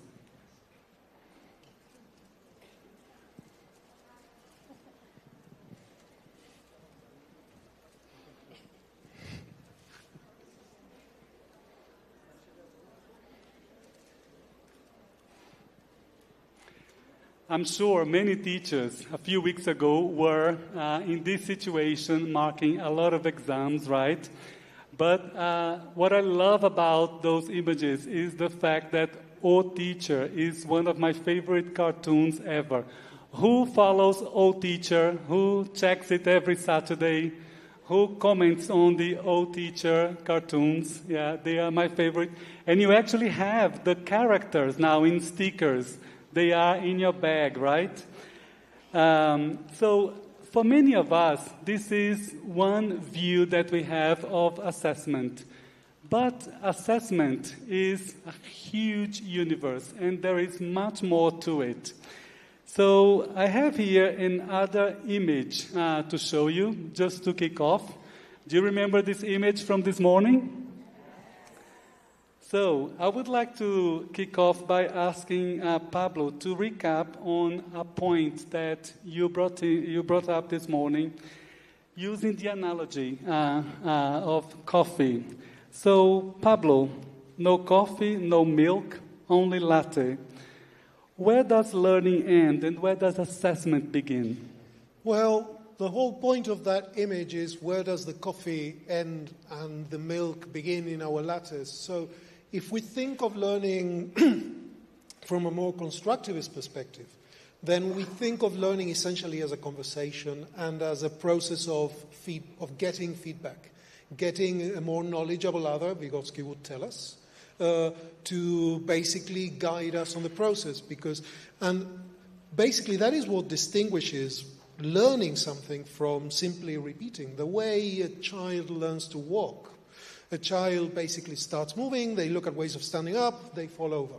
If the only thing that happened was standing up the same way and waiting to fall over again, we would be doing that until the last day of our lives, never getting off the ground. What makes that learning is that we do a level of evaluation, of assessment of what happened. So I fell over. Where did I fall over? Which way? What did I do that made me fall over? Okay, I will try that. Oh, I fell over too. I will. So this is the way in which we make progress without thinking of an element of assessment of a situation, of reflection on what we are doing. Without a reflective action, there is no possible learning. In the case of teaching learning of a more structured situation, then what a learner needs from an instructor, well, instructor is an awful word, from a facilitator of learning, is basically, a plan, guidance, and that guidance, much of it comes in the form of giving feedback, giving an assessment of things. So that assessment is part of the learning process, happens all the time. Without it, learning cannot, it is difficult for learning to happen without that at some level. So the distinction, as I was saying earlier today, we didn't give up, but we have a very different perspective on what teaching and learning mean, or how they are different now than we did a few years ago. When I was a teacher trainee in Argentina, one of the subjects that I had in my course of studies in the 1990s, some time ago, had an awful name. It was called Conducción del Aprendizaje, so the leading of learning, you guide the learning, you conduct it or you direct it. The direction of learning might be a good translation. And that is a very old-fashioned, that is a very old way of thinking of how it happens. Today we would think of learning as something that happens as a dialogue, something that is built together. In the words of Diane Larsen Freeman, we cannot make somebody learn. We cannot learn for our students. We can present them with things that can help them learn. And feedback giving, assessment, the idea of looking at evidence from what our learners do so that we can prompt them in good direction, so that we can give them the feedback that they need, is the job. Mm-hmm. It is the job description or much of the job description of what a facilitator of learning does in part of that process. In that sense, there is no milk, there is no coffee, there is no teaching, there is no assessment. Teaching is assessing. You can do it in a way where it's just assessment. And then, no. If it's just about putting a stamp and a letter and some numbers, and that's all that happens, well, yeah, but that's a limited understanding of what assessment can do. So that is the sense in which I say just latte. I mean, there is learning happening, and that includes an aspect of teaching, directing, presenting ideas, guiding in a way, to a certain extent. And that also includes feedback giving, assessing what is going on, and then guiding my interventions as a facilitator, guiding them from that input. Yeah. In that sense, no milk, no coffee. Mm-hmm. I see. I think what you are saying is that learning and assessment walk hand in hand, right? It's difficult to see each separately. And I think that from what you say, integrating the two together effectively will lead to a virtuous cycle, right? Absolutely. I would like to invite Silvana to share some thoughts here. Silvana, with this in mind, I'd like to ask you, can you give examples of assessment practices that will lead to this effective integration? I am aware, for example, that you have talked about visible learning, among many other things. So we'd love to hear from you. Sure, thank you. So let's start logically from the beginning of the learning journey. So the first step and the first type of assessment would be what we usually call initial assessment. And then what we try to do is to establish a profile of each of the learners in my class. And this is what allows me to make the very first decisions at the start of the learning journey. So depending on the context where I work, depending on the course type that I teach, depending on the age of my students, this can take many different forms. So for example, if we're thinking of young learners, children who are new to our school, this could be having a chat with the parents if I have the time, if the group is not too big, about previous language learning experiences, about language and literacy practices at home. There are some parents who know English and are happy to use that English with their children, teach them songs, read them books in English, and all that is already an important part of what the children bring into the lesson. So they're not, by all means, blank slates, and it's important to gather this information. Another thing that I might want to think about and make sure that I know is whether they might have any special educational needs that might impact their future learning in my class, so that I can put in place any support that the students might need to ensure that they learn effectively. I might get the learners in the first few days to perform a task or a series of tasks. So this can be, for example, to involve them in play or a short interaction based on, pictures or a series of games or activities from an age-appropriate app that I can observe and notice what is going on, what is it that they know, what is it that they need to learn, what is it that they understand fully or partially, and all that. For teenagers or for adults, initial assessment could be, for example, again, an age-appropriate and content-relevant computer-adapted test. And that very quickly allows me to see, at least gives me some information about the use of English, maybe reading, maybe listening, depending on the computer-adapted test. But also I can supplement by giving them the first few days a writing task, a speaking task, that allows me to get more information about their current, how well they do this, their current level of proficiency in English and their competencies. It could be a mediation task as well, if that is appropriate and part of what I do in my curriculum.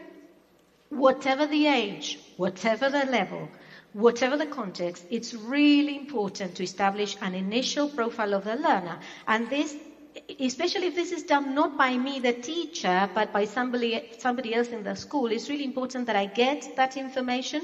Sometimes it's the director of the studies or the head teacher who does this. So it's really important that we get this information the first few days. So this is the first, if you like, instance of assessment that feeds into my teaching and allows me to make decisions about what my learners need and how I'm going to teach them, what I'm going to teach them, and how I'm going to teach them. More importantly, this allows me to adapt my teaching to meet the specific needs of the learners. This is what sometimes is known as differentiation, although we're using this term less and less in the UK.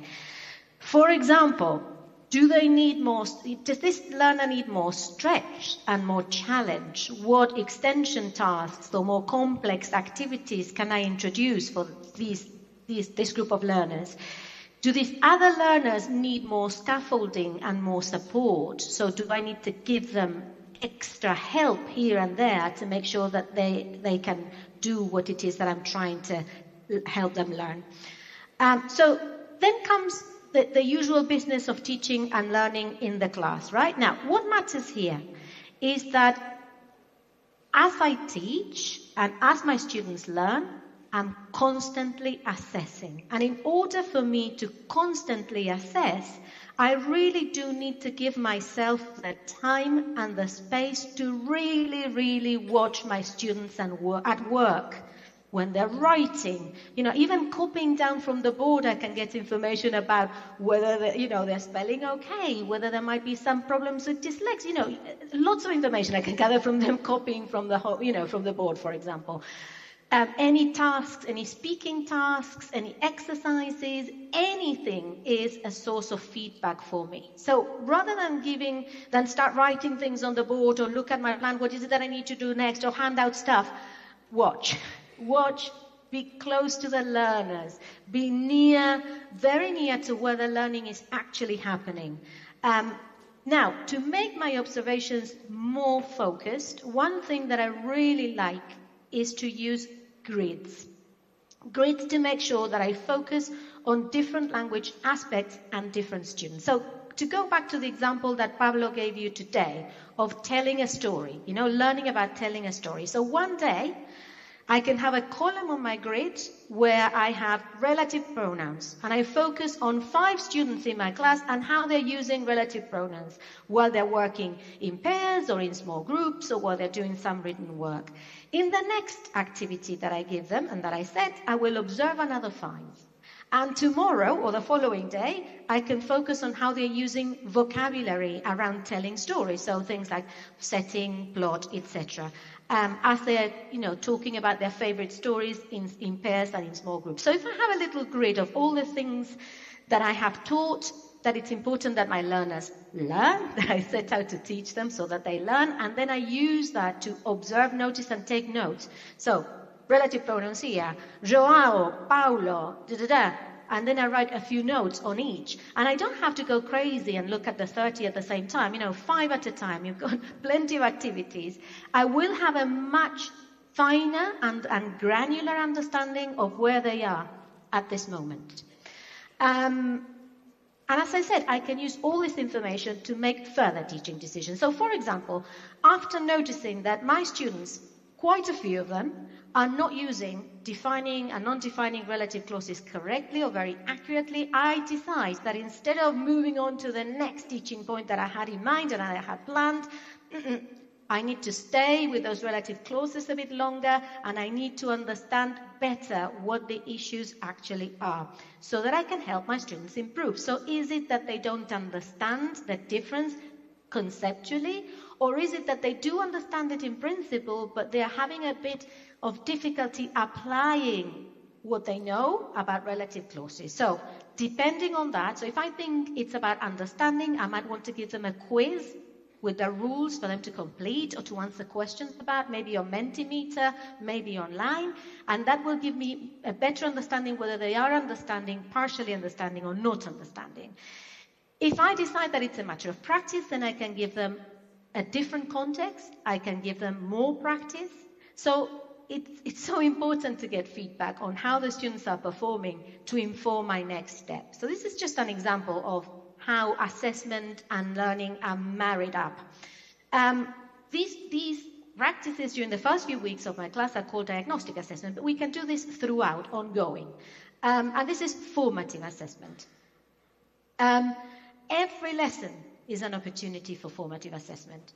Every single activity that I give the students, every time my students open their mouths is an opportunity to gather information and to know where they are, how well they're doing, what progress they're making, what issues they have. And at the end of a unit, I may decide, for example, to assess the learning and progress achieved. So I might ask the students to complete a final task that integrates all that has been learned in that unit. So going back to the example of telling a story, I could tell the students to record themselves telling a story and upload the recording for assessment according to success criteria. Really important. Lots of evidence that success criteria help the students learn more deeply. So success criteria here could be something along the lines of, and this can be I set them, or I negotiate them with the students, we agree with them, on those criteria together. So for example, I can use, or my story has a beginning, a development, and an end. I can use narrative tenses accurately to set the scene, to describe a sequence of events or actions. I can use time expressions to sequence those events. I can use, whatever you want to focus on. But it's clear to the students what they're going to be assessed against. They can self-assess. They can peer assess against the success criteria and give feedback to each other. And then as a teacher, I can use the very same success criteria to give them feedback on their learning. I may also decide to give them a little test, a short test in which I can see whether they're using specific features, like narrative tenses or vocabulary. But the important thing is that this summative assessment I can then use formatively. So to give my students feedback, but also to give myself feedback about whether I'm ready to move on, they are ready to move on or not. An example of this, if I have the chance to meet shortly with every learner, say fortnightly, I know that in some cases this is possible, in others less so, but we can go through the results of the assessment together, and I can ask the learner to identify what they need more practice with, and then we can set some targets together, and we can set some activities for further self-study or practice that's more personalized for each individual learner. For example, using online materials. So I hope I have given you a clear example of how teaching, learning, and assessment are fully integrated within a unit. Fantastic, Silvana. Thank you. So if I could say, if I could just summarize what you said in a nutshell, you mentioned lots of practices. But I would highlight, for example, establishing a profile of your learners, which you said at the very beginning, offering a variety of ways of checking that learners can use the language, produce language, so that teachers can observe learners at work, right? And also making sure that you give students the opportunity for maybe seeing in concrete terms how well they're doing, how well their peers are doing through a range of practices that you mentioned. Well, we have here with us Lucas Rigonato. Lucas works in a school in São Paulo. And Lucas, can you tell us a bit about what you do at Escola Morumbi and how you have supported teachers with assessment. Sure. At Escola Morumbi Moema, I serve as the academic coordinator for the English department. So we are a dozen teachers, and I speak to the teachers a lot about autonomy. We understand that autonomy is not a place that we get, but it's the attitude that we have. And while our students are learning, we're also learning, right? We have a lot of demands when we are in the classroom. Assessment and teaching is one of them. We have admin. We have the student who has lost a tooth for some reason in that lesson.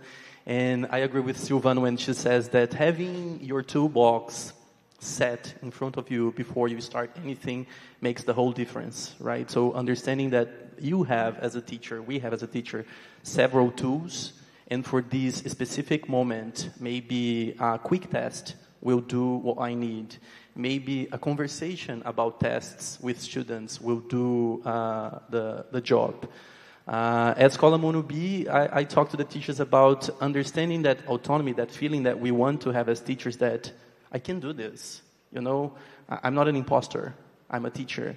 I have gone through education. I'm continuously learning and understanding that much like it is important for students, the sense of achievement, you know, like, oh, I did this, I could do that. For teachers as well, we tend to forget that our job never comes back fruitless. Everything we do, the things that we say, the effort that we make to helping learners achieve their full potential will get them there. Maybe I have chosen, because I'm still learning, and I'll always be learning as a teacher, a tool that was not the best for this moment, but that is also learning for me. You know, I did that quick test with students, and the results were, I don't know if you're like that, but I leave the classroom like, oh my dog, I'm the most awful teacher ever. But that's not the case. You know, even when the activity does not go or the assessment does not go as planned, students are learning. We all have been surprised by students who come to us and tell us that they have learned something, or they present something, not tell us, they show us that they have learned something from an activity, a moment, or even a mistake that we have made, you know. So what is it that we need to learn about this tool to help students achieve their potential? I was reading here, it's step by step. We want to think that we do big things and every day is big, but every small thing counts, you know. If it's a grid, this grid may not be on any word processor, Excel, it may be something that you do on your notebook, but dealing with data, with information, which is another word for data, is extremely important. So I talk to teachers about understanding that what we don't know is as important as what we know. So admit it. You need to learn about the letter soup. What is it that I'm doing now? Is it assessment for learning, as learning, of learning? What is it that I need to learn to help my students progress? And as Paulo Freire would say, when students learn, teachers also learn. If you reflect, if you observe, if you are serious and professional about what you do. Yes. Thanks, Lucas. This is so fascinating, really. One thing about assessment, like this morning, Pablo mentioned competencies. I think learning to assess is also a series of competencies that we teachers need to learn, we need to develop. And still talking about competencies, I would like to go back to Pablo's session this morning because he brought a very important quote. But I would like Silvana to comment on this quote by Tim McNamara. And the quote reads, "Assessment is a process of observing evidence from performance and interpreting it, so we can reach conclusions and make decisions." Observing evidence is about something that you can see. Silvana, how can this evidence be made visible for teachers, but also for learners themselves? A great question, actually. There are many, many different strategies for making learning visible and clear to me as a teacher, but also to my learners. Some actually involve a little bit of thinking, preparation, some materials, but a lot of them are just techniques that we can all learn, we can experiment with, and we can take them with us wherever we go. Now, the first fundamental step, and I would say the first strategy here, is what not to do, or to move away from what is known as undirected questioning. So when I ask a question of the whole class, as if it, to the ether, if you like, to the air, and what happens is normally that there might be either hands up or people shouting out answers. Now, this is not good learning and not good evidence of learning. Why? What I see as a teacher is the strongest and the fastest learners always answering. So I get evidence from the 2 or 3 fastest, cleverest, most confident learners, and I know nothing about the remaining 22 students. There is also evidence from research. Professor Dylan Williams says that the more confident students who answer the questions improve more and more because they get feedback, they get the confidence, and those who are shy get worse and worse. So this is a matter of equality, and disadvantaging those that need to learn the most and need my support the most. And sometimes, as teachers, we don't want to put the shy learners on the spot, but we're not doing them any favors, because in life, there are situations like, later on, an exam at university, a job interview, where you will be put on the spot, and it's really important that one is able to answer. So preparation for life involves lovingly, supportively, positively and constructively to put our students on the spot. So, as I said, move away from undirected questioning. The other thing that we should be moving away to improve that visibility of learning and to get more evidence of learning is what we call ask. So teacher asks, this is very frequent, it happens all the time. 1 or 2, the speedy, the brilliant learners answer, and then I rubber stamp the answer. Fine, move on. So, ask, answer, rubber stamp, move on. Why? Because the minute I go, yes, I close all the other possibilities for other students to also answer or to say what they think or to agree or disagree or to ask a question. So it's really important. It's trickier when you go to a large class just to keep silent. Or ask a question. What do you think? And do you agree with what I said? Keep the ball rolling, because the more I can keep the ball rolling, the more evidence I get from more students. So what else could I be doing? Another strategy would be a very famous one. Think, pair, share. So I ask the students to work on a task, or I give them a question. I give them everybody time to think. Some students are quick, some students need more time. That doesn't mean they're weaker. There are deep thinkers sometimes that need more time to hear their own thoughts before everybody else starts shouting the right answer. And then work in pairs. The working in pairs means that I can, before being put on the spot, I have the possibility to check with my mate, with my classmate, do I get it right? Do we agree? So an opportunity to rehearse before rehearsal in front of all my mates. Really useful. Another one is mini whiteboards. Maybe some of you use them, maybe more of you use them. There are different ways, and according to the resources that your school has, you can actually purchase mini whiteboards, little versions of a whiteboard, or you can produce your own version. So here's one I made earlier. This is, oops, can you see it? Ooh, tricky. This is basically a laminated, I was thinking about showing, there it is. A laminated piece of, an A4 piece of laminated paper. I have here a board marker, a board marker in my pack, and I've got a wipe. And basically I dish these out, I hand them out to the students, and I ask a question. And rather than I ask an undirected question and I get a hand up or I get a vocal student answering, every single learner answers the question and takes the time to answer the question. I'm not going to use it all the time. I'm going to use it for the really important questions, the ones that I really want to know that what everybody's thinking. And then I go, 3, 2, 1, show me the answer. So rather than have one answer from one student, I've got 25 answers, and I can look at them very quickly. They can look at their answers quickly as well.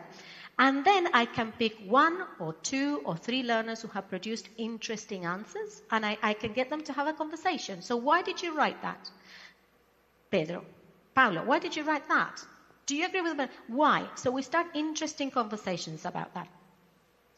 Another, actually, the kind of no-cost version of that is to just, the students write their answers on a notebook, on their own notebooks, in big, ideally with a felt tip pen or a marker, in big handwriting, and they show each other what they have written. Easy. The other technique that I suggest is, that's got to do with moving away from undirected questioning, is nomination. So I'm not going to let the strong learners to answer all the questions. I'm going to decide who answers the question. And actually, even better than I deciding, and again, this is research, random nomination. Because sometimes as teachers, we tend to choose a few. Sometimes we're tired and we want a strong student or, so random nomination. So I don't even decide. So how can I randomly nominate? This is a kind of the low cost or no cost version. I don't know if you can see it. There you are. You can see a jar with my students' names on pieces of cards. So why is this useful? Because I can actually pass the jar around and get the students to nominate the next one. But every time a student, it's random because I have no idea who I'm asking, but also every time I pick a student, it goes back to the jar. What that means is that it's not because they've answered the question that I'm not going to ask them again. They can be, they can be chosen again to ask. So it really keeps them on their toes, and it means that they have to keep engaged and paying attention. There are online versions of that. Just if you don't, just Google random nominators or random pickers, and you can use very fun ones for children. But really, really important. Traffic lights, another strategy. You tell me when to stop, Alberto, because I've got quite a few. So, is that okay? Can I go on? Please go on, because I really like traffic light, but then we're going to ask Lucas and Pablo a few more questions too. Sure. Okay, so traffic lights, again, 3 pieces of paper, green, red, amber, or actually, if you don't want this, 3 columns on students' notebook. Red means I don't know, I don't remember. Amber means I might need to review this, I might need to practice this a bit more, I'm not quite sure. And green, no problem, I know this. And I can use this for anything. Going back to Pablo's example, vocabulary on telling stories. So I get the students to either for homework, write the vocabulary, which allows them to review it, and bring strips of paper with that, or at the start of the lesson, quickly, look back at your vocabulary list, let's get strips of paper out, and then classify them into green, amber, red. And that gives me a very good, this is self-perception. That doesn't mean that they know what they say they know. This is what they think. I can then check and ask more questions. I've got more techniques, but I don't want to bore you with or spend forever. So over to you. You would never bore us. I'm sure you would all appreciate even more ideas coming from you, Silvana.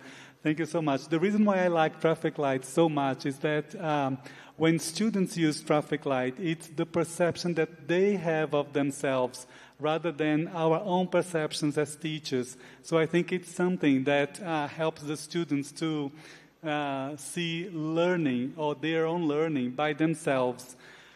This is why I like traffic lights so much, and that was an inspiration that somehow got Pablo and I to put together, especially Pablo, a formative assessment toolkit. You can come to us afterwards for more information. It's available for free, and traffic light is in there by all means. So, Silvana, thank you so much, but please stay here, right? With all those fascinating ideas, I have a piece of advice, coming from the classroom myself. Be consistent with your assessment practices. I love all the ideas, and I believe in all the ideas that Silvana shared with us, but don't keep trying one idea a day.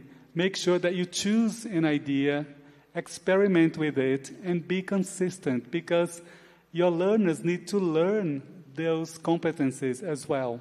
So make sure you choose one and start practicing and endure a little bit with the technique, right? Well, Pablo, one question for you. With all this discussion about assessment, we ourselves and the three of us, because Lucas in Escola Morumbi also works with the Cambridge exams as a prep center.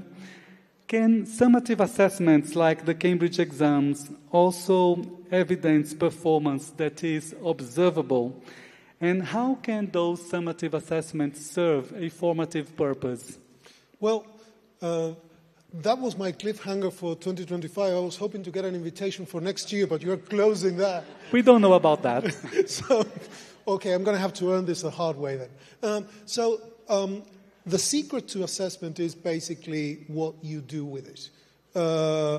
Depending on how we're doing for time, my favorite example of that comes from the oldest record of language assessment I'm familiar with, and that's in the Bible. So, for those of you who remember the book of Judges, somewhere around chapter 6, there is the story of Shibboleth and Shibboleth. So there was this war. Somebody won, somebody lost, doesn't matter. Then the winners said, okay, we've got this bunch of people. We don't know who are on our side and who were on their side. They're just people from neighboring places. Okay, somebody came up with a brilliant language assessment solution to that, which is there is this word, Shibboleth, which the people on this side pronounced Shibboleth. The people on that side pronounced Shibboleth. So they basically said, we're going to line these people up. We're going to ask them to, okay, pronounce the word. And then, how do you say it? So far, a brilliant, amazing assessment solution. It's quick, it's practical, it is simple, it is effective enough, it does the job, it is based on observable features from language. It's brilliant. Whichever linguist came up with that in ancient Samaria or wherever was brilliant. The only problem is that if you fail the test, they killed you, and the Bible says they killed 30,000 people on that day. So the problem with assessment is what you do with the results, or what determines assessment is what you do with the results. Now, a Cambridge English qualification is basically screaming at you, I am summative assessment. I am going to give you a final summative result that is going to look up a number of things and summarize them into discrete scores for X, Y, Z. So it's going to be numbers, it's going to be letters, and that's about that. Like I said in the session earlier this morning, the only thing you do could be an award ceremony session, or maybe you don't even do that. However, if you do a handover meeting where you taught the course last year, I am picking up the course this year.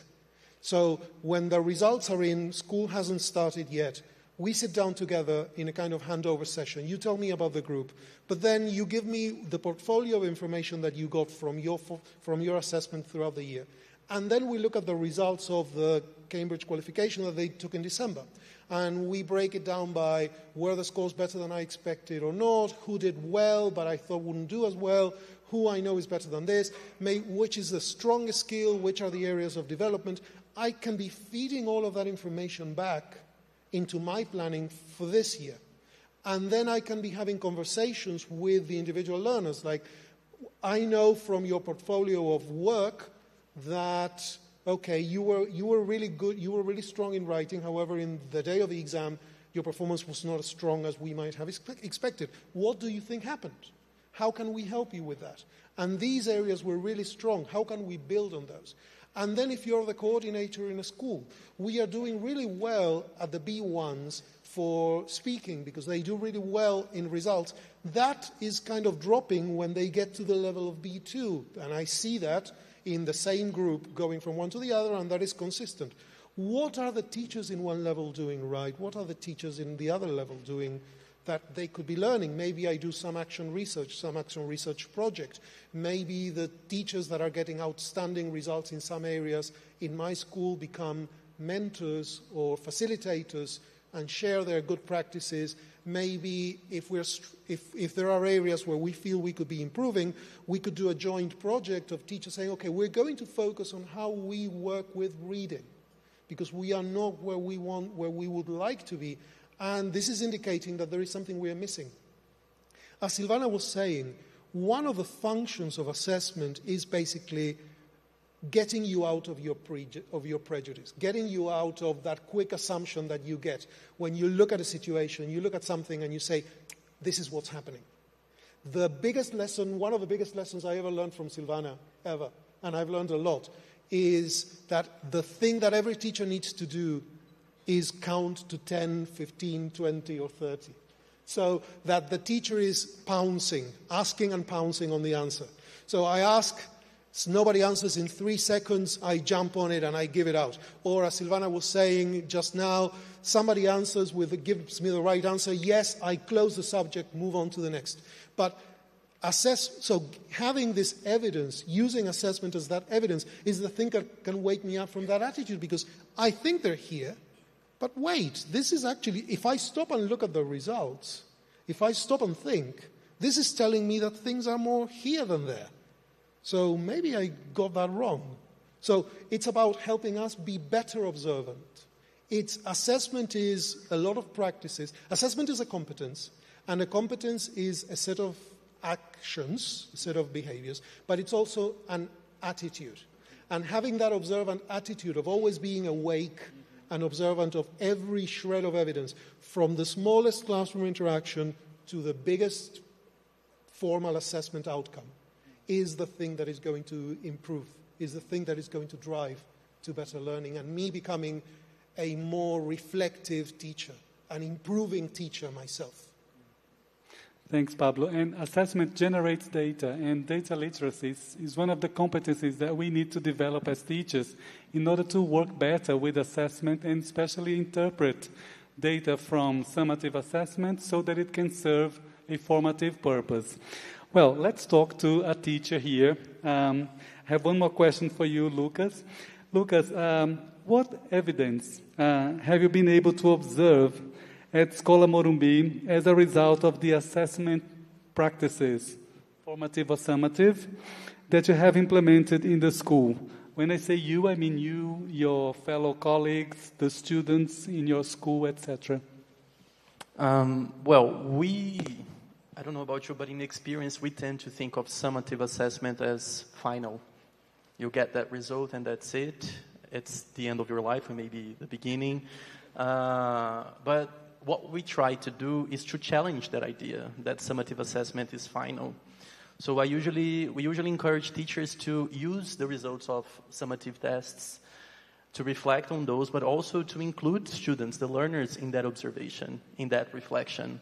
So why not, before you hand out the results of tests to students, because they are really eager to know how they have performed, before that moment we invite students to have another chance at the test, but this time in a different way. Maybe this time you will do it being able to consult your notes. Maybe this time we'll be able to do with a peer, and that's what we usually do. So they go again through the test. They discuss their answers. They have a chance to interact, but what's your answer here? Why? And when they come to a consensus and they have gone through the whole test again, then they get the results. Then they get to know how they have performed. And then this way, instead of being something that someone has awarded them, so this is an institution, it's your teacher that has given you this stamp on your forehead, brilliant, not so brilliant, it's something that they can recognize. It's something that they have built. You know, if they have not given the right answer, if they have failed at some point, they will know why they have failed, why they have not given the right answer. But I would say this is just an example, and what we see in students is, for me, the biggest result, because, you know, changing your ways, even if it's for better, sometimes it's not easy. I mean, most times it's not easy, you know. If you decide, no, I'm going to exercise, I'm going to eat healthy every day. Is that easy? Is that something that you go, woohoo, it's easy to exercise every day? It's not for me. So if you're encouraging teachers, and learners to change their ways, at first it might not seem fun, it might not seem like we're going somewhere, but I've learned from, I like to joke that I've learned from Instagram wisdom that more important than the speed is the direction, which is the attitude. So at Escola Morumbi Moema, we see a change in the attitude of students. Instead of seeing the test as something finite, something that will give them a final result, they are encouraged to, after the test, rethinking it, And this change in attitude, the way I see it, shows or depicts a change, this shift in paradigm, which is everything, When paradigms change, the results are monumental. And sometimes we don't see it at first, because it hurts, because you go to the gym and you go, oh, I've gone to the gym to feel better, but I feel like all sore and stuff. But you understand that soreness, that small pain that you're feeling will have better results in your life. And again, I say that both for students, for learners who are going through their process, but teachers as well, because we're learners. We're talking all the time about lifelong learning, and I mentioned autonomy as it's not a place that we arrive at, but it's a direction that we go, understanding that changing your ways, instead of just replicating what we've learned as learners our whole life, it's what makes the whole difference. Being observant, reflective, using the information that you have gathered through grids, through just looking at them, and this way, building this type of education in which assessment is inseparable from teaching and learning. It's this virtual cycle that if you get hands in there, it doesn't mean that it will be fun, yay. It's a lot of work. It's a competency. You have to put in the effort. You have to put in the work so that at some point you feel, well, I can do this. I can, I don't have to be like struggling, striving all the time. I can thrive at some points as well. This is the main change that I see happening at Escola Morumbi Moema. That's very interesting, Lucas, because we see here a change of attitude, but most of all, it's like a habit and a culture that you end up implementing, right? You start building a culture of assessment, which I think is something that is very important for us to bear in mind as a result of this discussion. Well, Lucas, thank you so much for your contribution. I think it's nice for all of us to hear from someone in the neighborhood. So Lucas is the Brazilian teacher in the Brazilian school, implementing a number of assessment practices. We have a specialist here, Pablo Toledo, who talked to you this morning and shared lots of knowledge and experience in the area of assessment. And we have Silvana, who's also a specialist. And I have a question for you. Would you like one more idea from Silvana? Yes or no? Okay, so Silvana, can you share one more of your great ideas with us in Brazil? Sorry, I can't hear you very well. So what is the question? Can you share one more of your ideas with us in Brazil? Mm-hmm. Yep. The people have spoken and they want it. The people have spoken. Okay, another one then. This is really easy actually, and it is yes, no cards. Let me show you. Yeah. Okay, so this is, you can have one for each learner. So it's green on one side, red on another one. And again, this is about when you ask, for example, true, false exercises or something like that. So rather than ask one student at a time and get feedback from one student, you ask a question. For example, going back to the example of Pablo's telling a story. So, to make a story more engaging, interesting, and dramatic, I use simple past. Yes, green, red, no. So all the learners decide, and you're likely to see some greens and some reds. So you say, X, why did you pick green? And they talk. Y, why did you pick red? So we have a conversation. And then I give the answer that no, it's actually a simple present. Because it's so this, you have the no resource activity, basically option, which is thumb up or thumb down. As simple as that. And you could use it as a statement. You could ask a question that it's the answer to which is yes or no. You can also have ABC cards for multiple choice. And the last one would be exit tickets. You may know exit tickets. Basically, it's at the end of a lesson to ask a couple of statements. Like, for example, one thing I've learned that I didn't know this morning is, one question that I have, one thing I need more practice with. These are just examples. And we ask the students to complete that. Again, you can do this with sticky notes, with normal paper. You can do it on Padlet. They can be anonymized. But at the end of that exit ticket activity, you've got everybody's ideas about what their own perception, again, their own self-assessment of what it is that they understood, need to understand, etc.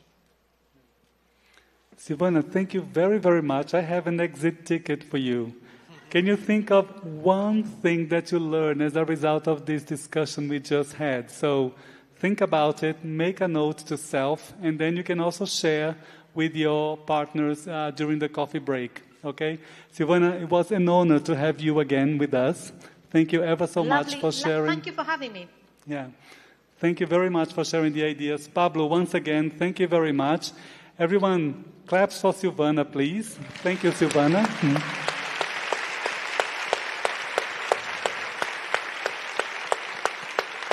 Any clap for Pablo?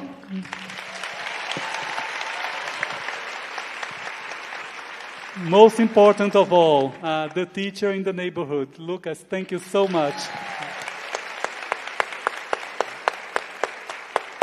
I hope you have enjoyed this session. So I'm going to invite Rebecca. To Alberto as well. To me, Alberto. thank you. I was just going to say that to Alberto. Thank you, you guys. Thank you so much. It's been a pleasure listening to you. And I like that slogan, Lucas. I think you should go with Lucas, the neighborhood teacher. It's such a cool... I'll take that. Such a cool slogan, right? Thank you, guys. It was very insightful. Lots of ideas from Silvana and a lot of contribution, practical, hands-on. Thank you so much for making assessment a little bit more palpable and approachable to teachers, right? Thank you very much. Thank you.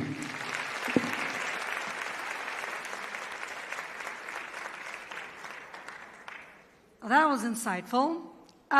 Moving to our next session, well-being has been a topic of discussion for some time now, and the importance it has in overall learning. Here to talk to us about that with her talk, Ready to Learn, Ready for School, Ready for Anything, the what, why, and how of integrating well-being into the English classroom, please welcome Jasmine Silver. And she has a friend. Yeah. So this is my co-presenter. That's your co-presenter. Yeah. But you have a co-presenter. I'll just introduce her first. So this is Hug.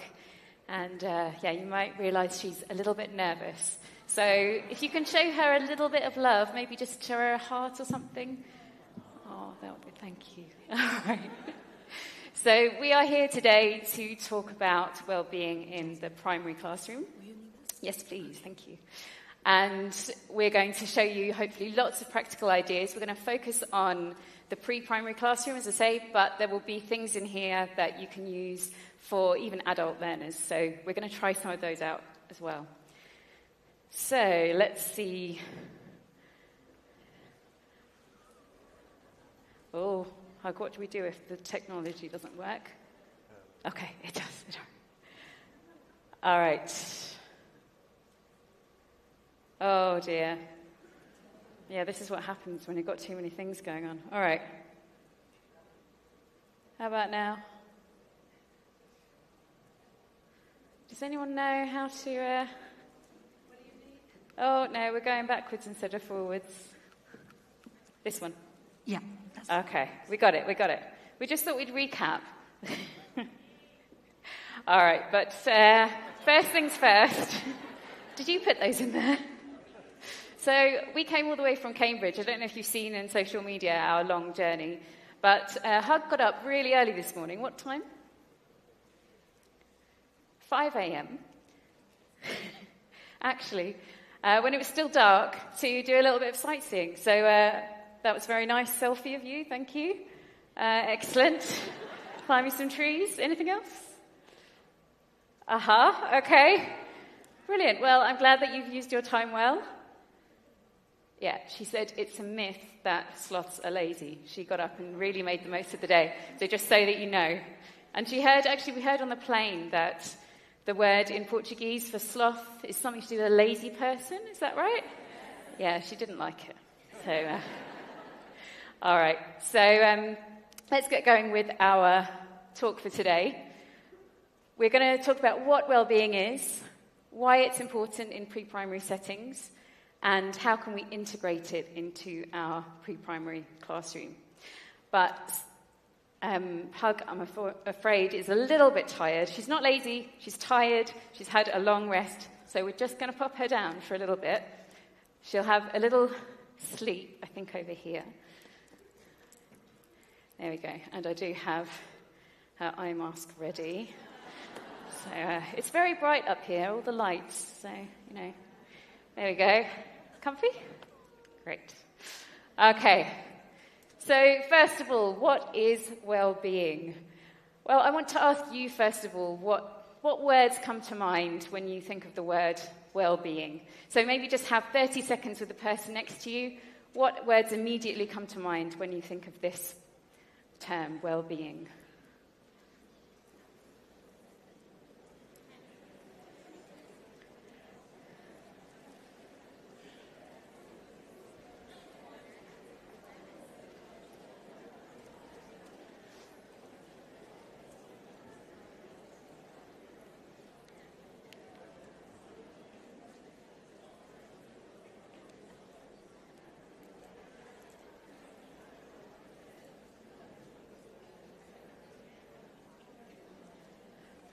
All right. So I want you to think about those words that you've just shared with your partner, the person sitting next to you, and see if you can recognize them on this next screen. So what I'm going to show you now is what researchers have found that well-being is all about. And it might be a little bit different in some ways to how we talk about it in everyday life. So the first one, maybe a bit more familiar, is feeling well. So feeling a sense of happiness, feeling those positive emotions like joy, excitement, and not having so many negative emotions like anger or sadness. It's also about enjoyment, so being able to enjoy the things that you do, and having a sense of life satisfaction, so you feel like you appreciate your life.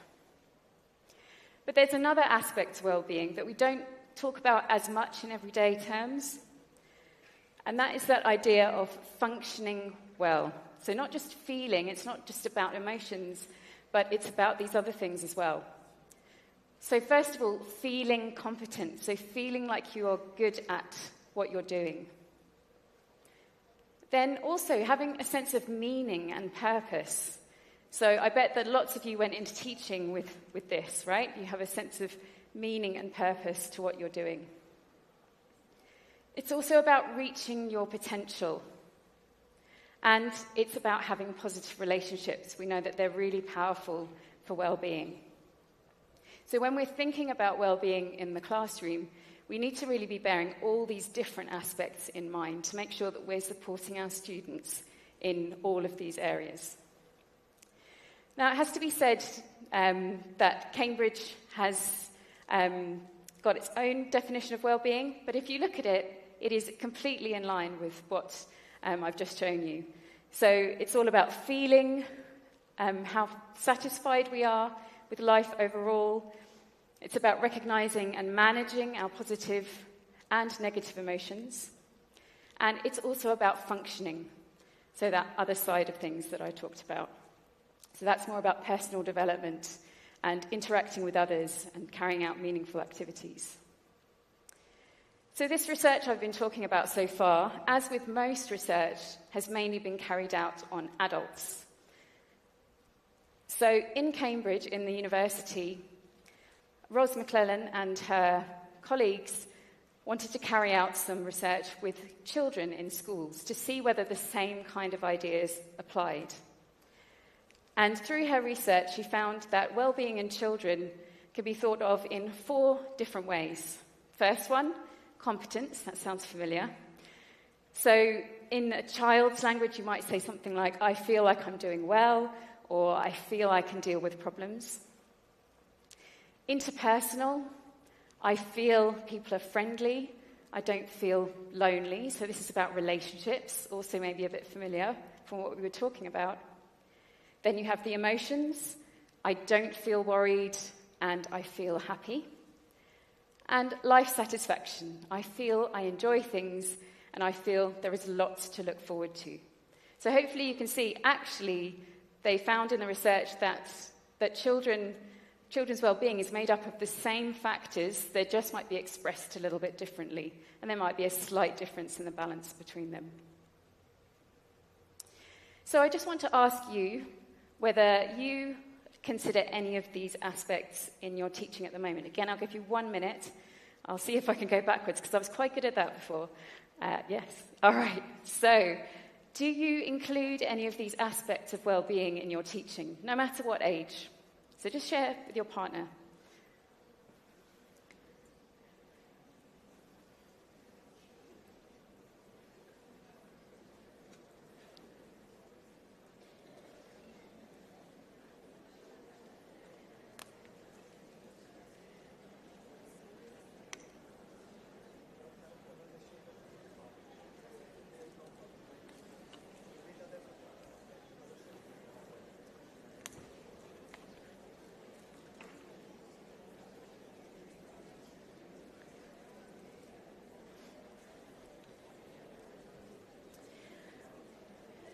All right, I would love to actually get a couple of ideas from the audience. So I'll try and harness Claire's powers of hearing. She did an excellent job earlier. If anyone would like to share anything they do in this area already, could you just put your hand up, please? And I also can't see so well, so this will help me. Okay, so I don't see any volunteers at the moment. Maybe you will want to share something a little bit later. We're going to share lots of ideas with you in a second. So if you don't have any ways that you do this already, hopefully by the end you'll have something to take away with you. All right. So before we go on to the actual practical aspects, let's just think a little bit about why we should do this in pre-primary. So first of all, I want to zoom out and think, why should we do this at all? Why should we include support for these areas of well-being in our classrooms? And I'm going to show you a few quotes that I think really nicely sum this up. So this is from a recent UNESCO paper. Social and emotional experiences drive and shape learning. It's impossible to remove the social and emotional aspects of human experience from the process of learning. So to me, that says, it's there anyway. We've got a whole learner in front of us with their emotions, with their socio-emotional competencies, and it's affecting their learning already. So we want to be helping them in those aspects so that they can learn better in the classroom, but also thinking a bit wider. This is from Ros McClellan, who did the research with the children in well-being. And she says, there is no doubt that if we want effective and successful learners, so we're thinking in the classroom, who will make positive contributions to society, so thinking a lot wider outside the classroom, we need to attend to young people's well-being. And that comes out from all the research that she's been doing on outcomes from looking after well-being. And then let's zoom in on pre-primary. So a recent UNICEF paper had some really nice ideas about well-being in young children. And they say the earliest years of life provide the foundation for later development. What happens during this time can have a significant impact on children's future health and happiness and therefore the health and happiness of our society. These are huge things, right? And as I said earlier, I'm sure many of you got into teaching because you had this sense of meaning and purpose behind it. If this isn't meaning and purpose, I don't know what is. And finally, mental health in infancy and early childhood plays an important role in children's wider development and a range of other outcomes later in life. So again, this is not just about language learning, it's much, much wider, but I'll explain a bit later why language classrooms might be a good place to do this. So to summarise the research on why we should include wellbeing in pre-primary classrooms, you can think of it as getting your children ready for three things. First of all, getting ready to learn. So students with a good level of well-being have better focus and engagement, which also helps with classroom management a little bit too. They achieve more, so they have higher achievement, and the classroom atmosphere becomes a more positive place, especially focusing on those social relationships. They also become ready for school. They gain the confidence that they need to transition into a different environment, and the relationship and communication skills they need to make new friends, to have good relationships with their teachers, and so on. And this one I quite like, ready for anything. We've talked a bit today about the unpredictability of today's world, all the change that's happening. And for that, we really need these resilience and coping skills. And having well-being at the centre of what we do really helps build these skills. So in the English classroom, as we've already seen in the quotes, we're not just educating the language learner, we're educating a whole child. So we cannot separate well-being from learning. So I think that's one good reason to include it in the English language classroom. But also, there is a lot of evidence to suggest that just having isolated well-being initiatives, for example, having a yoga session in lunchtime, or having a mindful colouring club once a month or so, these don't really have a big effect on well-being. To have a big effect, we have to integrate them actually across all subjects and through our school culture as well. And the good news is, as English teachers, we already have lots of opportunities to integrate well-being into our classrooms. And you'll see that in the activities that we'll be looking at in a moment. So Cambridge has just developed a brand new course which has a well-being strand. It's called Ready, Set, Grow. And we wanted to find out teachers' initial reactions to the well-being strand. And I won't read them all out, but you can get a sense here that it's gone down very well with teachers, even though it's a new thing, and maybe the lack of hands earlier was indicative of it being a new thing for teachers. They found it really rich, that it's really good to have a well-being strand. And we also worked with teachers to shape it as well. So they felt that was really a positive thing to be adding into the English course. So let's get practical. How can we integrate this well-being into our English classrooms? And as I said, I'll use some examples from this course. The first thing to think about is just some general tips. So first of all, include explicit teaching of well-being skills and strategies. So actually making sure that you have a focus on well-being will help students understand those skills better and better be able to take them out into the classroom. Especially for pre-primary, but at any age really where students have not got as much language to express their emotions or express the kind of conversations you would have about well-being. L1, so perhaps Portuguese, is completely acceptable, and you can play with how much you need to use L1 and English. And as you learn more words in English about well-being, you can then add more and more English into that. I think this is really a key one, number 3, the using research-based materials, because as I've shown you at the beginning, well-being, according to the research, is a little bit wider and it has more depth than the well-being we talk about in everyday language. So if we really want to support our students, we want to use materials that are covering all of those areas, not just the feeling well. As I mentioned before, we want to ensure that our classroom and our school environments are also supporting well-being. And really important, possibly the most important, and I'd like to do a whole other talk about this, but your well-being as a teacher is vital. It's really important, not only for you, which, that's a good enough reason in itself, but studies have shown that teachers with higher levels of well-being are naturally modeling well-being to their students. Their students are actually very good at picking up on their teachers' emotions. So if you are coming in with a higher level of well-being, that will more naturally transfer to your students. And equally, if you're quite stressed, it's difficult not to pass that on.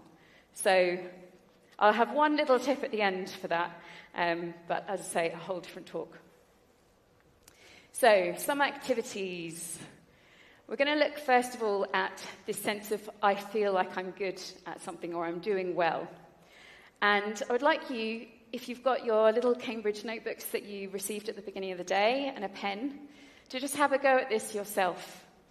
So you're going to imagine that you have this on your sheet, that it's an award ceremony certificate.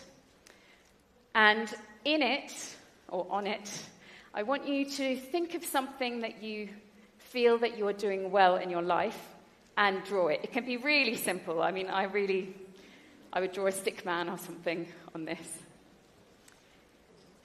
Once you have drawn it, just take 20 seconds or so just to really quickly sketch it.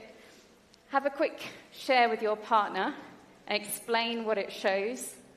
And then just have a quick think together, how did that activity make you feel when you were doing it? All right, so you have just about 2.5 minutes to draw something really quick, something that represents something you feel you're doing well. It could be in teaching, it can be in your home life. And then share it with a partner and explain what it is and see how that makes you feel.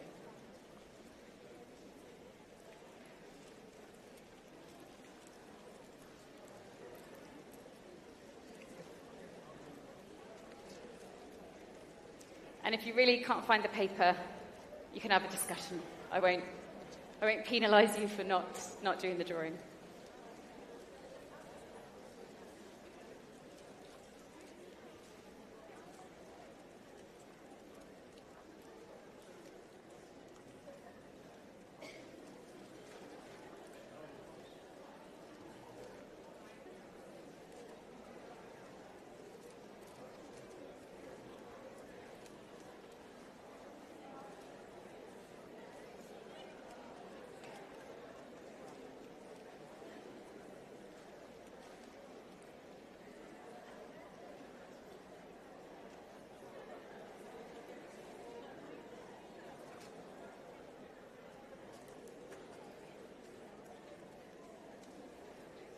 We've got some digital versions going on as well. That's good.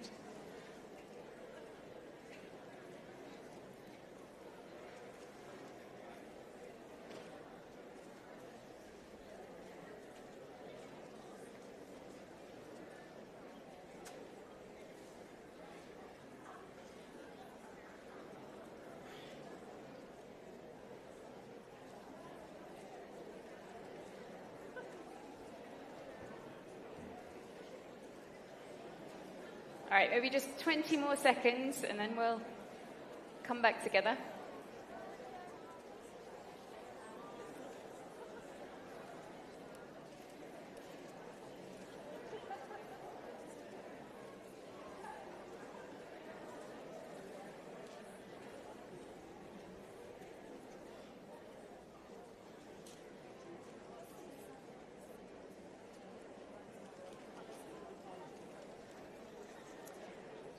All right, thank you very much. I could see a few smiles doing that, so maybe it was quite a positive or at least amusing experience for some of you. Anyone feel a bit awkward doing that? Yeah? And I think the feedback usually is that this is quite a nice thing to do, but it can feel a bit unusual to kind of show off what you're doing well. And I think this is exactly why we need to start doing things like this in the pre-primary classroom, because we've all kind of grown up to be focusing a little bit too much on what we can't do yet. And we have a big focus of that in education, but in our lives in general. And the research suggests that if we focus on our strengths, then that is really positive for well-being. And our strengths, if we build on them, can actually help us overcome our weaknesses. So it's something really key for us to do as adults. I mean, you don't have to draw it like this if you're an adult, but to be doing this right from pre-primary up until adult learners. If you are teaching adult learners, or maybe secondary, you can Google something called strengths cards, and they have lots of cards with character strengths on, like patient, thoughtful, adventurous, kind. And this is another way to do this kind of thing. Choose your top 3 strengths and talk about how you use them. And that kind of encourages you first to recognize that you have got these strengths, and it also prompts you to use them in difficult situations. And that's been shown to be very powerful for well-being. All right, I'll just show you an alternative. So this is for a higher level. So in this case, students have learnt the words for things like doing exercise, painting, cleaning up, and they rate themselves on how well they're doing in those things. And notice they're all smiley faces. So we've got to focus on strengths rather than, I can't do this yet. Maybe I can do it a bit. Everyone can do it a bit. But which ones are really your strengths? And then, again, you can use the blank space to choose something that you really feel is your strength. Okay, when it comes to emotions, so emotional well-being, a really nice thing to do in pre-primary is to set up some routines about noticing your own emotions and expressing them. Again, this is something that we have not really been taught how to do a lot of the time, but it's really something that's powerful. If you can express your emotions and recognize your own emotions, it's shown to be really helpful for well-being. So for this one, I'm going to play you the song, but I thought we've been sitting down a lot today. So if you could just stand up for me, that would be great.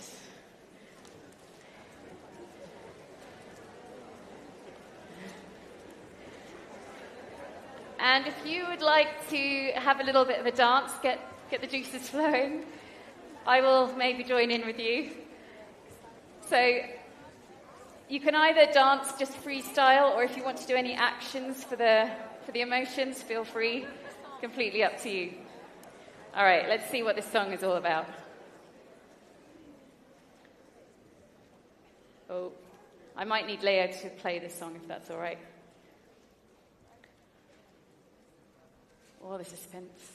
If I have to sing it, that would be terrible, wouldn't it? It's not my strength. Oh, here we go. I can feel it coming. Isn't that the name of a song, actually?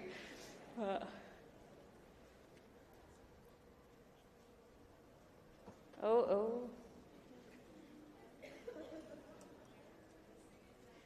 I don't think I can sing it. I think it's going to happen right about now.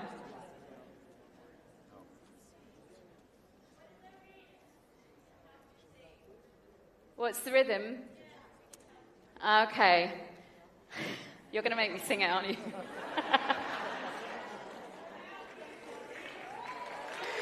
Oh, I'm really hoping this works. Okay. Shall we do it? Okay, I'm going to sing it.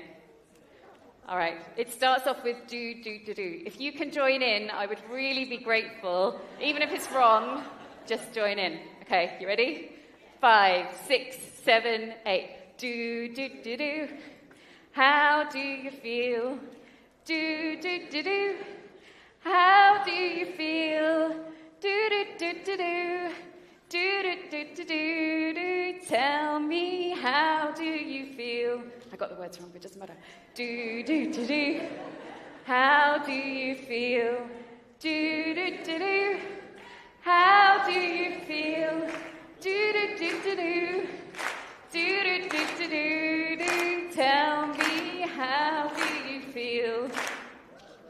Do you feel happy? I like it. Do you feel tired? Oh, it's not good.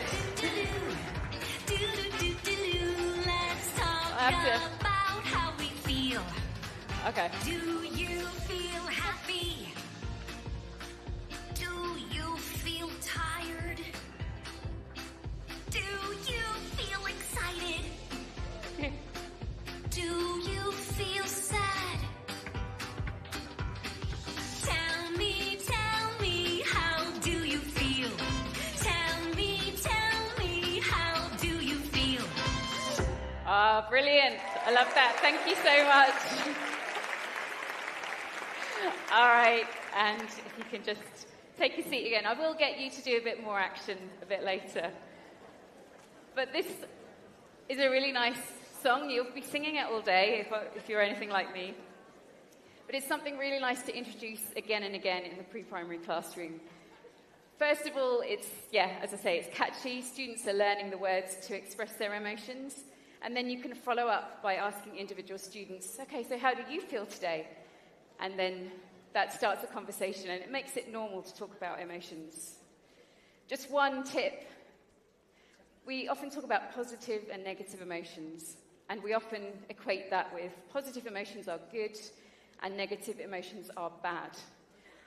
This is something that has not been shown to be very good for well-being, because if we start to say, if you're angry, that's bad, if you're sad, that's bad, students learn that it's unacceptable to be those things, even though they're completely natural emotions. So instead, we want to validate our students' emotions, whatever they feel, and help them through if they are feeling a bit sad or a bit angry. And puppets are quite helpful in that. Puppets are also very good at modelling emotions. So with a little practice, I'm still getting used to working with Hug, but she can show how tired she's already shown you how tired she is, but she can also have a nice smile, she can also be excited. It's difficult when I don't have enough hands, but she can also be excited like this. And she can again normalise it, so maybe you ask her how she feels and she gives you a more negative emotion, you can show that that's perfectly acceptable. Another great way to look at emotions is to look at stories. Again, this is very, this is very common in the pre-primary classroom and also in primary. We do have stories a bit later on, but they just feel a bit different. Oh, this is interesting. Yes. Who knows what's going to happen next? So this is an example from the textbook that I've been talking about so far. And we have two kids who are in the playground. And you could start off by asking, okay, so how do you think they feel? They're going to the playground, they're going to have some fun. But then you're going to play them the story, and you're asking them to notice how their emotions change. So just when you thought that you were going to sit down for a long period of time, what I would like you to do is what I might ask my students to do, is as you watch the animation, every time someone says either I'm happy, I'm sad, I'm excited, or I'm tired, I want you to stand up to show that you've noticed it. And bonus, if you can show me the emotion as well. So show it in your face, show it in your body, and let's see if we can get some... Yes. All right. So standing up when we hear any of those emotions. Look, it's Sophia and Daniel. Hello, Sophia. Hello, Daniel. Daniel, look! Ooh! I'm excited! Oh. All right. Okay.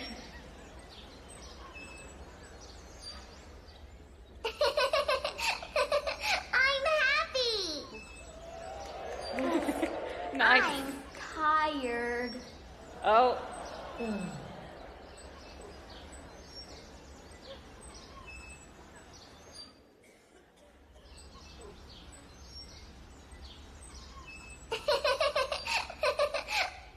I'm happy. I'm sad. Oh, again. You can stay up.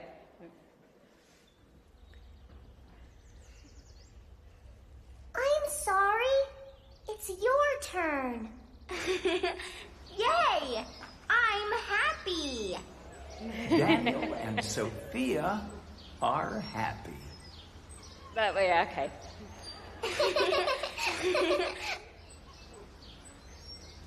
And as you can see, hug features in this video as well. All right, so that's obviously quite a pre-primary thing to do. You might not do that with your adult students, although you did participate very nicely, so thank you. But again, this raises students' awareness of the different emotions and recognizing them in other people, because that's just as important as recognizing them in yourself. All right, so the surprise of what will come up next when I press this button. Okay, great. So if you remember, the third area we talked about was interpersonal, so working or being with other people, having positive relationships with other people. So this is a really nice introduction to some of the behaviors that you might want your students to develop in terms of being kind and compassionate to people. So hopefully you can see that there are two very similar pictures here, but the one on the left has 3 differences from the one on the right. Just have a quick look, see if you can notice what's different.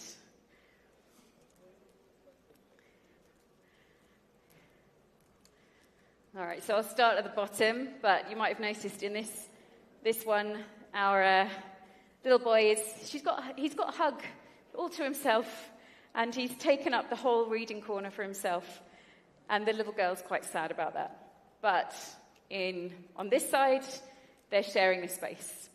So this is a really nice model for what kind of compassionate behavior is. Again, you can have a discussion with your students after doing an activity like that, which is quite fun, spot the difference.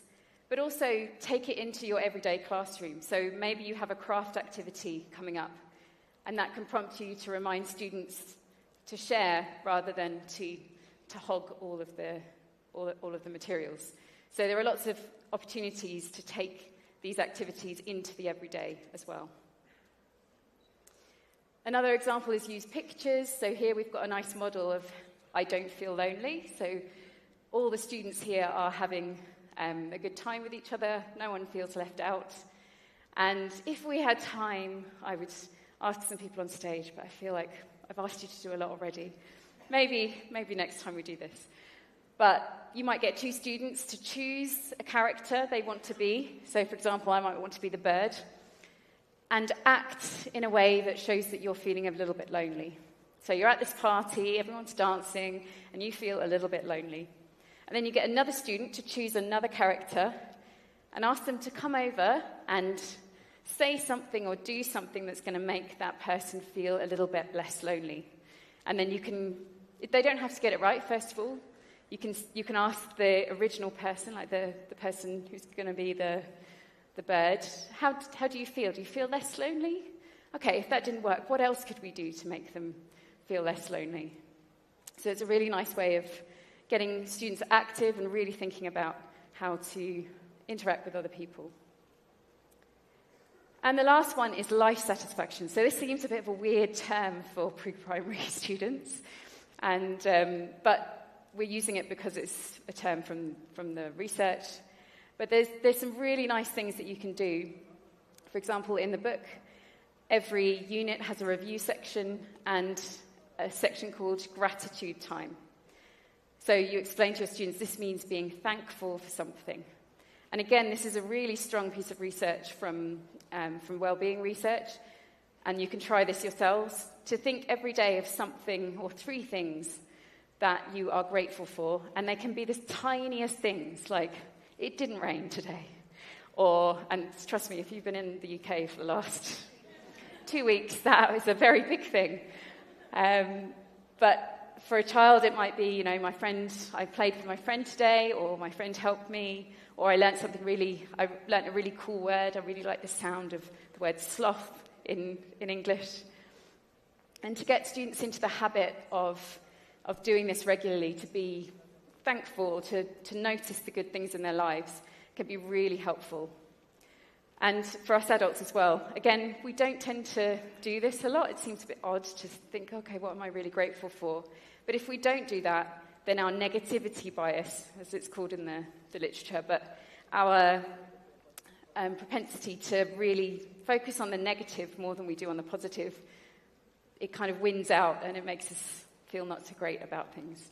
But if you consciously think about the positive things in your life, however small, then that helps to redress that balance. Okay, and one last thing I'm going to show you for life satisfaction is when you're learning the words for enjoyable activities, then you can build them into your gratitude activities as well. And one great way to learn these words is with a song. I really hope I don't have to sing this one as well. But this song is going to have some actions. So actually, could you just stand up one more time? I'm just going to teach you, this is the last time I'm going to make you move. Just going to teach you a few actions that you might need for this song. Unless you want a freestyle dance, that's fine. Okay, so we have paint a picture. We have do a puzzle. So you're going to place a puzzle piece. Great. Make a toy. You're kind of admiring the toy in front of you, the robot.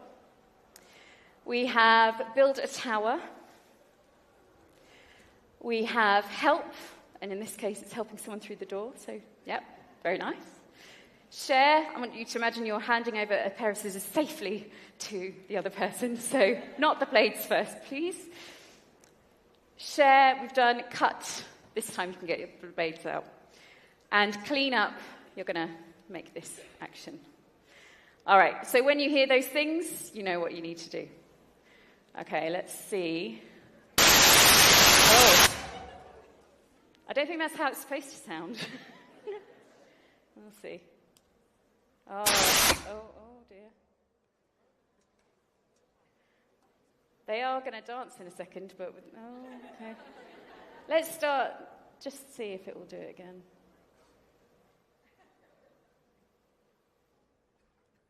Luckily, my talk is not about technology.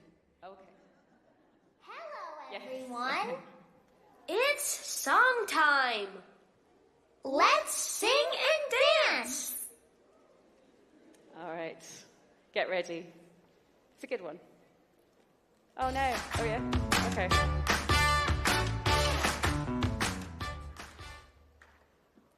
Hello, everyone. It's song time. Let's sing and dance.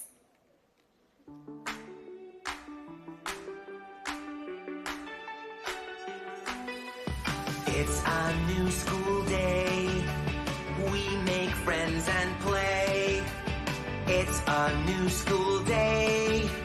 What can we do at school today?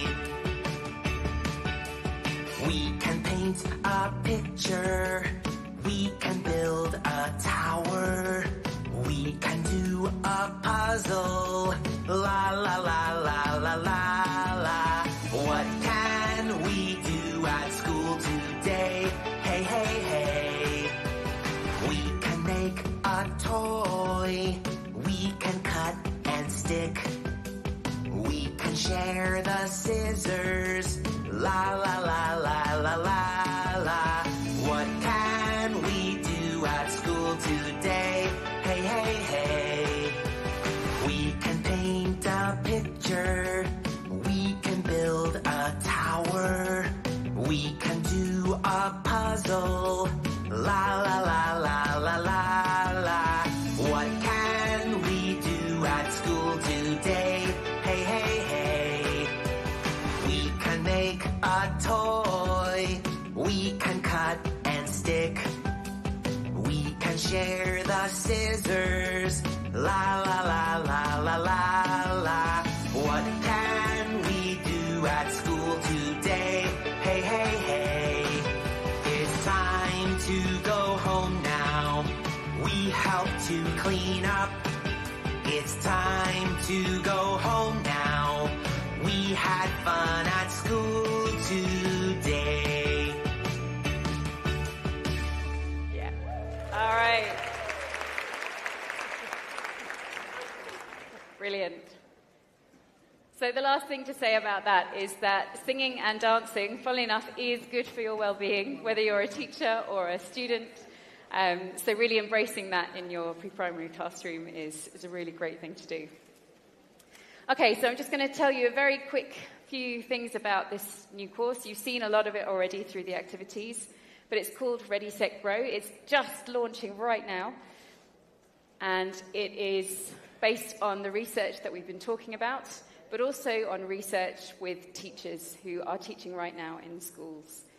So every unit focuses on one of the aspects of well-being of those 4 areas that we talked about. So you'll see it, I'll show you a bigger scope and sequence in a second, but you'll see that it's included as a column.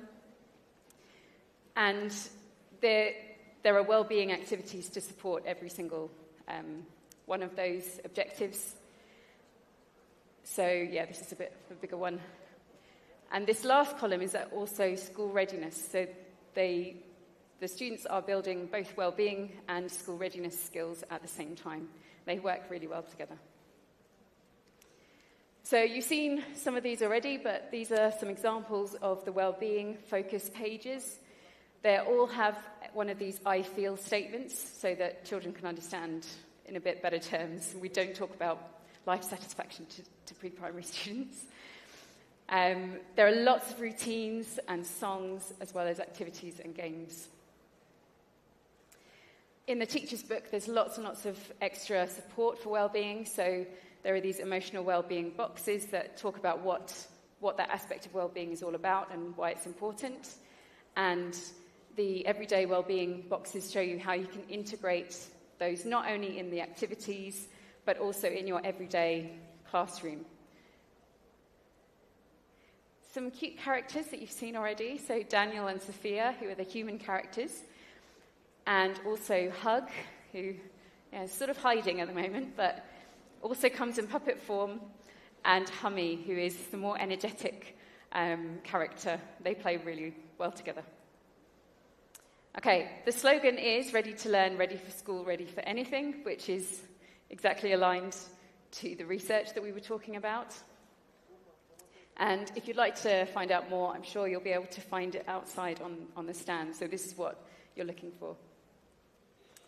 All right, so just to recap on what we've been talking about today, supporting our learners' well-being, whatever age, but we're talking particularly in pre-primary today, is really important. It has really long-term consequences for their future and their development.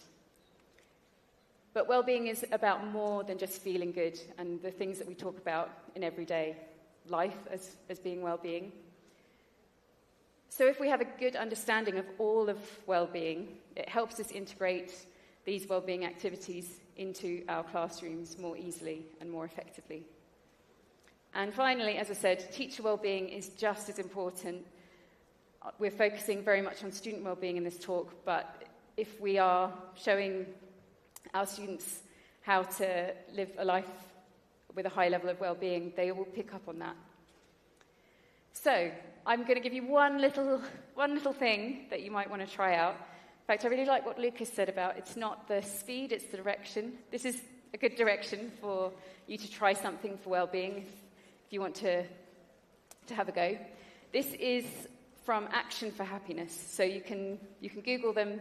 They're an organization that try to improve the happiness or the well-being of adults usually. And they are completely research-based as well. So all the research I talked about today, they use there. And every month they produce a calendar with one tip or one little thing for you to do every day, just to slowly build up your well-being.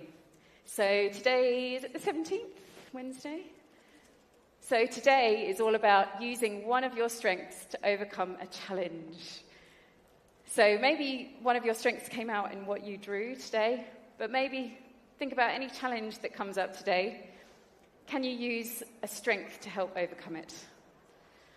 All right, and I'm going to leave it there. Thank you very much. If you want to find out more online, there are also some links there for you. And if you want to get really geeky, you can have a look at some of the research. All right, thank you very much, everyone, for your participation. Thank you. All right. Thank you, Jasmine. Hello. It was great. We have some questions. Okay, yeah. For you, would that be okay? Yes, of yeah, course. we can move ourselves to the center of the stage. Does anybody here in the audience have any questions? Please not about technology. Or if you want to ask Jasmine for vocal classes. You did so well. Oh, thank you. Yes, Thank you. I think you have to have a lot of well-being reserve to be able to do that. So good job, Thank yeah. you. Any questions from the audience? Over there, Oh, yes. we have someone in the gray sweater or jacket. Hi, you're amazing, by the way. Thank you. Why do I sound like a child? Sorry about it. I was just thinking, how do you deal with that moody kid? Like, we are all singing and dancing and woohoo, and there's one little angel sitting over there. I don't want to sing, teacher. How do you deal with that presence of God? That was such beautiful phrasing of that question. Can I just ask a clarification? Sorry. So you mean the one student who wants to then do a solo, or? No, like that he doesn't want to do it all. Oh, that doesn't want to do it? Yes. I think we have to be, when we're talking about well-being, not every student, I mean, I was a very, very shy kid, and I might have been that little angel. Oh, that's a nice way of describing it. But I might have been that kid who's like, you know what, I might sort of move like this in my chair, but I'm not going to stand up, and I'm not going to sing, or I'll do the actions under the table. And I think we have to have room for that, and just make it okay to not have to join in. And you might find when you repeat the songs that students feel a little bit more willing to join in. And when they get to have better relationships as the year goes on with their students, then they might be a bit more willing. But I don't think we need to force students. We should, respect that they might not want to join in as much, and that's okay as well. All right, anything else? We do have time for one more question. Does anybody else have a question? I loved how you talked about strengths and how that's important for us to work and think about our strengths. We don't naturally think about our strengths. Yeah. So I thought that was amazing. And that, with me in the classroom, I've had students say, I'm not good at anything. And I was like, oh, you're good at something. We're going to find out what you're good at. Yeah. So as they get older, because of the negativity bias, students start to think that they're not good at anything. And they might become adults who think they're not good at anything. Yeah. So if we work with them since a very early age, and they can be proud of what they're doing well, they can build their confidence for when they're older. So Absolutely. That's That was amazing. a brilliant summary. Thank you. Oh, thank you. Right. It's a topic I'm very interested in. Great. All right. So thank you very much, Jasmine. Thank you, and I thank think you we all. all feel very happy. We do have a question. We do? Oh, I'm okay. sorry. Let's go. Okay, thank you. Good afternoon. Hi. I would like to ask you about the importance of teachers practicing those skills ourselves in order to be able to actually make students also do that. So the importance of ourselves being psychologically well, and to feel good ourselves first, and then teach that to students. Yeah. So as I said in the presentation, it's really important for us as teachers to have a good sense of well-being for ourselves and also for our students. The one thing I would say, though, is if you feel like you don't have a great sense of well-being, or, our well-being fluctuates day to day, to not feel, oh no, I'm going to ruin, children's sense of well-being today. It's not going to be like that. It's, being consistent and, doing little things like maybe just following that calendar for a month and working little by little to improve. You'll start naturally bringing those things into the classroom without even realizing it. So, not to put too much pressure on yourself. Yes, and well done on your little dance. Thank you very much. Lovely. Unexpected, but right. Really well. Thank you. Thank you, Jasmine. Thank you. Another round of applause. Yeah. Thank you.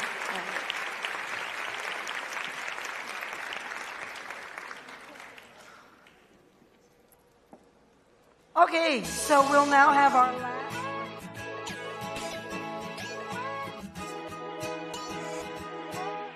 Hello, welcome back. I hope you are enjoying the event as far as I am.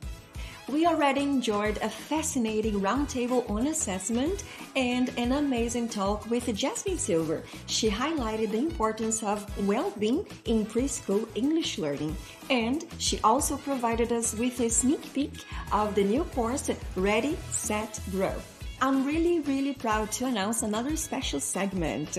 Among the various projects supported by Cambridge, today we're going to highlight the project Athleta Cidadão by the Brazilian Paralympic Committee, especially as we approach the Paralympic Games starting in August, and this year it's going to be in Paris.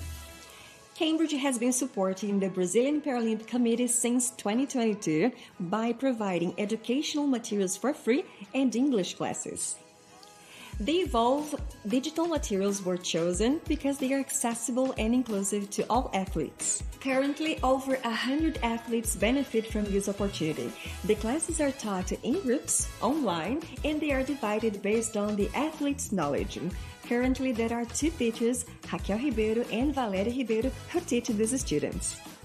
And now I have the pleasure of introducing a dear teacher, Raquel Ribeiro. Raquel has been a key teacher in the project Athleta Cidadão. Welcome, Raquel. Thank you. I'm so glad to be here and to talk about this with our audience of English teachers. Awesome. Rachel, we have so many questions to ask you. Oh, ask away. May I? Yes. Rachel, how were the classes conducted in the Athleta Cidadão project? Well, the first thing when I was invited is to take into consideration that there are different sorts of disabilities within the classroom. And in terms of online teaching, the most challenging one is the visual impairment. So there are 2 cases. We have blind athletes, but also athletes with low vision. And it's very important to me because I have this experience of working with visually impaired students within the context of sighted students for some time.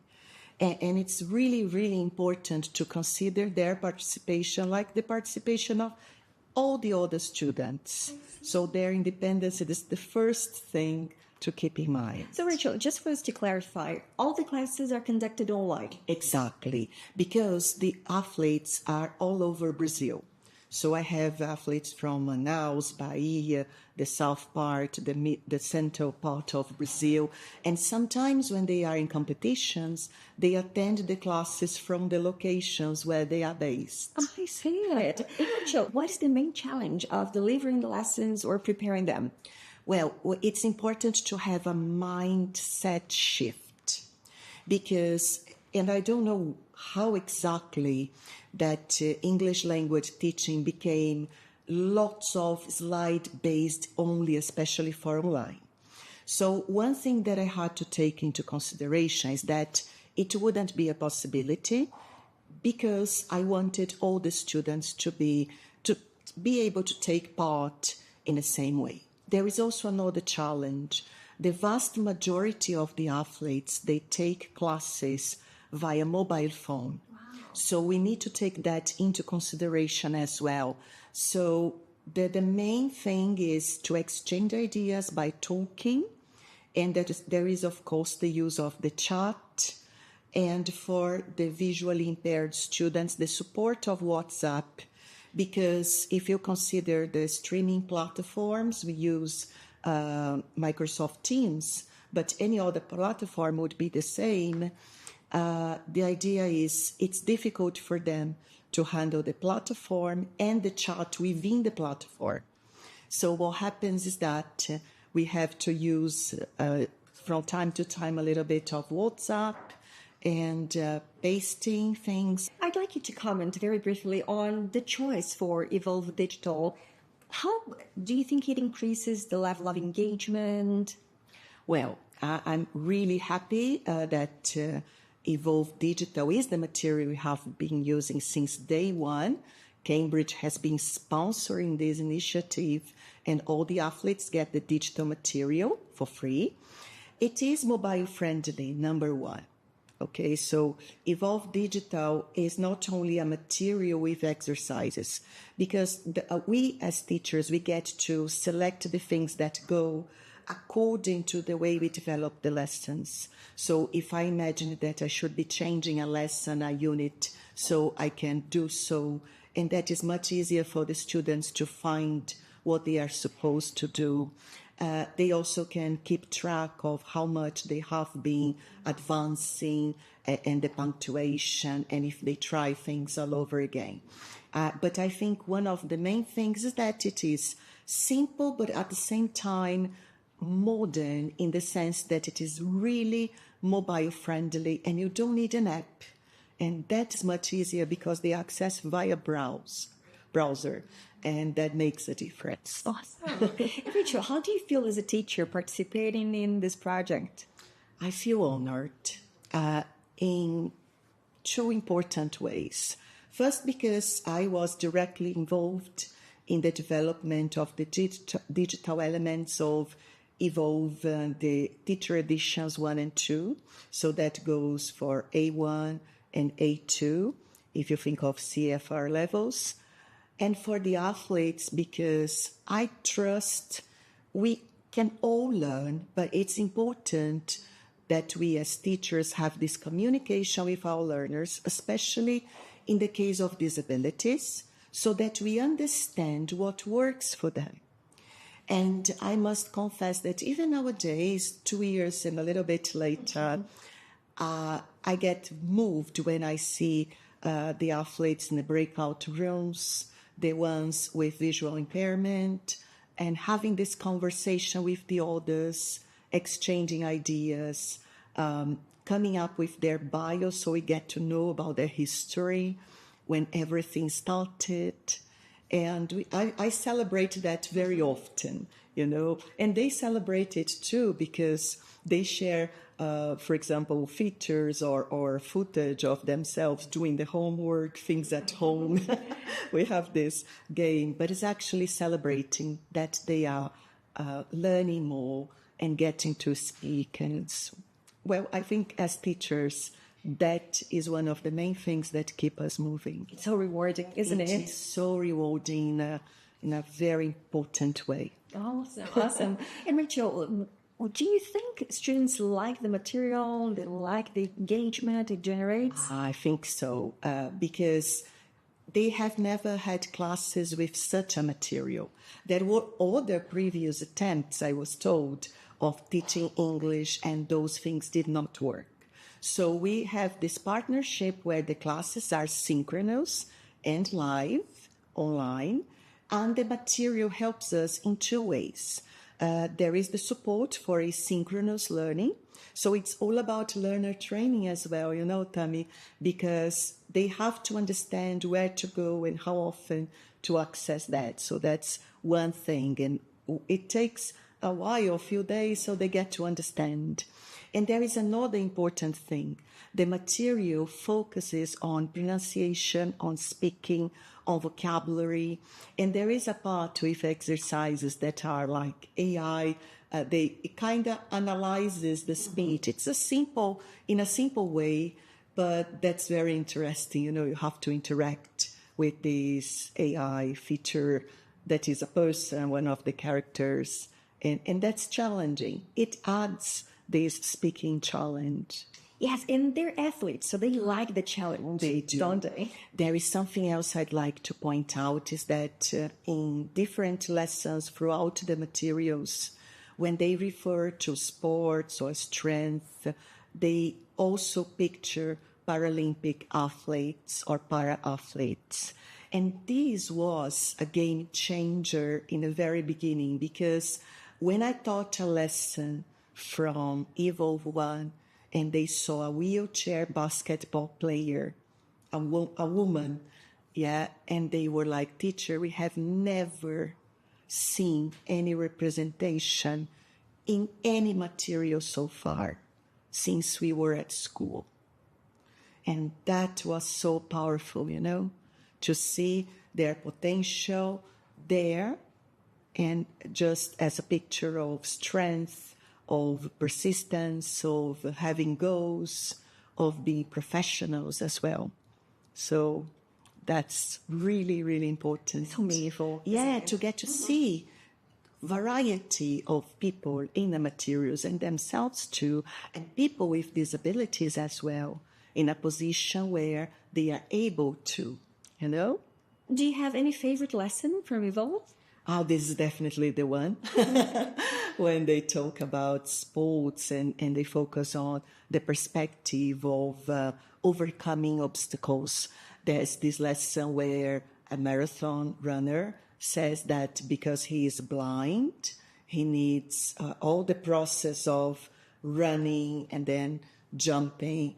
It's based on the number of steps, and then he has to do a mental counting. So it shares strategies, you know. So what is your strategy in your sport, you know, and where you're based, and what's your sport, and how often do you exercise? Can you talk about your diet? So it's very easy to relate the topics in Evolve to the athletes' everyday challenges, because that's one thing we have in mind. For sure. Are there any other topics the students usually like? Yeah, they like talking about their dietary needs, you know, because depending on the sport, there are very strict diets to follow, and they have to learn that from A1, you know. So they love the lesson about, you know, food and eating habits and routine as an athlete, and the ones that involve challenging and discipline, because that's something, for example, if they are interviewed, they have to talk about that. Or every time we talk about the past simple, for example, or present perfect, so talking about achievements, I see a special interest in this one, because it reminds them of who they are. It's an opportunity to be training for a future interview. I always tell them that at some point in their career, they are going to be interviewed in English, because I strongly believe that. Apart from, of course, the opportunity of talking to other athletes in their language. And very often when they come back from the championships, they share a story. Oh, so I talked to a person from another country a little bit in English before the competition or in some other spaces. And that's good. It's motivating for all of us. Awesome, Rachel. And Rachel, you mentioned something about AI. Do they enjoy getting in touch with it? Yes, and this is very important to me, because I strongly believe in equal opportunities, or if we haven't got equal opportunities, that we make an effort to fight this digital divide that there is. So this research I've been doing about generative AI, it is applied for my students in person, applied to my students online, and of course to my students at the Paralympic Committee, because I coordinate, I design the classes, but I also teach. And it's important to keep this vision. There is another teacher who supports me in this work, teacher Valeria, and a special thank you, Valeria, for all the support. The students love her work, and there are some important pillars. So, for example, promoting the independent learning of our students. And then, of course, if a student is visually impaired, we need to focus on the sound. And there are possibilities, especially with Gemini, ChatGPT as well, but it has been more effective lately to work with Gemini. And what I focus on are interview, question preparation, where students listen to the intonation, the pronunciation, and they get to repeat. Or there are things to investigate that instead of just typing online, I actually ask them, okay, so let's go to the settings of your phones and add English as a second language. And now you're going to ask the generative AI these and these questions. And then there's a reply, which is usually more elaborate. And they get to learn all the words.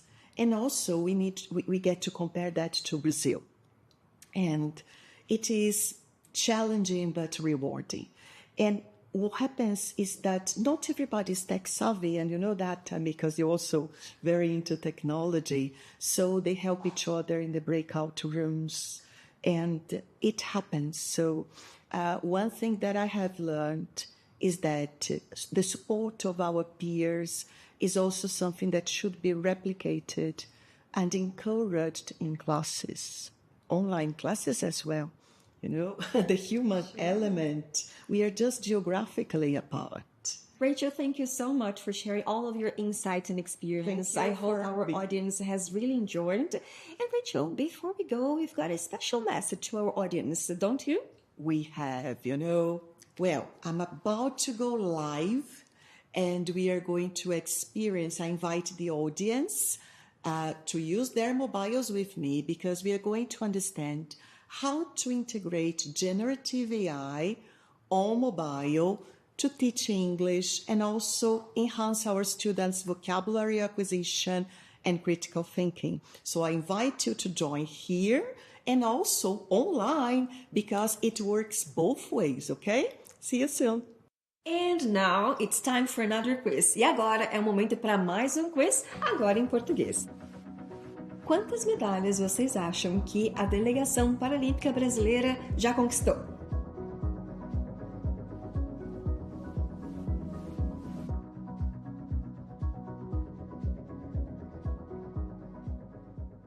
E aí, hein, Léo? Quantas você acha que o Brasil já conquistou? Tamires, eu adoro um desafio, mas esse é muito difícil. Eu não tenho ideia de quantas medalhas o Comitê Paralímpico já ganhou nas Olimpíadas. E ninguém melhor que a atleta Renata da Silva para responder essa pergunta pra gente. Renata, seja bem-vinda. Obrigada, Tamires. Você. E aí, a gente tá curioso, quantas medalhas, hein? Olha, de todas as edições que o Brasil teve a oportunidade de participar, foram mais de 370 medalhas, somando prata, bronze e ouro. Nossa. Nessas edições das Paralimpíadas. Renata, a gente tá curioso pra saber, conta um pouquinho, né? Qual que é o seu esporte, como que é a sua relação? Eu sou operadora de rampa, né, que é assim como é chamado na minha modalidade, da bocha paralímpica. Eu acompanho o atleta Ivani Calado, da categoria BC3. Vai fazer 14 anos. Finalizando esse ano em dezembro, nós estamos juntos há 14 anos. E agora eu sou considerada como uma atleta guia também, né, que a bocha paralímpica, que é o esporte que eu pratico, ele é o mais inclusivo que se tem no paradesporto, que é para as pessoas com deficiência física mais severa. E eu participo da categoria BC3, e é aquela categoria que precisa de um auxiliar, além de um equipamento, que nós chamamos de rampa. Aqui no Brasil, nós costumamos chamar de calha. É calha, mas internacionalmente é conhecido como rampa, ou ramp. Né? Então, em inglês, a minha posição dentro do jogo é Ramp Operator, que eu sou operadora de rampa da categoria PC3. Nossa, e como é que é seu dia a dia? Treinamentos? Deve ser bem intenso, né? Bem intenso, gente. Eu procuro, assim, dar uma intercalada também para poder dar uma descansada, mas o tempo de descanso acaba sendo menor do que o tempo em quadra. Além de ser atleta guia, né, da modalidade da bocha, eu sou professora de História da Rede Pública do Estado de São Paulo desde 2013. Então, além disso, eu sou professora do Estado também, aqui de São Paulo, e eu pratico a bocha junto com essa minha outra profissão. Mas a bocha, ela acaba pegando mais de 80% do meu tempo. Nossa! É uma coisa que eu amo, assim, demais.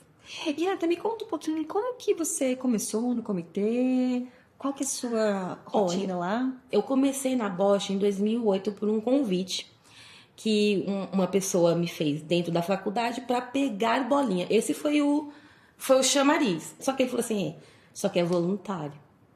Eu falei, tá bom. Você vai fazer o quê das 8 ao meio-dia no sábado? Eu falei, nada, vamos lá. E aí a gente tem uma brincadeira que fala dentro do paradesporto, que é assim, quando o mosquitinho do paradesporto pica você, já é. E aí eu me apaixonei em pegar bolinha, porque a bocha, ela consiste no lançamento de bolas, que são bolas confeccionadas com couro, preenchidas com polietileno. E elas têm que ser jogadas na quadra, que mede 6 por 12,5, tem todas as marcações, toda a dinâmica. E o objetivo é jogar a bola-alvo, que é a bola branca, e depois, no seguinte, jogar a sua bocha colorida. Então, como o atleta joga, ele tem mais limitações físicas, você precisa de auxiliar para baixar e pegar a bolinha. E nesse baixar e pegar a bolinha, eu comecei em 2008 e em 2010 eu conheci a Ivani, por intermédio do meu técnico, né, da nossa equipe, o Matheus Silva. E eu lembro quando ela ganhou a bolsa, ela falou assim, vamos dividir? Eu falei, não, vamos investir no material. Porque se a gente dividir, a gente não soma como a gente quer. E nisso foi. Aí em 2015, o técnico, que é hoje o técnico da minha categoria BC3, o Glênio, estávamos observando e precisava de uma mulher para jogar na bocha, na categoria BC3. E ele foi nos dada a oportunidade, e eu estou com a seleção brasileira de bocha paralímpica desde 2016. Nossa. E foi um ano maravilhoso, porque foi a Paralimpíada no Rio de Janeiro.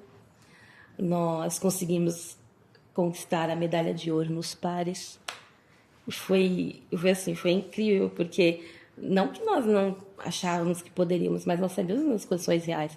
Só que a gente foi tão feliz com o evento, estávamos tão preparados, a energia estava tão boa, e acabamos ganhando a medalha de ouro. Nossa, emocionante demais, né? Foi, Tamires. E quando foi a abertura, que foi no Maracanã, ai meu Deus, tão lindo. Foi muito lindo, foi muito lindo. Nós fomos o último país, né? Porque quando você é o país sede, você é o último a entrar. Lotado. Foi uma energia maravilhosa. Muito bem. Obrigada por compartilhar. Acho que a gente está de fora, a gente sabe pouquíssimo, né? É tão bom ouvir de quem está envolvido. E eu ouvi você pronunciando algumas palavras muito bem em inglês. Como que tá a sua relação com o inglês? Como que é o inglês no seu dia a dia? Dentro do esporte? Bem, dentro do esporte ajuda muito para conversar com os outros atletas, né? Dos outros países. Porque a língua oficial na competição é o inglês. Não tem jeito. A regra, ela vai vir toda em inglês. As placas de sinalização do campeonato, as formas como é para você ver, tudo é em inglês. Então, facilita bastante o inglês. E para comunicar com os outros, né?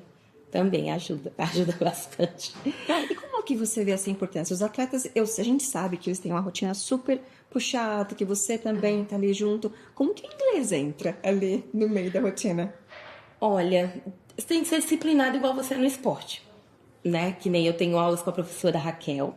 Então, nós temos aulas às segundas, que agora estamos de férias, né?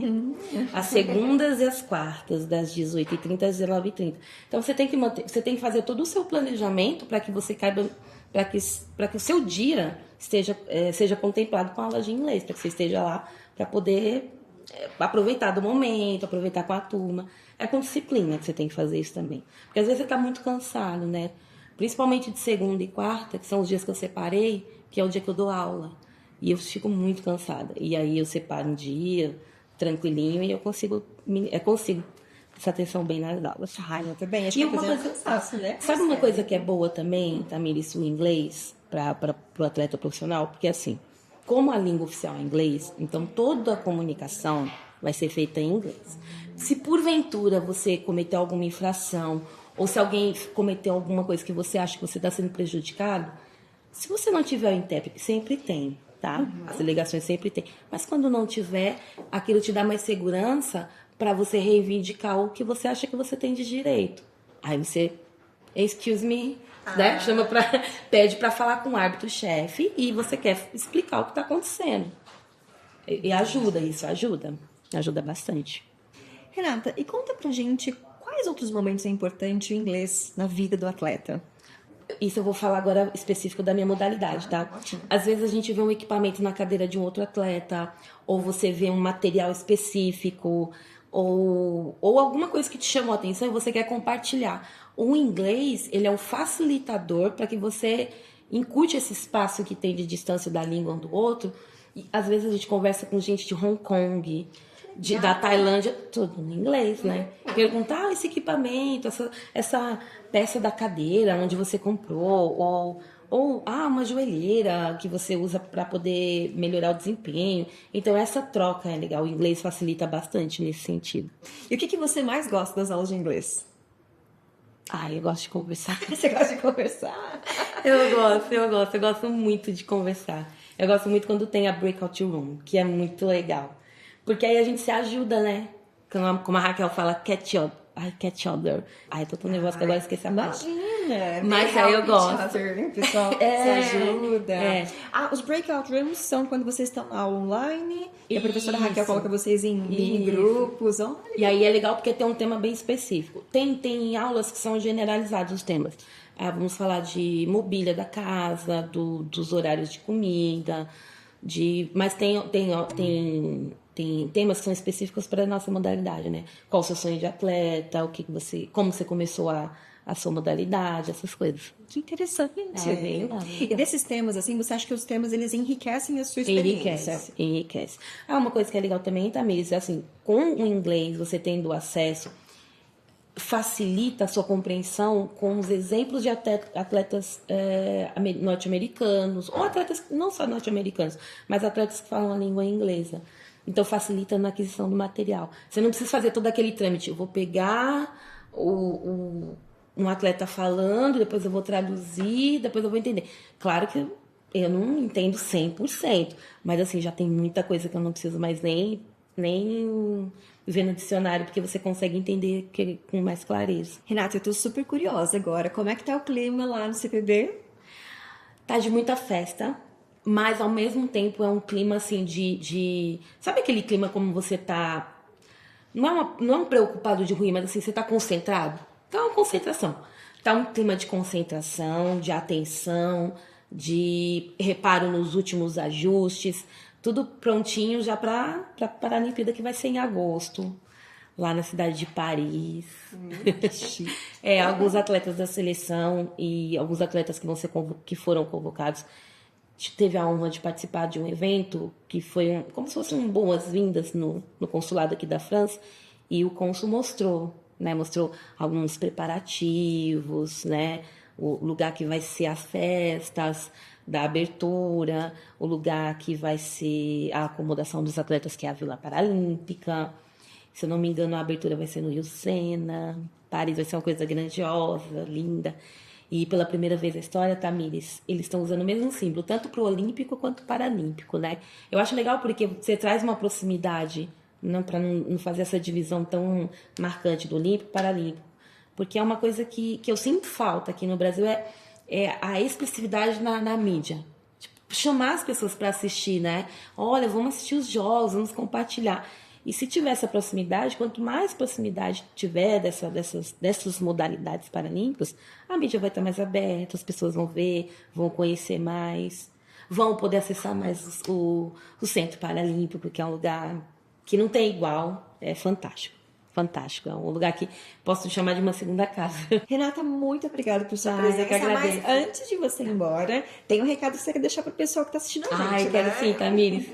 Bem, gente, quero deixar um recado para todo mundo que está assistindo, prestigiar o evento, assistir as modalidades paralímpicas, ver a abertura, ver os jogos, acompanhar nossos atletas, ver que dessa vez a gente vai ganhar mais de 370 medalhas no total, hein? Essa é a meta, é subir no ranking para mostrar a força da potência brasileira no paradesporto. Renata, muito obrigada. A gente vai estar junto com vocês, torcendo. Cambridge vai estar lá com vocês. Vai estar sim. Com a maioria, e muitos atletas vão estar utilizando o seu inglês por causa do Cambridge. Com certeza. Muito obrigada. Obrigada, Tamires. Thank you. You're welcome. Now, let's wrap up this segment and see what's coming next. After the break, we're going to have a special presentation by Raquel Ribeiro on artificial intelligence, integrating Gen AI to the ELT lessons to promote speaking development. And a special pocket show. Don't forget, at the end of our event, you're going to have a QR code provided so you can download your certificate of participation. Spoiler alert for all the Beatles fans out there. Make sure to stay until the end of today's event. I'm sure you're not gonna regret. Now, we're going to take a short break, but stay tuned for more Cambridge Day.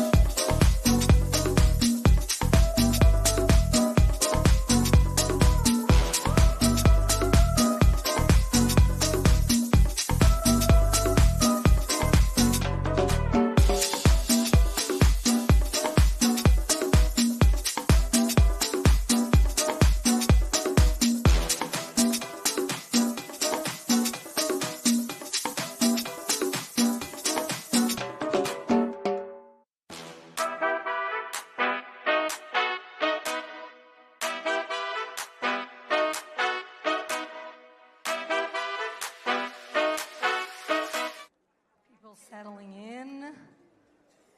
I can't believe our Cambridge Day just flew by today. So many learnings, insights, ideas, connections. And let's not forget solidarity. Cambridge Day is an event that is special in many ways. And one of my favorite is about how we give back to society. I'd like to invite João Madureira to the stage to talk about the institution we are helping today. Where is Mr. João? Round of applause for João and the institution we're helping today.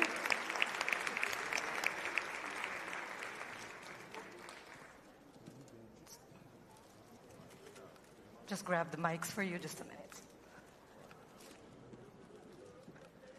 Thank you.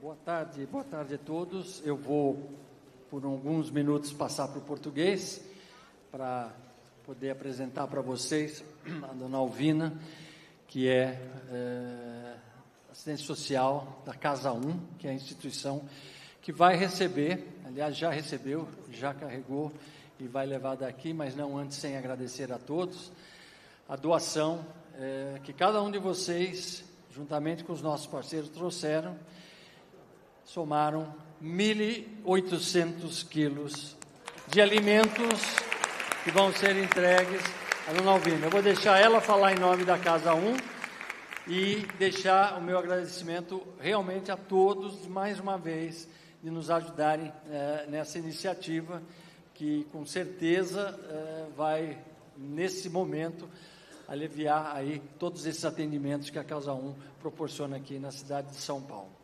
Dona Alvina, muito obrigado pela presença. Eu que agradeço. E pode falar um pouquinho aqui. Boa tarde a todos, todas e todes. Meu nome é Alvina. Eu sou assistente social na Casa 1, que é um centro de acolhida na Bela Vista, aqui no centro de São Paulo. Eu vim em nome de todas as pessoas que a Casa 1 acolhe, né?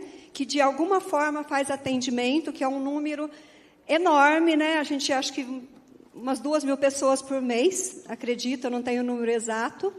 E eu quero agradecer, em nome dos atendidos, dos trabalhadores, das trabalhadoras da Casa 1, do que vocês nos proporcionaram nessa tarde. E eu queria falar um pouquinho, né, que a Casa é um centro de acolhida que acolhe pessoas LGBTQIAPN+, que são expulsas de casa pela orientação sexual e identidade de gênero, ou passando por algum tipo de violência. Acolhe pessoas de 18 a 25 anos, mas o atendimento, no geral, é para todas as idades. Só a República de Acolhida que tem esse recorte de idade. Também temos uma biblioteca pública na Bela Vista e um centro cultural. Esse centro cultural ele oferece atividades cotidianas, de segunda a sexta, das 10 às 22 horas, para o público também em geral, claro que priorizando o público LGBTQIAPN+. Temos várias atividades abertas, algumas atividades como curso de maquiagem só para as mulheres trans. Eu estou falando isso para vocês entenderem um pouquinho, né, que o público trans tem muita dificuldade de entrar no mercado formal de trabalho. E, então, a gente oferece alguns cursos que têm esse recorte em especial. Então, de coração mesmo, eu peço que vocês até me desculpem, eu nunca falei para tanta gente, nunca apresentei a Casa 1 para um público tão grande, isso me traz uma alegria enorme. Eu estava ali fora organizando as doações, né, separando, já colocando no carro, e é um momento que a gente sente o carinho e o afeto de quem trouxe. Eu tenho certeza que em cada pacote de alimento ali não está o alimento só. Veio muitas coisas ali junto. E eu quero imensamente agradecer a todos vocês que estão aqui. Se quiserem acompanhar, claro, né, gente, eu preciso de falar um pouquinho de como a Casa 1 consegue se manter. Então, se vocês quiserem acompanhar a Casa 1 nas redes sociais, no Instagram, em todas as redes, ver lá como doar, é o alimento, é um valor mínimo em dinheiro, tudo ajuda a gente a se manter, né? Que, como eu falei para vocês, a gente sobrevive pela doação de sociedade civil. Então, eu quero agradecer esse momento, muito sucesso na vida de vocês em todos os sentidos, e eu estou sentindo, assim, imensamente feliz mesmo e grata de estar aqui nessa tarde, tá? Um abraço no coração de cada um que está aqui. Muito sucesso na vida de vocês.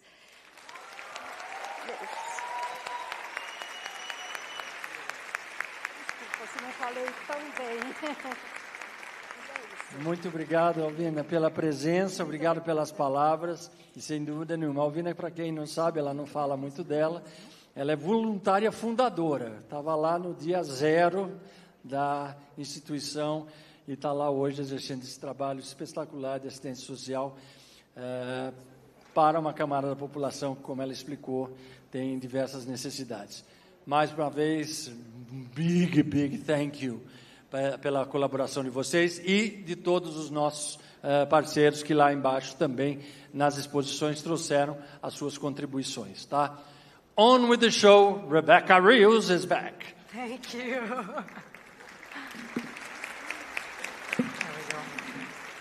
Thank you, João, and I'll see you in just a little bit. Something I've always admired and looked forward to at Cambridge Day is how speakers connect what's happening in education and the world with our practice as English language teachers. And something we've all heard in the past year is about artificial intelligence. Maybe you already use it or are still a bit afraid of it. So here to share her amazing experience on the topic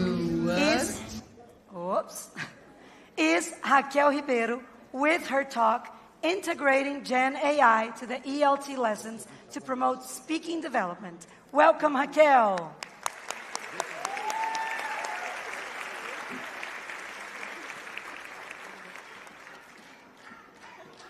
Thank you, Rebecca.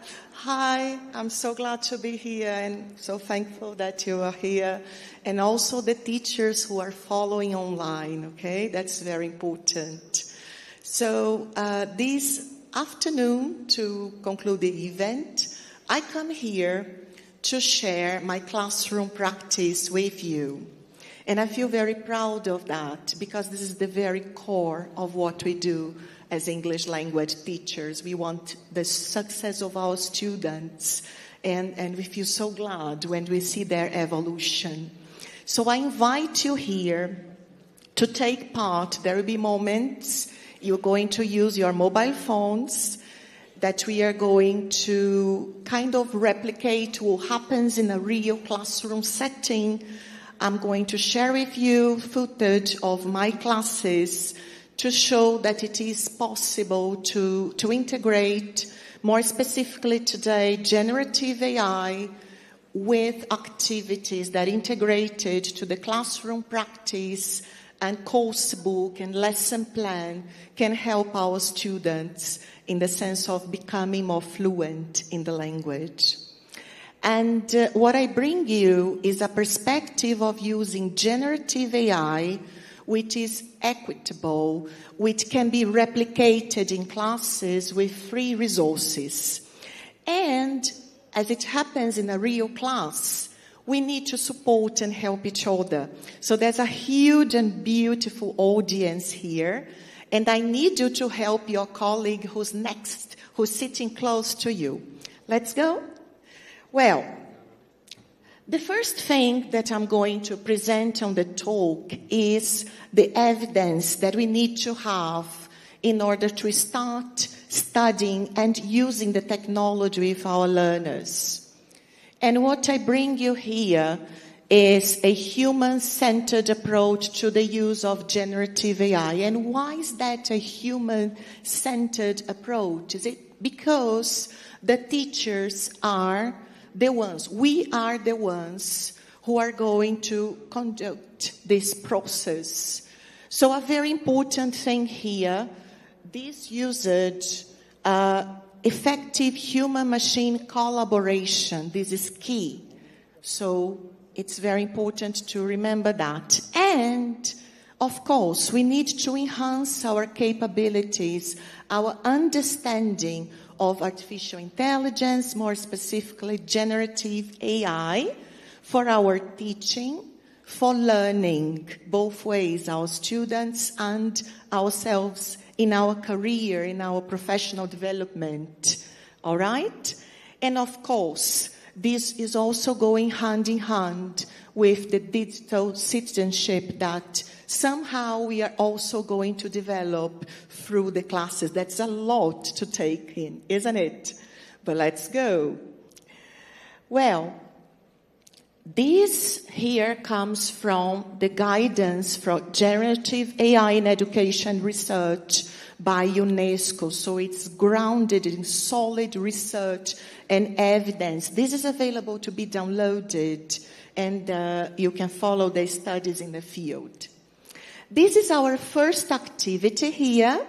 I would like you to join your voices with teachers from other continents who have been answering this research. It's anonymous. And here, as you scan the QR code, and if you are online, you can do that too. There's also a short link there. And this has some questions, and it's anonymous. It's regarding your teaching context. And I know I'm talking here with teachers who are in language institutes, in regular schools, private, public schools, private classes, smaller groups, a whole context, to say the least, all right? Very well. I'm moving ahead, and I'd like you please to keep answering. This is really, really quick, all right? The most popular generative AI, Gen AI tools, do you recognize the symbols here? The very first one? Thank you. And the other one? It's an update of what used to be called Bard, and now it's called Gemini. And this one from Microsoft, anybody knows? Copilot. So what happens is, I have been using them for the following reason. In terms of generative AI, I started studying and researching back in December 2022. Every teacher remembers in the world all the debates about ChatGPT. And then effectively, I started integrating that to the classes in March 2023. So this is very, very recent. And then after that, then Gemini and Copilot, and we're going to use that in the session today. These hashtags are important if you are researching or sharing things online. So for instance, if you learn something and you want to share online, I guess it's great if you use one of those hashtags, right? This is the first thing we have to pay attention to. The mobile phone settings or the mobile device settings. Here in this session, I'm going to present things for you from the perspective of the teacher preparing the lesson, but also from the perspective of the students going through the process. We're going to take turns. And this is the very first thing we need to do, because we are working with voice, replies, and interaction. So I'd like you to double check, please, if your phones have English as a second language. It probably does, but when we are teaching, maybe our learners don't. So that's a very important step. You go to general management, and then from that to language. Okay, so make sure that this is working on your phone as well. So this is a little bit of a behind the scenes, because if you don't share that with your learners, then it's not going to work properly as it should. Okay, some more studies on the theme before we go into action. It is not a paradise. There are, difficulties and glitches and things that we need to be aware of. But let's focus at first on the key characteristics in terms of what defines generative AI, Gen AI. It imitates, keyword imitates, replicates human capabilities and produces more elaborate outputs. So that's a key difference if you think of an assistant, for instance, Google Assistant, or for example, Siri or Alexa. So it develops further. The wide-ranging capabilities replicate, keyword, replicate, imitates higher order thinking. And this gives us room to work on critical thinking. That's the human part of the interaction. Generates content in response to prompts. Keyword for us, prompts. That's important when we are designing the activities. This also comes from the guidance from UNESCO. But as I told you, there are some elements of caution. We are not going to dwell into that much further, but they are always in the back of our minds. And they are the first thing, the first red flags, and UNESCO calls our attention to that. Teachers, researchers, learners, we need to understand that we need to take the critical approach. It's our duty because we think, and that is just a machine. The machine generates text that it does not understand. Of course, it's a machine. And it might hallucinate, which means in the context of computing to produce false information. We have to keep this in mind. Like I told you, we are going to take turns between the teacher's perspective and the student's path, and I really need your cooperation here, and also the teachers who are following online. This is the focus, generative AI for class integration. So the first thing I bring you here is the idea of prompting. And this is key because that's how we direct what we need the generative AI to produce. But I'm talking about prompting in the sense that we are sharing that with our learners during classes. It's not the behind the scenes where you're planning an activity. And why is that? Because in the sense that I'm presenting right now, as one of the so many possibilities that can help us teachers, this is where our learners are going to take part along with us. And the prompting in terms of AI is this. We communicate what response we are looking for. That's simple. For instance, in this group, we were studying about the future of the workforce. And there is, of course, an integration with the material. As a teacher, we have to test drive the prompt as the first thing. And this is the exercise we are going to do next. I created and tested the prompt beforehand. And this is what we do.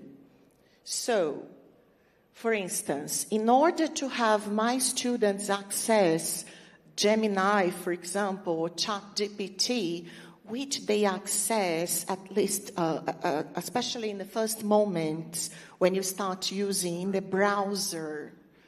Yeah, I personally think it's not great to ask students to go on downloading things for a number of reasons.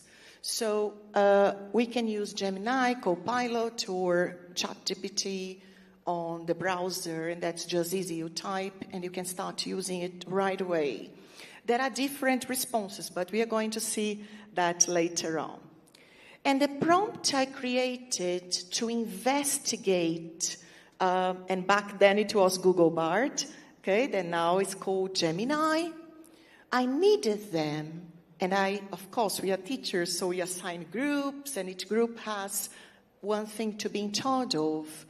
So I needed them to research encouraging and frightening views on the future of the workforce. That was the course integration.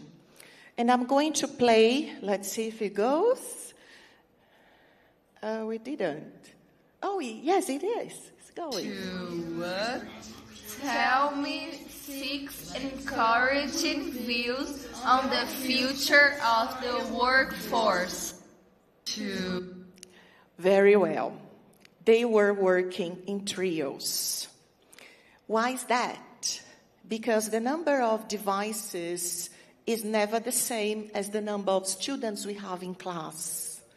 And they have to speak together and take part. As they ask the question, there's a reply. And if it happens that maybe they mispronounce something because after all they are learning, then I always tell them, okay, double check the pronunciation of the words in an online dictionary. I've been recommending the Cambridge one. Let's try that. Now it's your turn. What I'm showing here is the interface of Gemini when I was working on a prompt.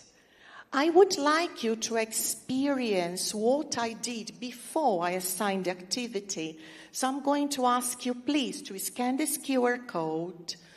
It should take you to a Gemini page where this prompt is there. Let's try. If you, for any reason, it's not working for you, or if you haven't got your mobile here, or any other reason, make sure that you show the person close to you. Then, make sure that once you access the site I shared with you, that you click on the symbol so you can listen to that, you know?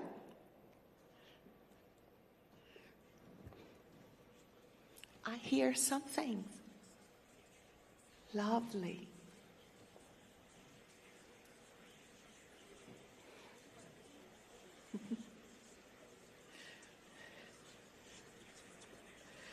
I can hear the phones. Thank you so much for that.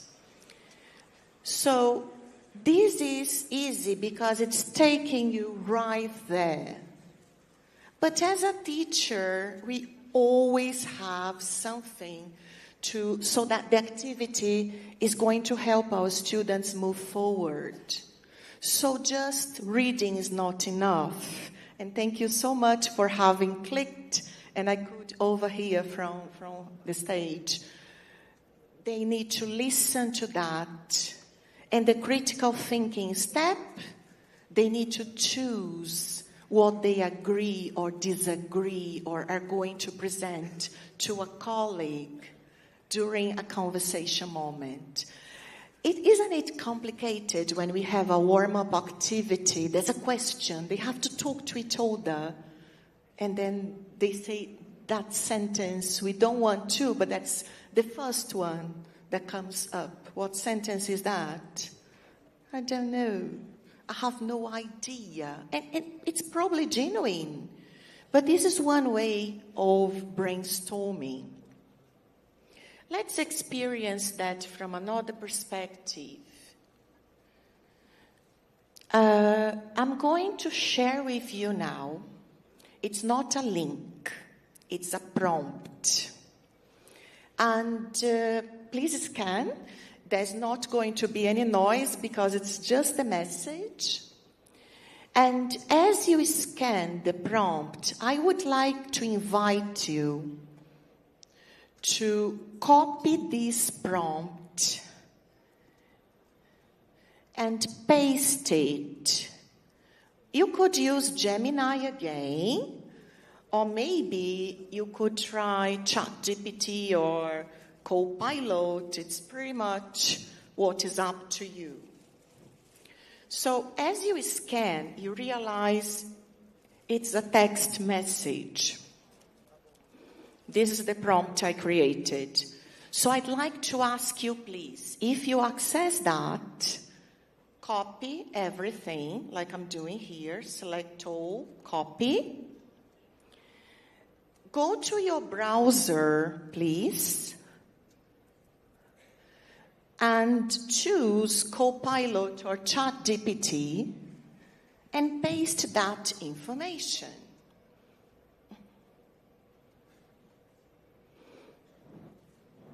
Help the person close to you. This is a moment that we are kind of planning.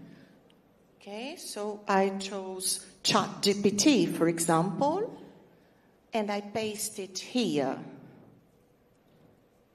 and play. I'm testing this before I assign that to my students.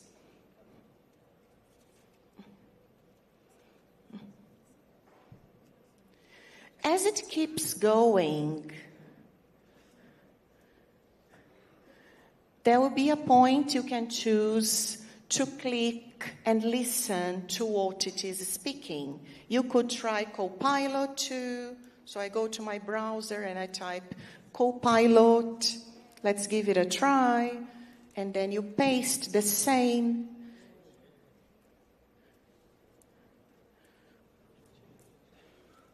And it takes a while to think about it. And then the learner training we need is to recommend our learners to listen to that, follow, and make their choices.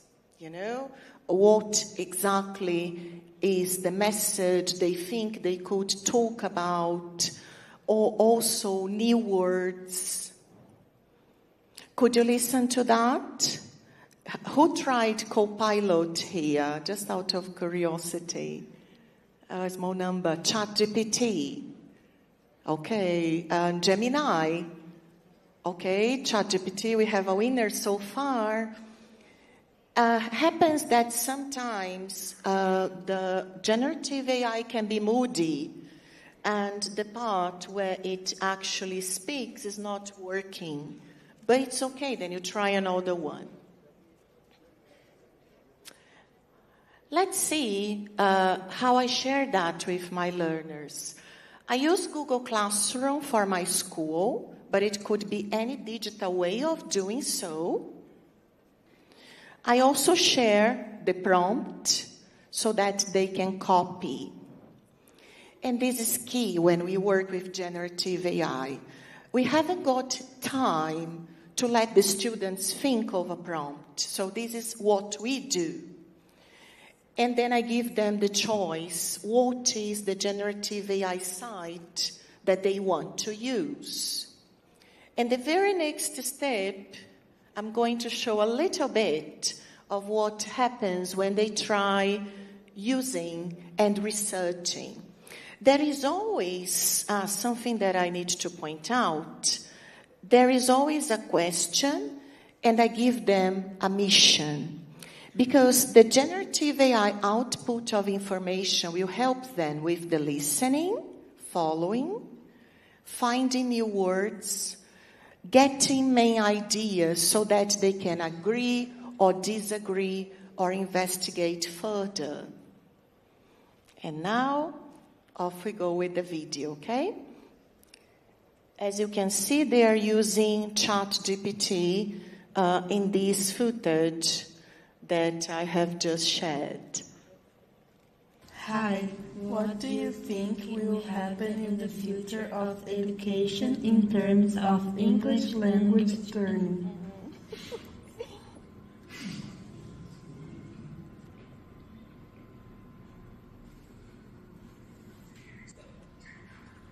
The future of English language learning and education is likely to see significant advancements and changes due to several key trends and technologies.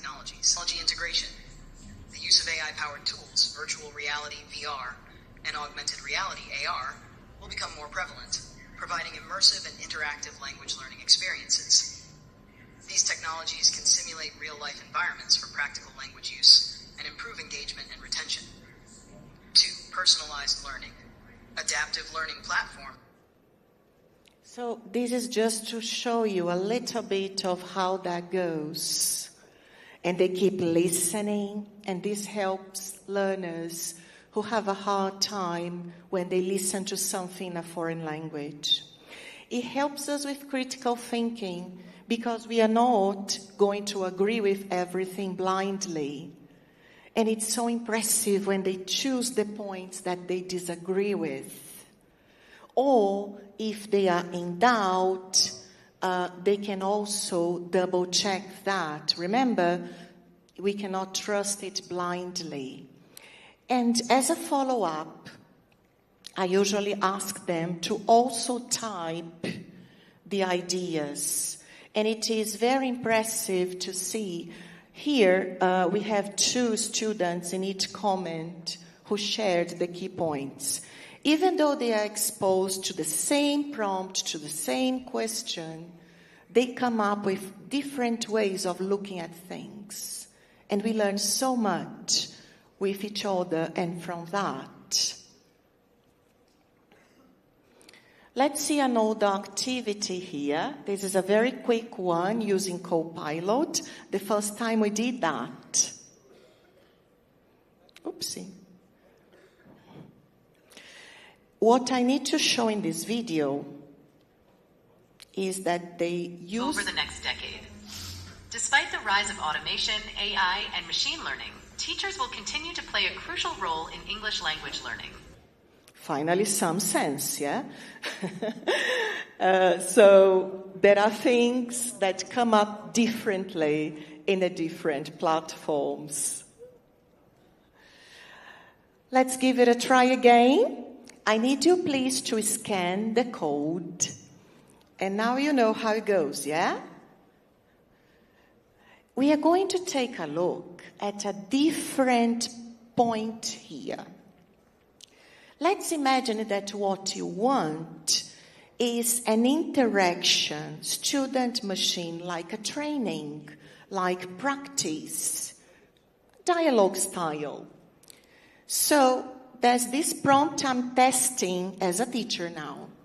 Let's see if that works. You know, there will be moments you are going to try a prompt and it doesn't give back the answer you're expecting, or for some reason it takes a different way, and it's okay. It's part of planning a class. But what happens is that we don't have to worry about preparing slides, for example. It's about our reasoning as a teacher. It's the human part of coming up with the prompt. So this is the prompt we have. As you scanned, what do you have there? Is it text or is it linked to a generative AI platform? What is that like? Yeah. So what is the next step then? If it is a text, what is the next step? Yeah, you go to a generative AI platform that you choose. So open that. Next step. Copy. I'm making it easier for you today. It's just to save time. And this is the process once you have the prompt that your students are going to go through, okay?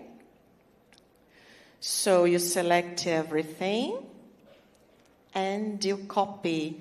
I would like to know if the teachers following online getting to use that too. Let us know in the chat, okay? I'll be reading that afterwards.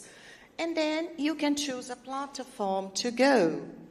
I'm choosing Gemini this time. And then as you choose a platform, you just paste it there. You're doing that? Or if you are not, is the person close to you doing that? This is so important because we try it out here. It's intensive course. The class is never fully generative AI based. It's just because I have this 45 minutes to share that with you. And then you click in play. And what happened here? There's just one question for me. Let's hear. Oh, yeah, play it loud so I can listen to that too. Thank you. What do you do when you want to relax? When I want to relax, I listen to some music and watch Netflix.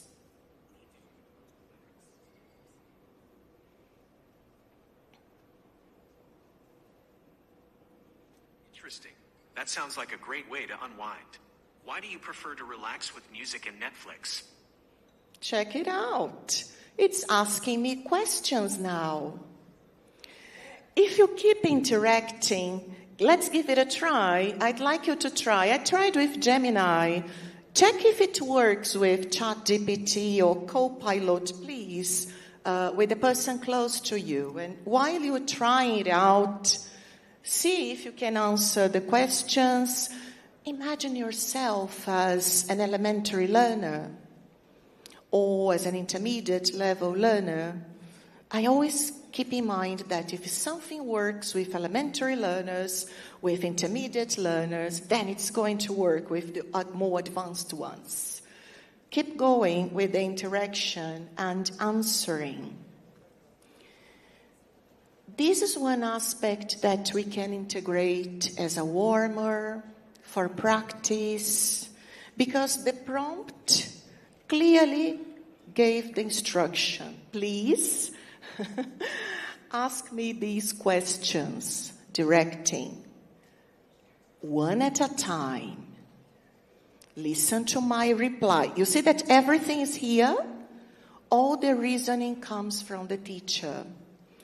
And if you come up with a prompt and it doesn't work properly, you just try it again. But test drive before using that with your learners. I don't know, I can't remember now if this works beautifully as a dialogue with Copilot and ChatGPT as well. But remember, if it doesn't, which one it doesn't? ChatGPT? Copilot, for example. It asks all the questions at once, doesn't it? Thank you. And that's it. We are trying it out. So it doesn't work with one. It works with the other. Let me show you now an intermediate level student going through this prompt, okay?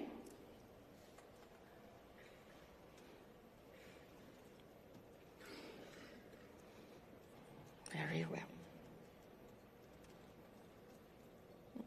Sounds fun. Let's act out this part of the exam. I'll ask you the questions and listen carefully to your answers. Remember, there are no wrong answers here. I just want to hear about your preferences and thoughts. All right, first question. What do you do when you want to relax? Why?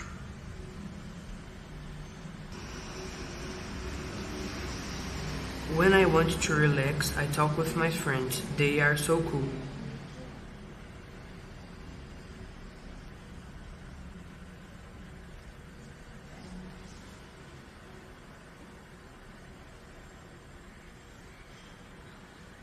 That sounds like a great way to unwind.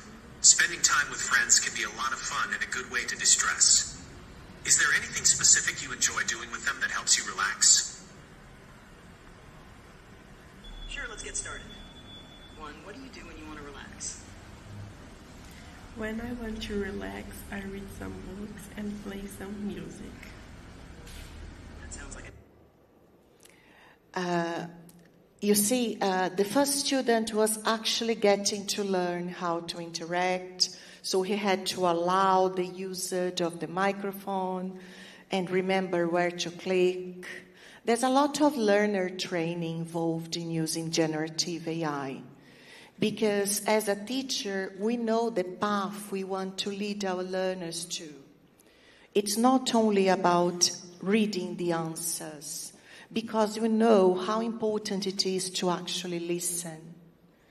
We understand that students who have a harder time with listening, with organizing their ideas, that's a very important cognitive step to go through. And then they can also choose new words. In this case here, the word they didn't know, like nobody in class, they aged 13, 12 years old, they didn't understand the meaning of unwind and of course not. And that's okay. Let's check. What does it mean? Can you share that with your colleagues? And then they kept answering 2 or 3 questions. Okay? Does it work all the time seamlessly? No. especially in the first attempts. And I'm here and I really want to invite you to consider which moments can I integrate generative AI to some of my classes in a productive way. We are the teachers. We are the ones who are going to take this decision. Is it going to be a follow-up for an activity in the book, for example? Is that going to be a warmer activity? Or maybe that's the way we are going to conclude the class. So these are just some ideas. The next one is an integration with the class. And this is a group of adult learners, the Paralympic athletes, because Cambridge, I teach, and Cambridge has a partnership and supports with the course material for the athletes, for the Paralympic athletes. Many of them are going to be in Paris representing our country. And they attend classes online because they are in different states of Brazil. And I'm going to share some footage of the breakout rooms, which integrates with the topic of weather. And when they travel to international competitions, to many countries, different countries around the world, the weather condition is really important for a number of reasons. Okay, so what I'm showing here is the level they study with Evolve Digital 2B online classes, which means that the generative AI integration is not a privilege of in-person classes. It's also very possible to be used in online settings as well. And this is the point for Unit 12, one of the lessons. What's the weather like in and the temperature? I needed them in the beginning of the class to get some information, to be exposed to that. And one of the students had this idea of asking about the moon. So let's watch that. They are in a breakout room, and this is being used. Is like instead. Yeah. Temperature extremes. The moon's surface temperature swings wildly between day and night. In the daytime, especially near the equator, it can get very hot, reaching up to 250 degrees Fahrenheit, 121 degrees Celsius. At night, temperatures plummet to minus 208 degrees Fahrenheit, minus 133 degrees Celsius. In a breakout room, somebody needs to be in charge. So we assign responsibilities. We model. It's the same way as teaching. It's learner training. So first you do that with the whole group. And then you share the link. And then you say, okay, what about if you check something else? And then you share the prompt. And then you share an open prompt. And they could replace, I was thinking of countries at first, and they asked about a few countries related to the championships they had ahead, but also about the moon.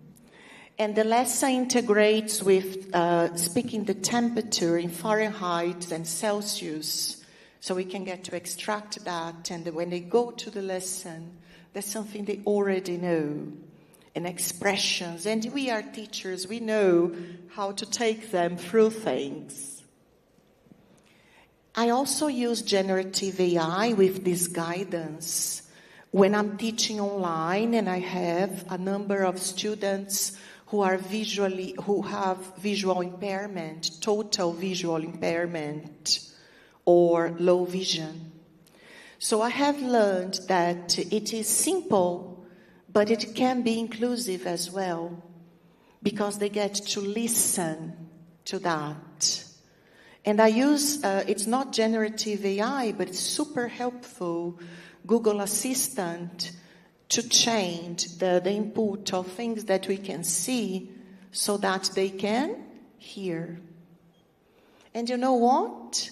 The ones who are not visually impaired also benefit from that. When we consider artificial intelligence, there is this whole sci-fi environment that seems very far away from us, and lots of very expensive technology. Oh no, this is not going to be used at school. So I invite you not to look at that. I invite you to look at what is possible to be done regardless of where you are teaching. If you are in a small city, in a small school with private students, in a state school, let's work in collaboration with our learners. I'm not telling you it's easy, but it's really rewarding because they get to understand the reason why. And the human behind that integration, we are the human element because we know where we need to take our students to. It's so important that AI or generative AI supports the development. But all the reasoning and the class process depends on the teacher. So there's the material to follow, the lessons, the aims. And another important thing, communicative approach to language acquisition. So I know it's very tempting to keep using generative AI just behind the scenes for class preparation. But it is important that our students experience things. Do you know what I mean? So when they realize that they are getting more information, so when they talk to the colleague, they know all the things they can talk about. Instead of saying, I have no idea, I don't know. They say, well, and they can use that as a model and build from there. There's learner training, nothing different from our classes, right? There is repetition and modeling and collaboration and glitches that might happen. And it's okay because we learn, we try, and we keep learning. The last thing I'd like to share with you is something that is still ongoing. That is the development of digital CPD for English language teachers, specifically by UNESCO. And this AI competency framework that will define, that will guide us. I don't think anything right now when it comes to technology should be written on stone, but that's going to be more specific guidance, you know. And this is focusing on teaching practices in an ethical and effective manner. I guess you remember all the prompts I created. They do not involve sharing personal information. We are the teachers in charge, so we know where to guide our students through. This is just one example here, yeah? There's going to be the Digital Learning Week by UNESCO in September in Paris. And I'm very happy to say that this project that I have been working with my students, we were invited. I've been working also in collaboration with webinars for Cambridge, which are in the channel. If you want earlier, like more guided generative AI webinars from January, February, May, you can find it there. And we are going to present in UNESCO in Paris later on, okay? And that is precisely where the guidance is going to be developed. Thank you. I feel that if we can join our voice with the world in collaboration.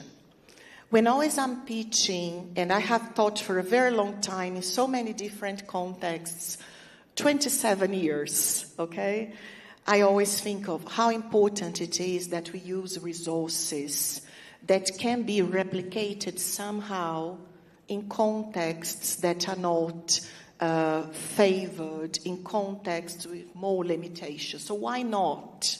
Why is it that a student far away cannot make use of something that exists for their learning development? Remember when I told you about the hashtags? If you use some work, if you want to share that, it is really important when you use the hashtags, this can reach further.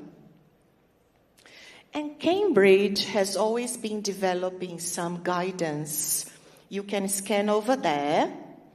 Artificial intelligence and teaching, learning and assessment. And this is a topic, assessment and generative AI. Yeah, I've been researching, and let's see, pretty soon be able to share more things. Also writing, yeah, very challenging. We know that AI is creating this whole new paradigm in teaching, learning, assessment, and doubts. But this understanding of how this will evolve needs to be looked at from the perspective of educators, of learning. So in this site, you're going to have access to this guidance, where it gives us English language teachers or ELT professionals important guidance on how to use it. And I invite you to forget about beliefs that are limiting.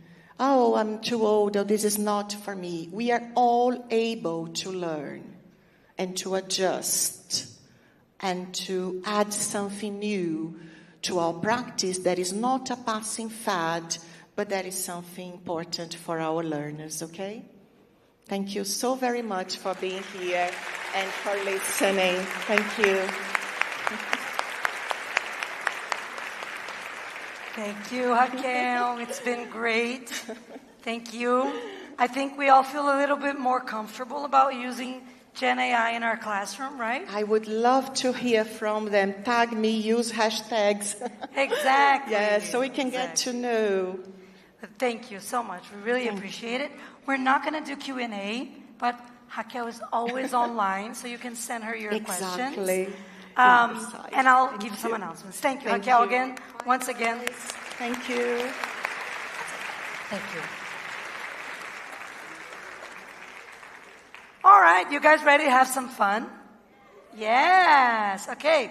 So we're going to mix English with culture and mix a little bit of the UK with Brazil. We have a very special presentation prepared for you. I do have to tell you that we will be extending our time just a little bit more than we anticipated. So we will be ending the event a bit after 6 o'clock. But I'm going to tell you that I guarantee it's going to be worth it. So without further ado, the Beatles Cordell.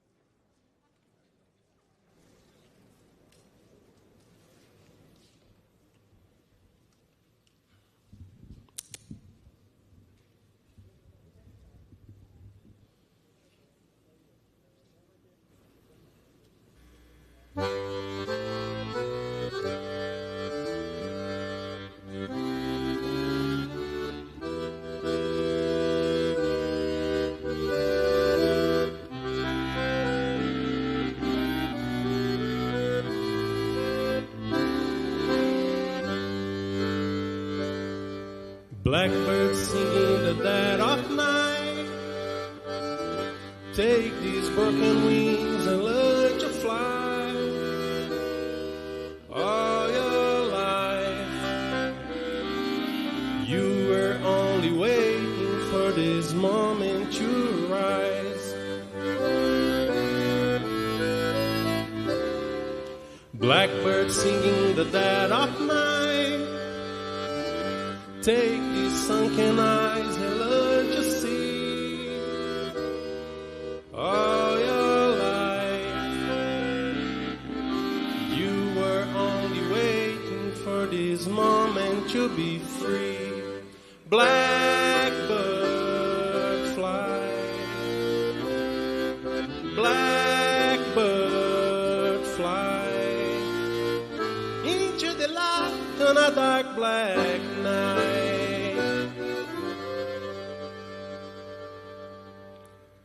Vou contar um acontecido que parece inventado, mas já deixo garantido que é fato confirmado. E loguinho me apresento para deixar tudo provado. Antes de falar meu nome, um detalhe para registro. Coisa pouca, coisa besta, nem se aveste, eu insisto. Vou contar sobre esse caso, só que eu mesmo nem existo. Mas aí que fica sério, vocês têm que admitir, nem existo de verdade, mesmo assim eu estou aqui. Sou um sonho meio doido que passou a existir. E assim eu apresento seu Quité e seu Radinho, que vivia muito longe, lá no mato, bem sozinho. Não largava desse rádio, ouvia o dia todinho. E um dia, sem querer, seu Quité meio distraído, procurando no seu rádio coisa para ficar entretido, acho a frequência nova que ele nunca tinha ouvido. Era um som bem diferente de qualquer som do sertão. Tá tocando estrangeiro? Veja se tem condição. Mas tirando a língua estranha, eu tô achando é muito bom. E a cabeça desse homem era de uma rapidez. Logo veio 1000 perguntas, veio tudo de uma vez. Que forró estranho é esse? Com a letra tudo em inglês. E assim, desse jeitinho, sem nenhuma explicação, que nem filme de magia que tem na televisão. Não se sabe até hoje de onde veio essa estação. A estação só tocava Beatles, dia e noite e dia. Agora imagine para esse homem que nem lia, nem escrevia, entender em outra língua assim, nem português sabia. Eu não leio e nem escrevo, mas no papo eu sou danado. Quando eu for lá pra cidade, eu pergunto no mercado que forró danado é esse, e já volto informado. E deixa eu falar de uma coisa pra quem me fizer desfeita. Eu sou poeta de nascença, eu já nasci com a receita. As palavras não me faltam e os versos me respeitam. Pois já tá bem explicadinho como surge esse trupé. Toda música que toca, pra esse aqui é arrastapé. Qualquer coisa vira rima sem precisar de papel.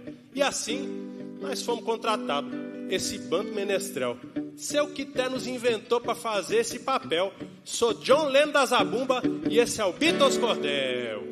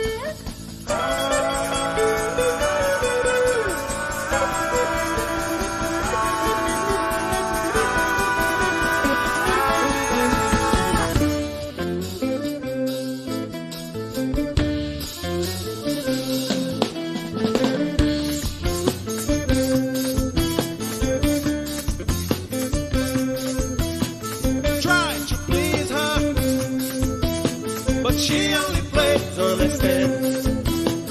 Try to please her, but she only plays on the stand now.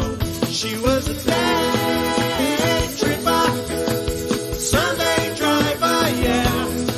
It took me so long to find out and found out.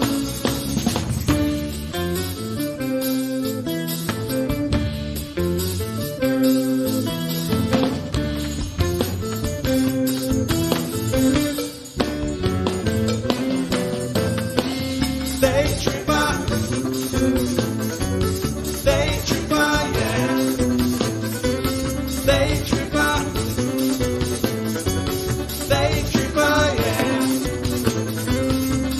tripper, yeah.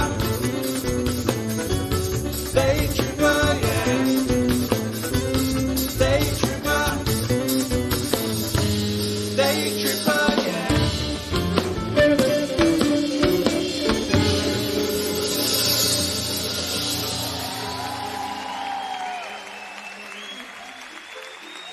Ô, meu padrinho inciso, eu gostei muito desse som.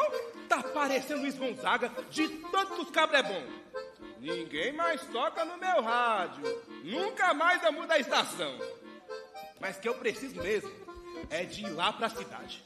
Passar no boteco, conversar com os compadres e lá na venda da Dona Leonor, comprar umas necessidades.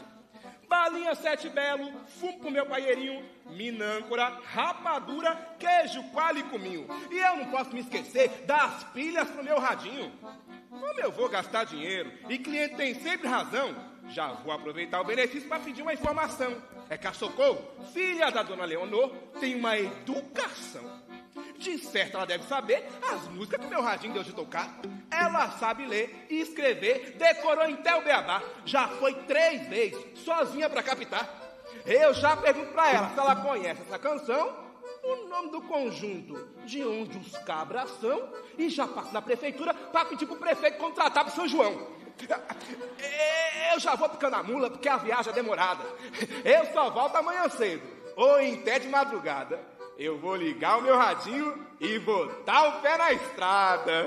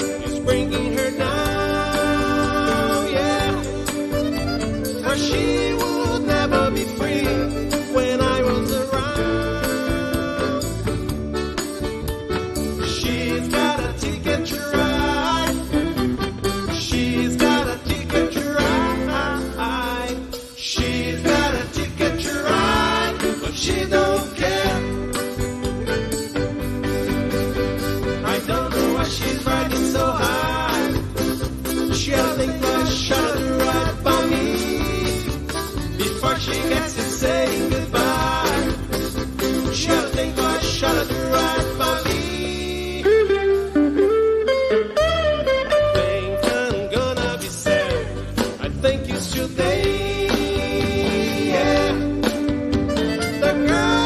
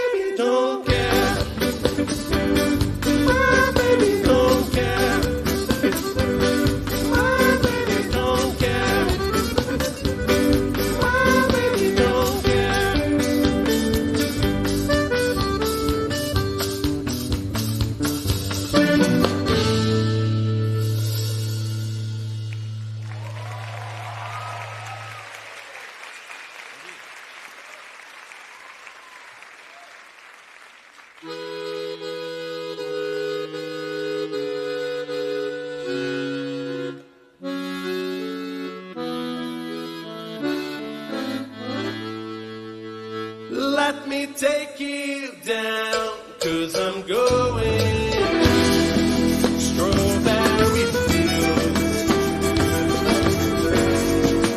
Nothing is real, and nothing you can think about. Strawberry fields forever. Living is easy with eyes closed. Misunderstanding all you see. It's getting hard to be someone, but it works out. It doesn't matter much to me.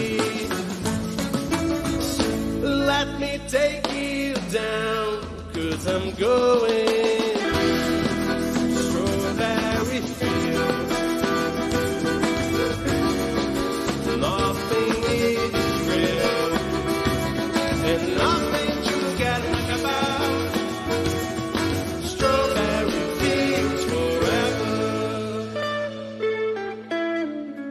No one I think is in my tree. I mean, must be high or low. That is, you can't, to me, but it's alright. That is, I think, is not too bad. Let me take you down, 'cause I'm going strawberry fields. Nothing is real, and nothing you can think about. Strawberry fields forever.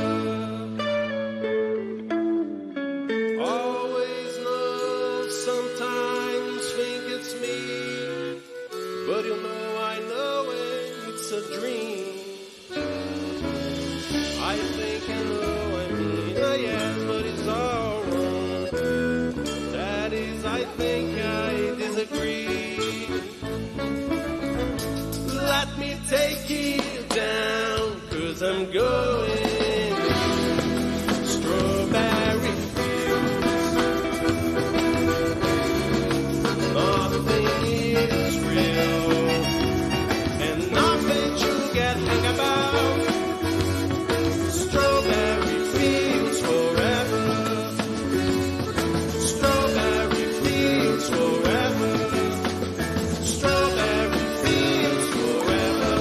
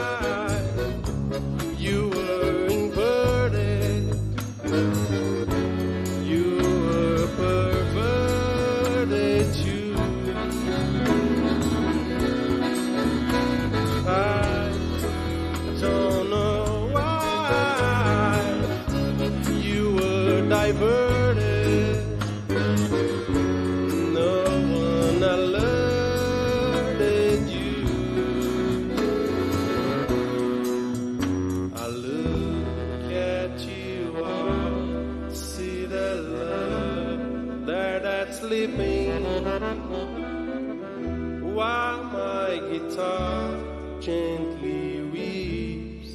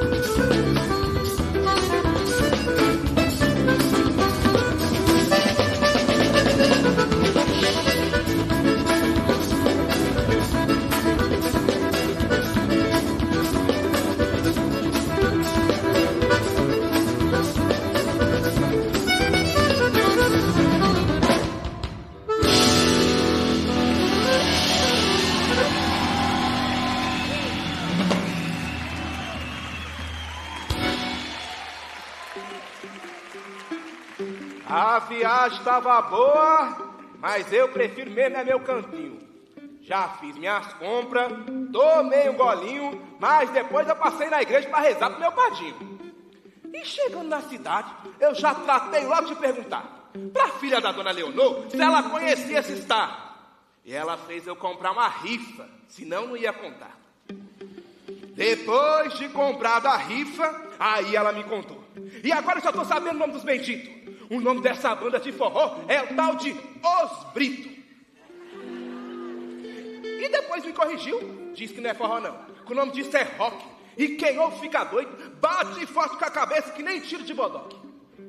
E me disse mais ainda, esses nomes estrangeiros, eu não acho bonito. João Heleno?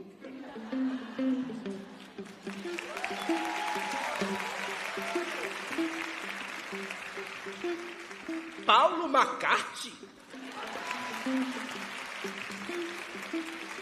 Mas que nome mais esquisito.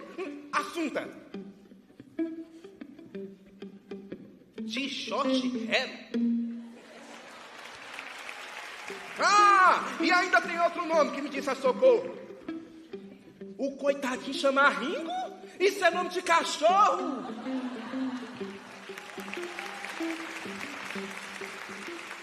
A Socorro ainda disse que toda banda de roqueiro tem que ter, sem discussão, guitarra, bateria, contrabaixo e violão.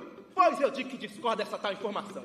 Pois se essa tal banda de rock no sertão fosse nascido, com certeza de outro sujeito já seria concebido. Guitarra eu não conheço. Bateria eu não imagino. E os baixos só conheço os da sanfona, seu menino. Mas se isso não existe, eu não fico encabulado. Triângulo, sanfona e zabumba e um toque violado. O rock and roll matuto acaba de ser inventado. Help, I need somebody. Help, not just anybody. Help, you know I need someone. Help. When I was younger, so much younger than today, I never needed anybody's help me anyway. But now these days are gone, I'm not so selfish, sure. Now I find, I change my mind, knocking off the doors. Help me if you can, I'm feeling down. And I do appreciate you being around. Help me get my feet back on the ground. Won't you please, help me? But now my life has changed.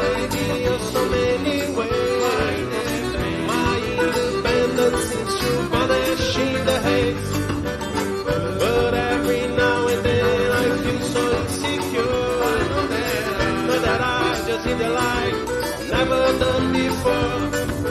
Help me if you can, I'm feeling down. And I do appreciate you being around. Help me get my feet back on the ground. Won't you please, please help me? When I was younger, so much younger than today, I never needed anybody's help me anyway. But now these days I'm not so selfish, sure. Know that I just need a light, never done before. Help me if you can, I'm feeling down. And I do appreciate you being around.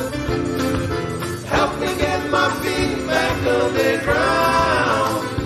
Won't you please, please help me?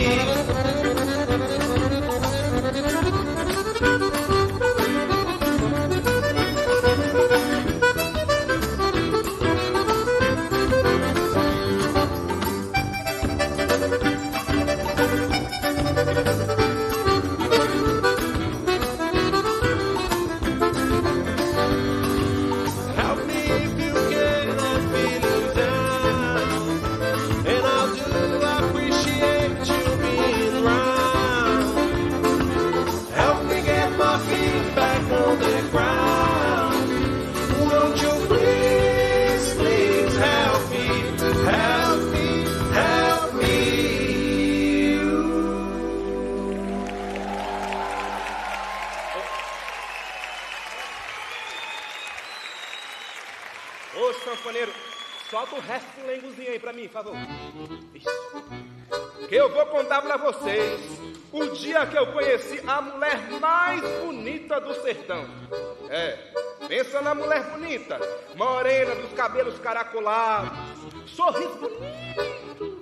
Só que assim, ó, naquela época eu ainda era jovem. Então, ó, foi lá no forró de São Joaninha, em Caruaru. Ringo, por favor, solta pra mim aí um triângulo, por favor. Isso, obrigado. Ô, João Heleno, um cadinho de zabumba pra mim, por favor, homem. Isso, por favor.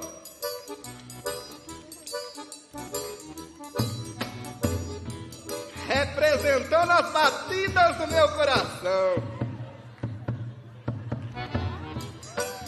Eu tava lá, dançando um shot gostoso, quando do nada eu viro. E veja a deusa do sertão. Eu pensei, já é minha. Só que eu tinha que ser mais rápido que o Paulo MacArthur de Jorge Hero fossem mais rápido do que eu. Só que eu fiquei nervoso. Fui pedir ajuda para um amigo. Ô Ringo, o que é que eu faço, homem? Eu fui e arrachei o nó. Tomei um golinho de licor de piqui, desabotoei o botão da camisa e fui ao encontro da morena.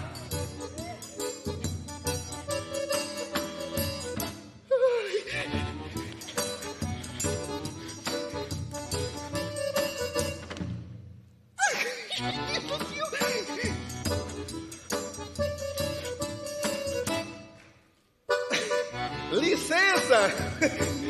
Por acaso a senhorita chama Tamara? Ela me olhou e disse, não, por quê? E eu arrematei, porque a senhorita tá maravilhosa.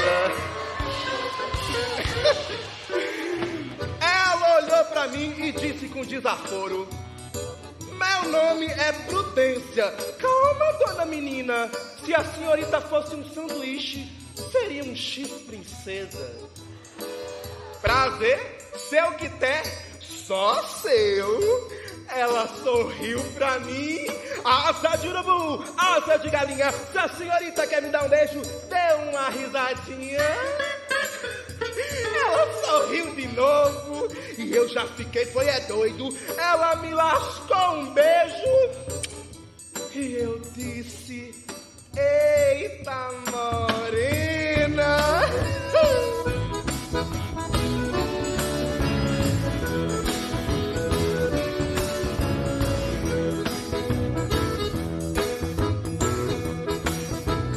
Love, love me do. You know I love you. I'll always be true. So please, love me do. Oh, love me do. Love, love me do. You know I love you. I'll always be true. So please, love me do. Oh, love me do. Someone to love. Somebody new. Someone to love. Someone like you. Love, love me do. You know I love you. I'll always be true. So please, love me do. Vai, sanfoneiro.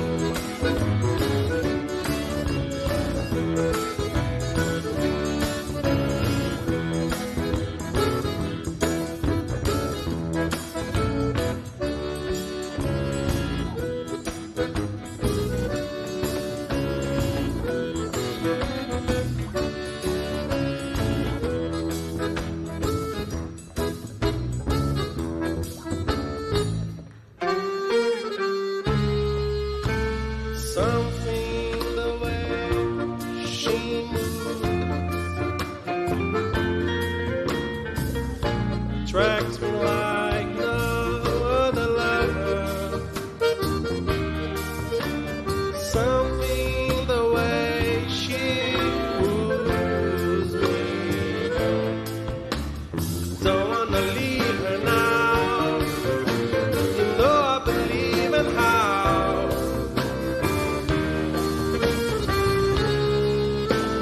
Something the way she knows that I don't need no other lover. Something has started that shows me. Don't wanna leave her now. You know I believe in how.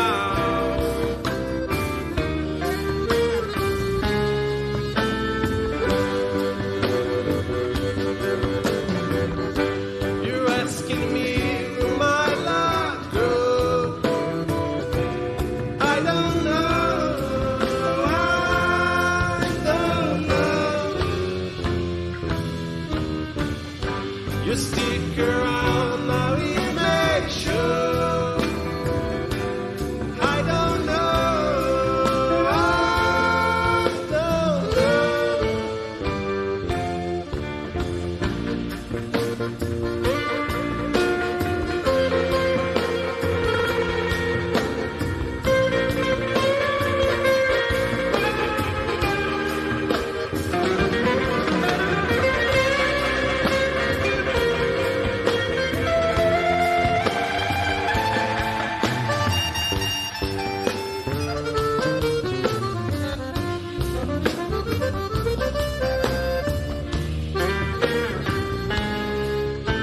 Something the way she knows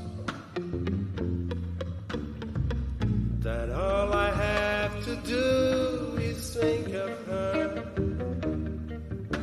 Something in the things she shows me.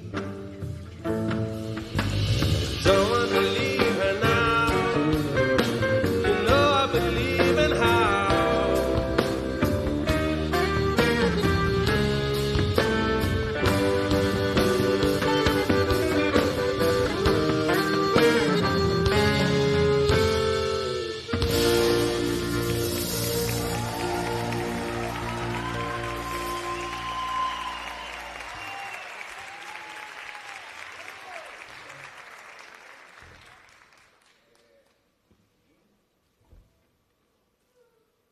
Sabe que nessa de ficar indo para a cidade, Eu aprendi até uma palavra nova.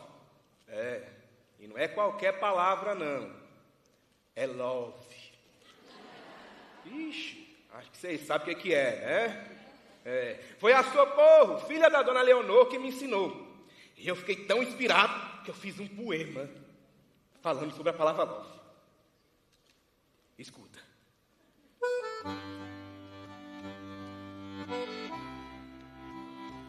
Aprendi a palavra love. É que tem love em todo canto. Quem aqui não tem uma história de carregar quebranto, de uma espera mal resolvida que acaba em desencanto? Love não tem cheiro, mas basta uma brisa soprada, esbarrando na flor que já se lembra da coisa amada. É alegria junto com dor, uma pra cada palpitada. Se love quer dizer amor, amor quer dizer também terra coberta de chuva, a plantação indo bem, o prato cheio de arroz até o ano que vem. Love é amor de mãe, love é amor de irmão, love é amor de pai, love é festa de São João, love é eu cair e você estender a mão. Eu aprendi a palavra love e agora eu sei porque ela é tão usada. É que love não tem mais ou menos. Love é feita enxurrada. Quando chega, tem que enfrentar. Love é tudo ou love é nada.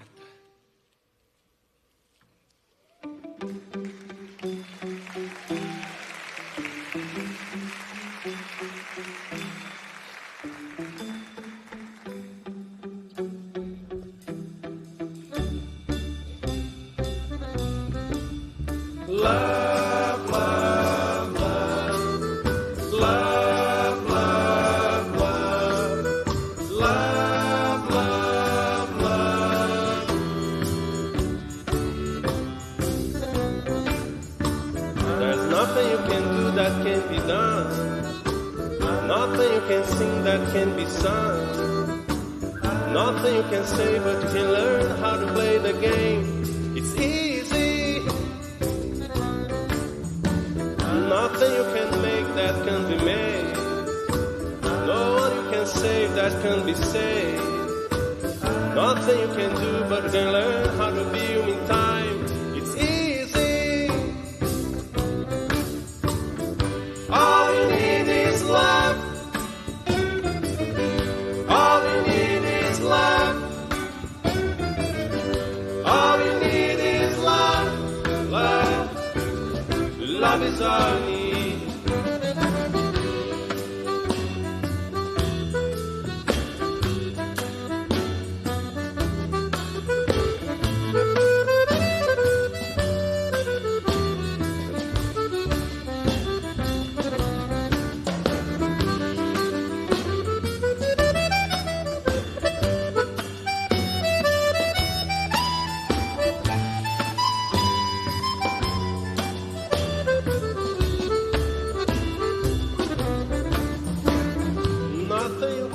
That can be made.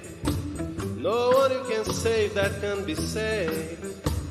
Nothing you can do, but you can learn how to view in time. It's easy. Nothing you can know that isn't known. Nothing you can see that isn't shown. Nowhere it can be that isn't what you're meant to be.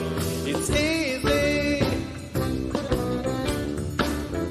All you need is love. All you need is love. All you need is love. Love. Love is all you need. All you need is love. All you need is love. All you need is love. Love. Love is all you need. Love is all you need. Love is all you need. Love is all you need. Love is all you need. Love is all you need. Love is all you need. Love is all you need.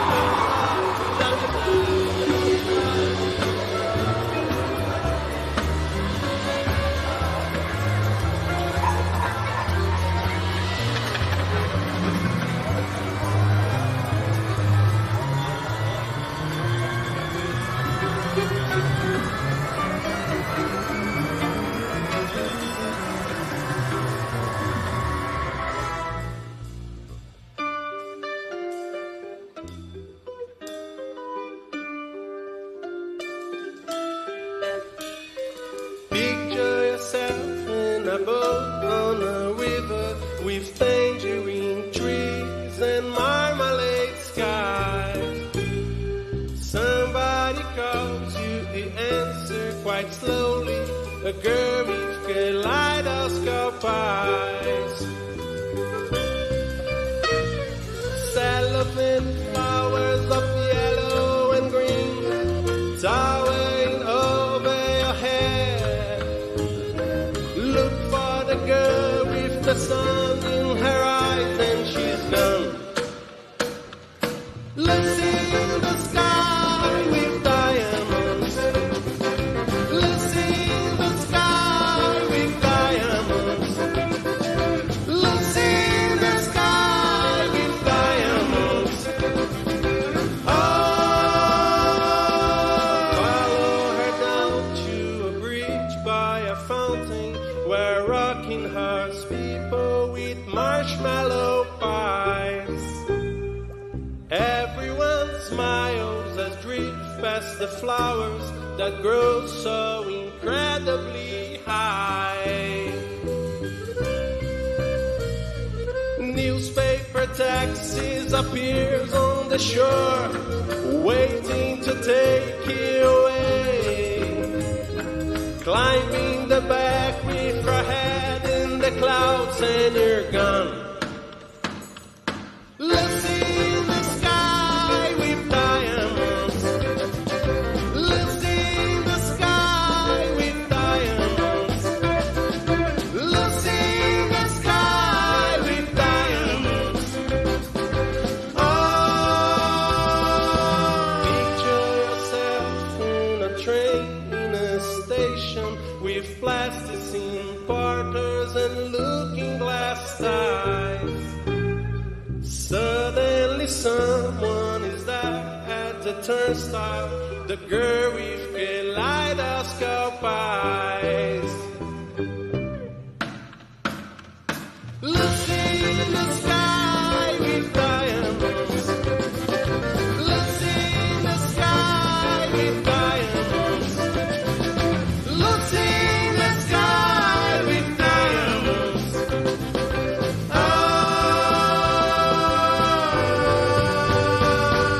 Lucy in the sky with diamonds.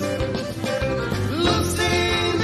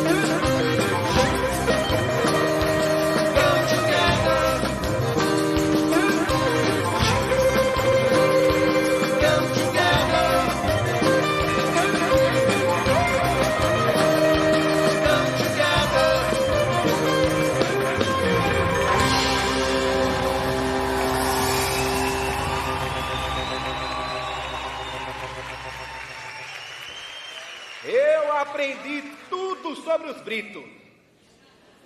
Vocês estão duvidando? Os Britos é uma banda de forró que nasceu na cidade da Europa chamada Liverpool. Sabe onde é? Eu também não sei não, mas eu sei que é mais longe que São Paulo. Vocês estão duvidando? Agora eu vou falar o nome dos cabos. Tem o João Heleno, o Paulo McCarthy, o de Jorge Hero e tem aquele outro com o nome de cachorro, o Ringo. Mas vocês sabem quando eu fui pra cidade, a Socorro disse que os Britos só era 4 e que não tinha sanfoneiro. Mas como é que a melhor banda de forró de todos os tempos não tem sanfoneiro? Eu vou apresentar pra vocês, de primeira mão, o sanfoneiro dos cabras. O nome dele é Virgulino!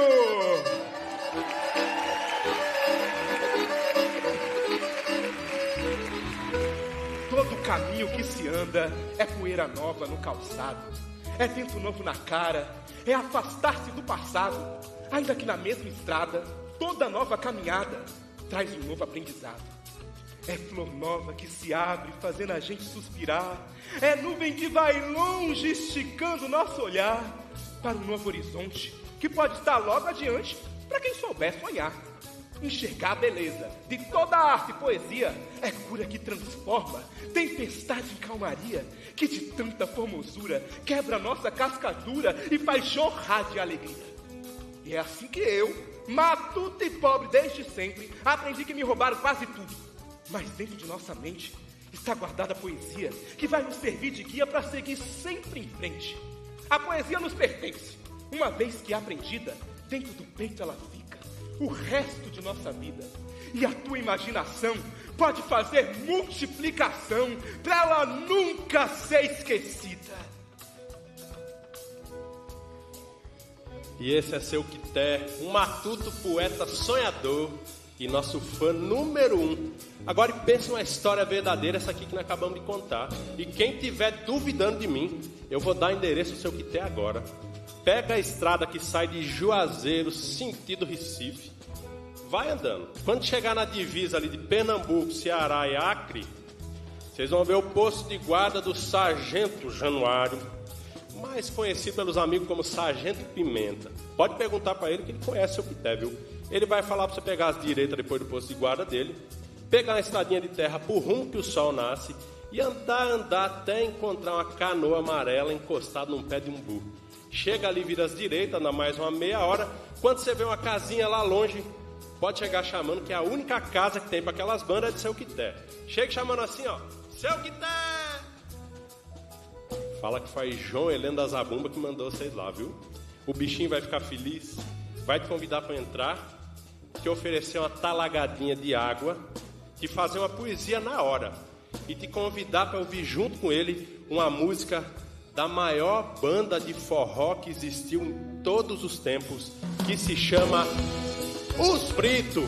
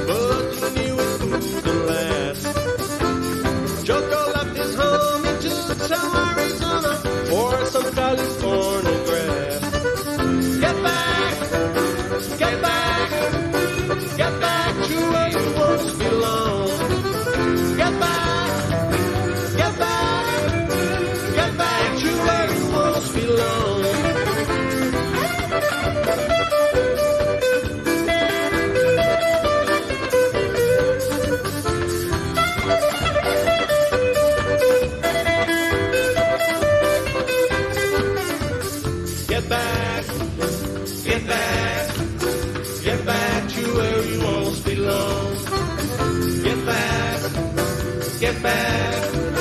get back to where you once belonged.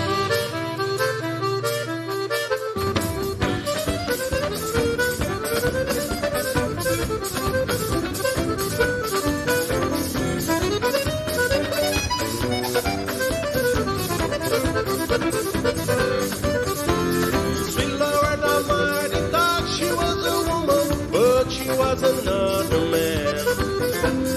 All the girls around her say she's got it coming, but she gets you while she can.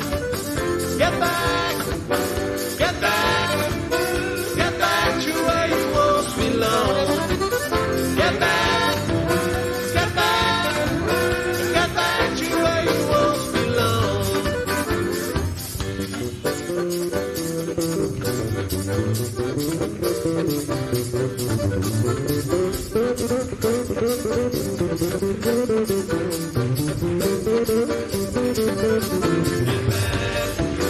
Get back to where you once belonged. Get back, get back, get back to where you once belonged.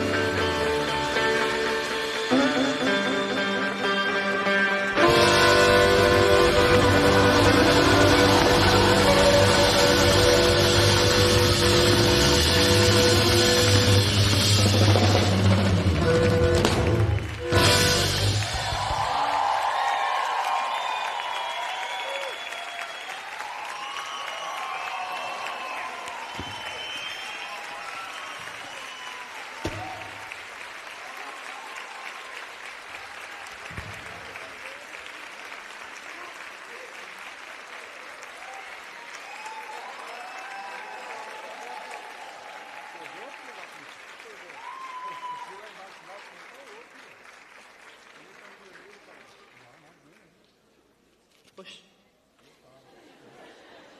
Mas, gente, eu troquei foi a pilha, não foi agora? E já parou? Bem que podia ter mais um, né não?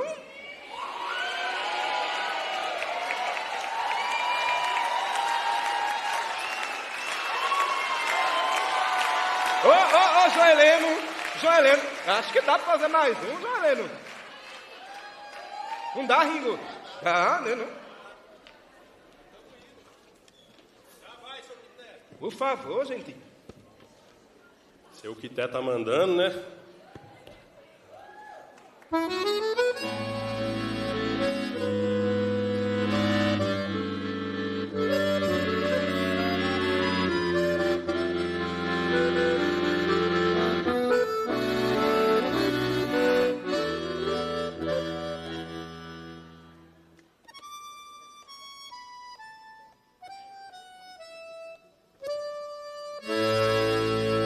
When I find myself in times of trouble, Mother Mary comes to me, speaking words of wisdom, let it be. And in my hour of darkness, she's standing right in front of me, speaking of wisdom, let it be. Let it be, let it be, let it be, let it be.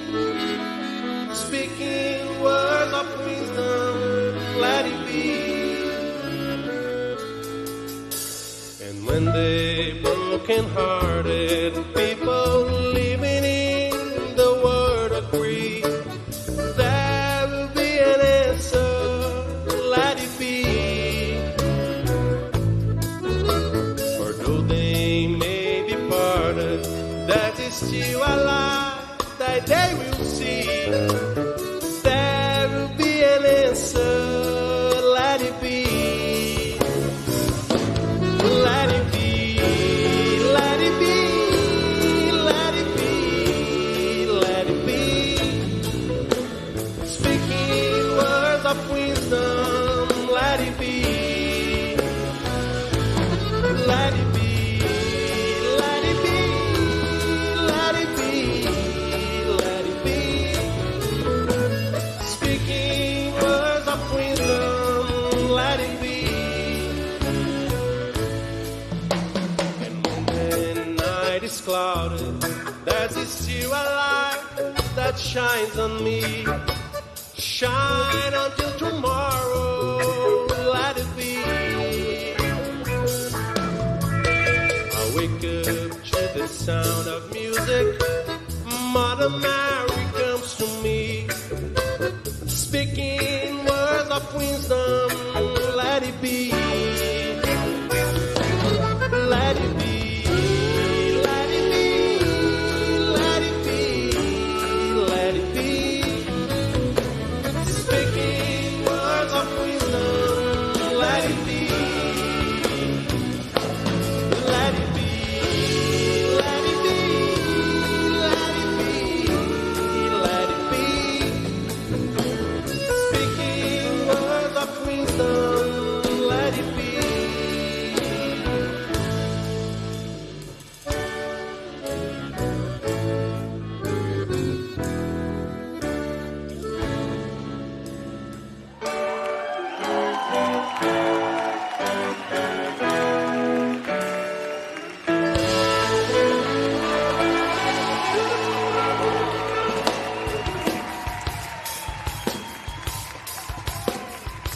Meu povo, agora vamos sair do personagem um pouquinho, falar uma boa noite, boa tarde, já boa noite já, né, depois das 6. Boa noite, tudo certo com vocês?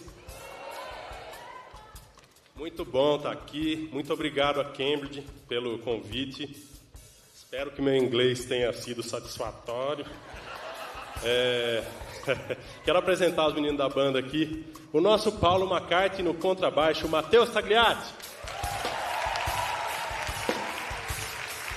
Na viola, nosso de Jorge Hero, Alisson. Na bateria, nosso Ringo Estrela, Guegué Medeiros. Na sanfona, o único que faz papel dele mesmo, sanfoneiro perdido dos Brito, Virgulino. Como João Heleno, o criador de todos os textos e do projeto, idealizador de tudo isso, Rafael Baby. E no papel de seu quité, esse poeta matuto, Giovanni Bruno. Obrigado, gente!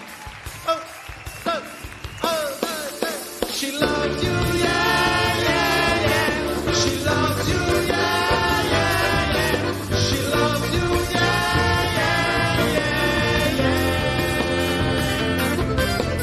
Think I've lost her love. Well, I saw her yesterday, yeah. It's true she's thinking of. Well, she told me what you say, yeah. She said she loves you, and you know that can be bad. She loves you, and you know you should be glad. Think of her so. She almost lost her mind. Now she says she knows we're not the hurting kind. She says she loves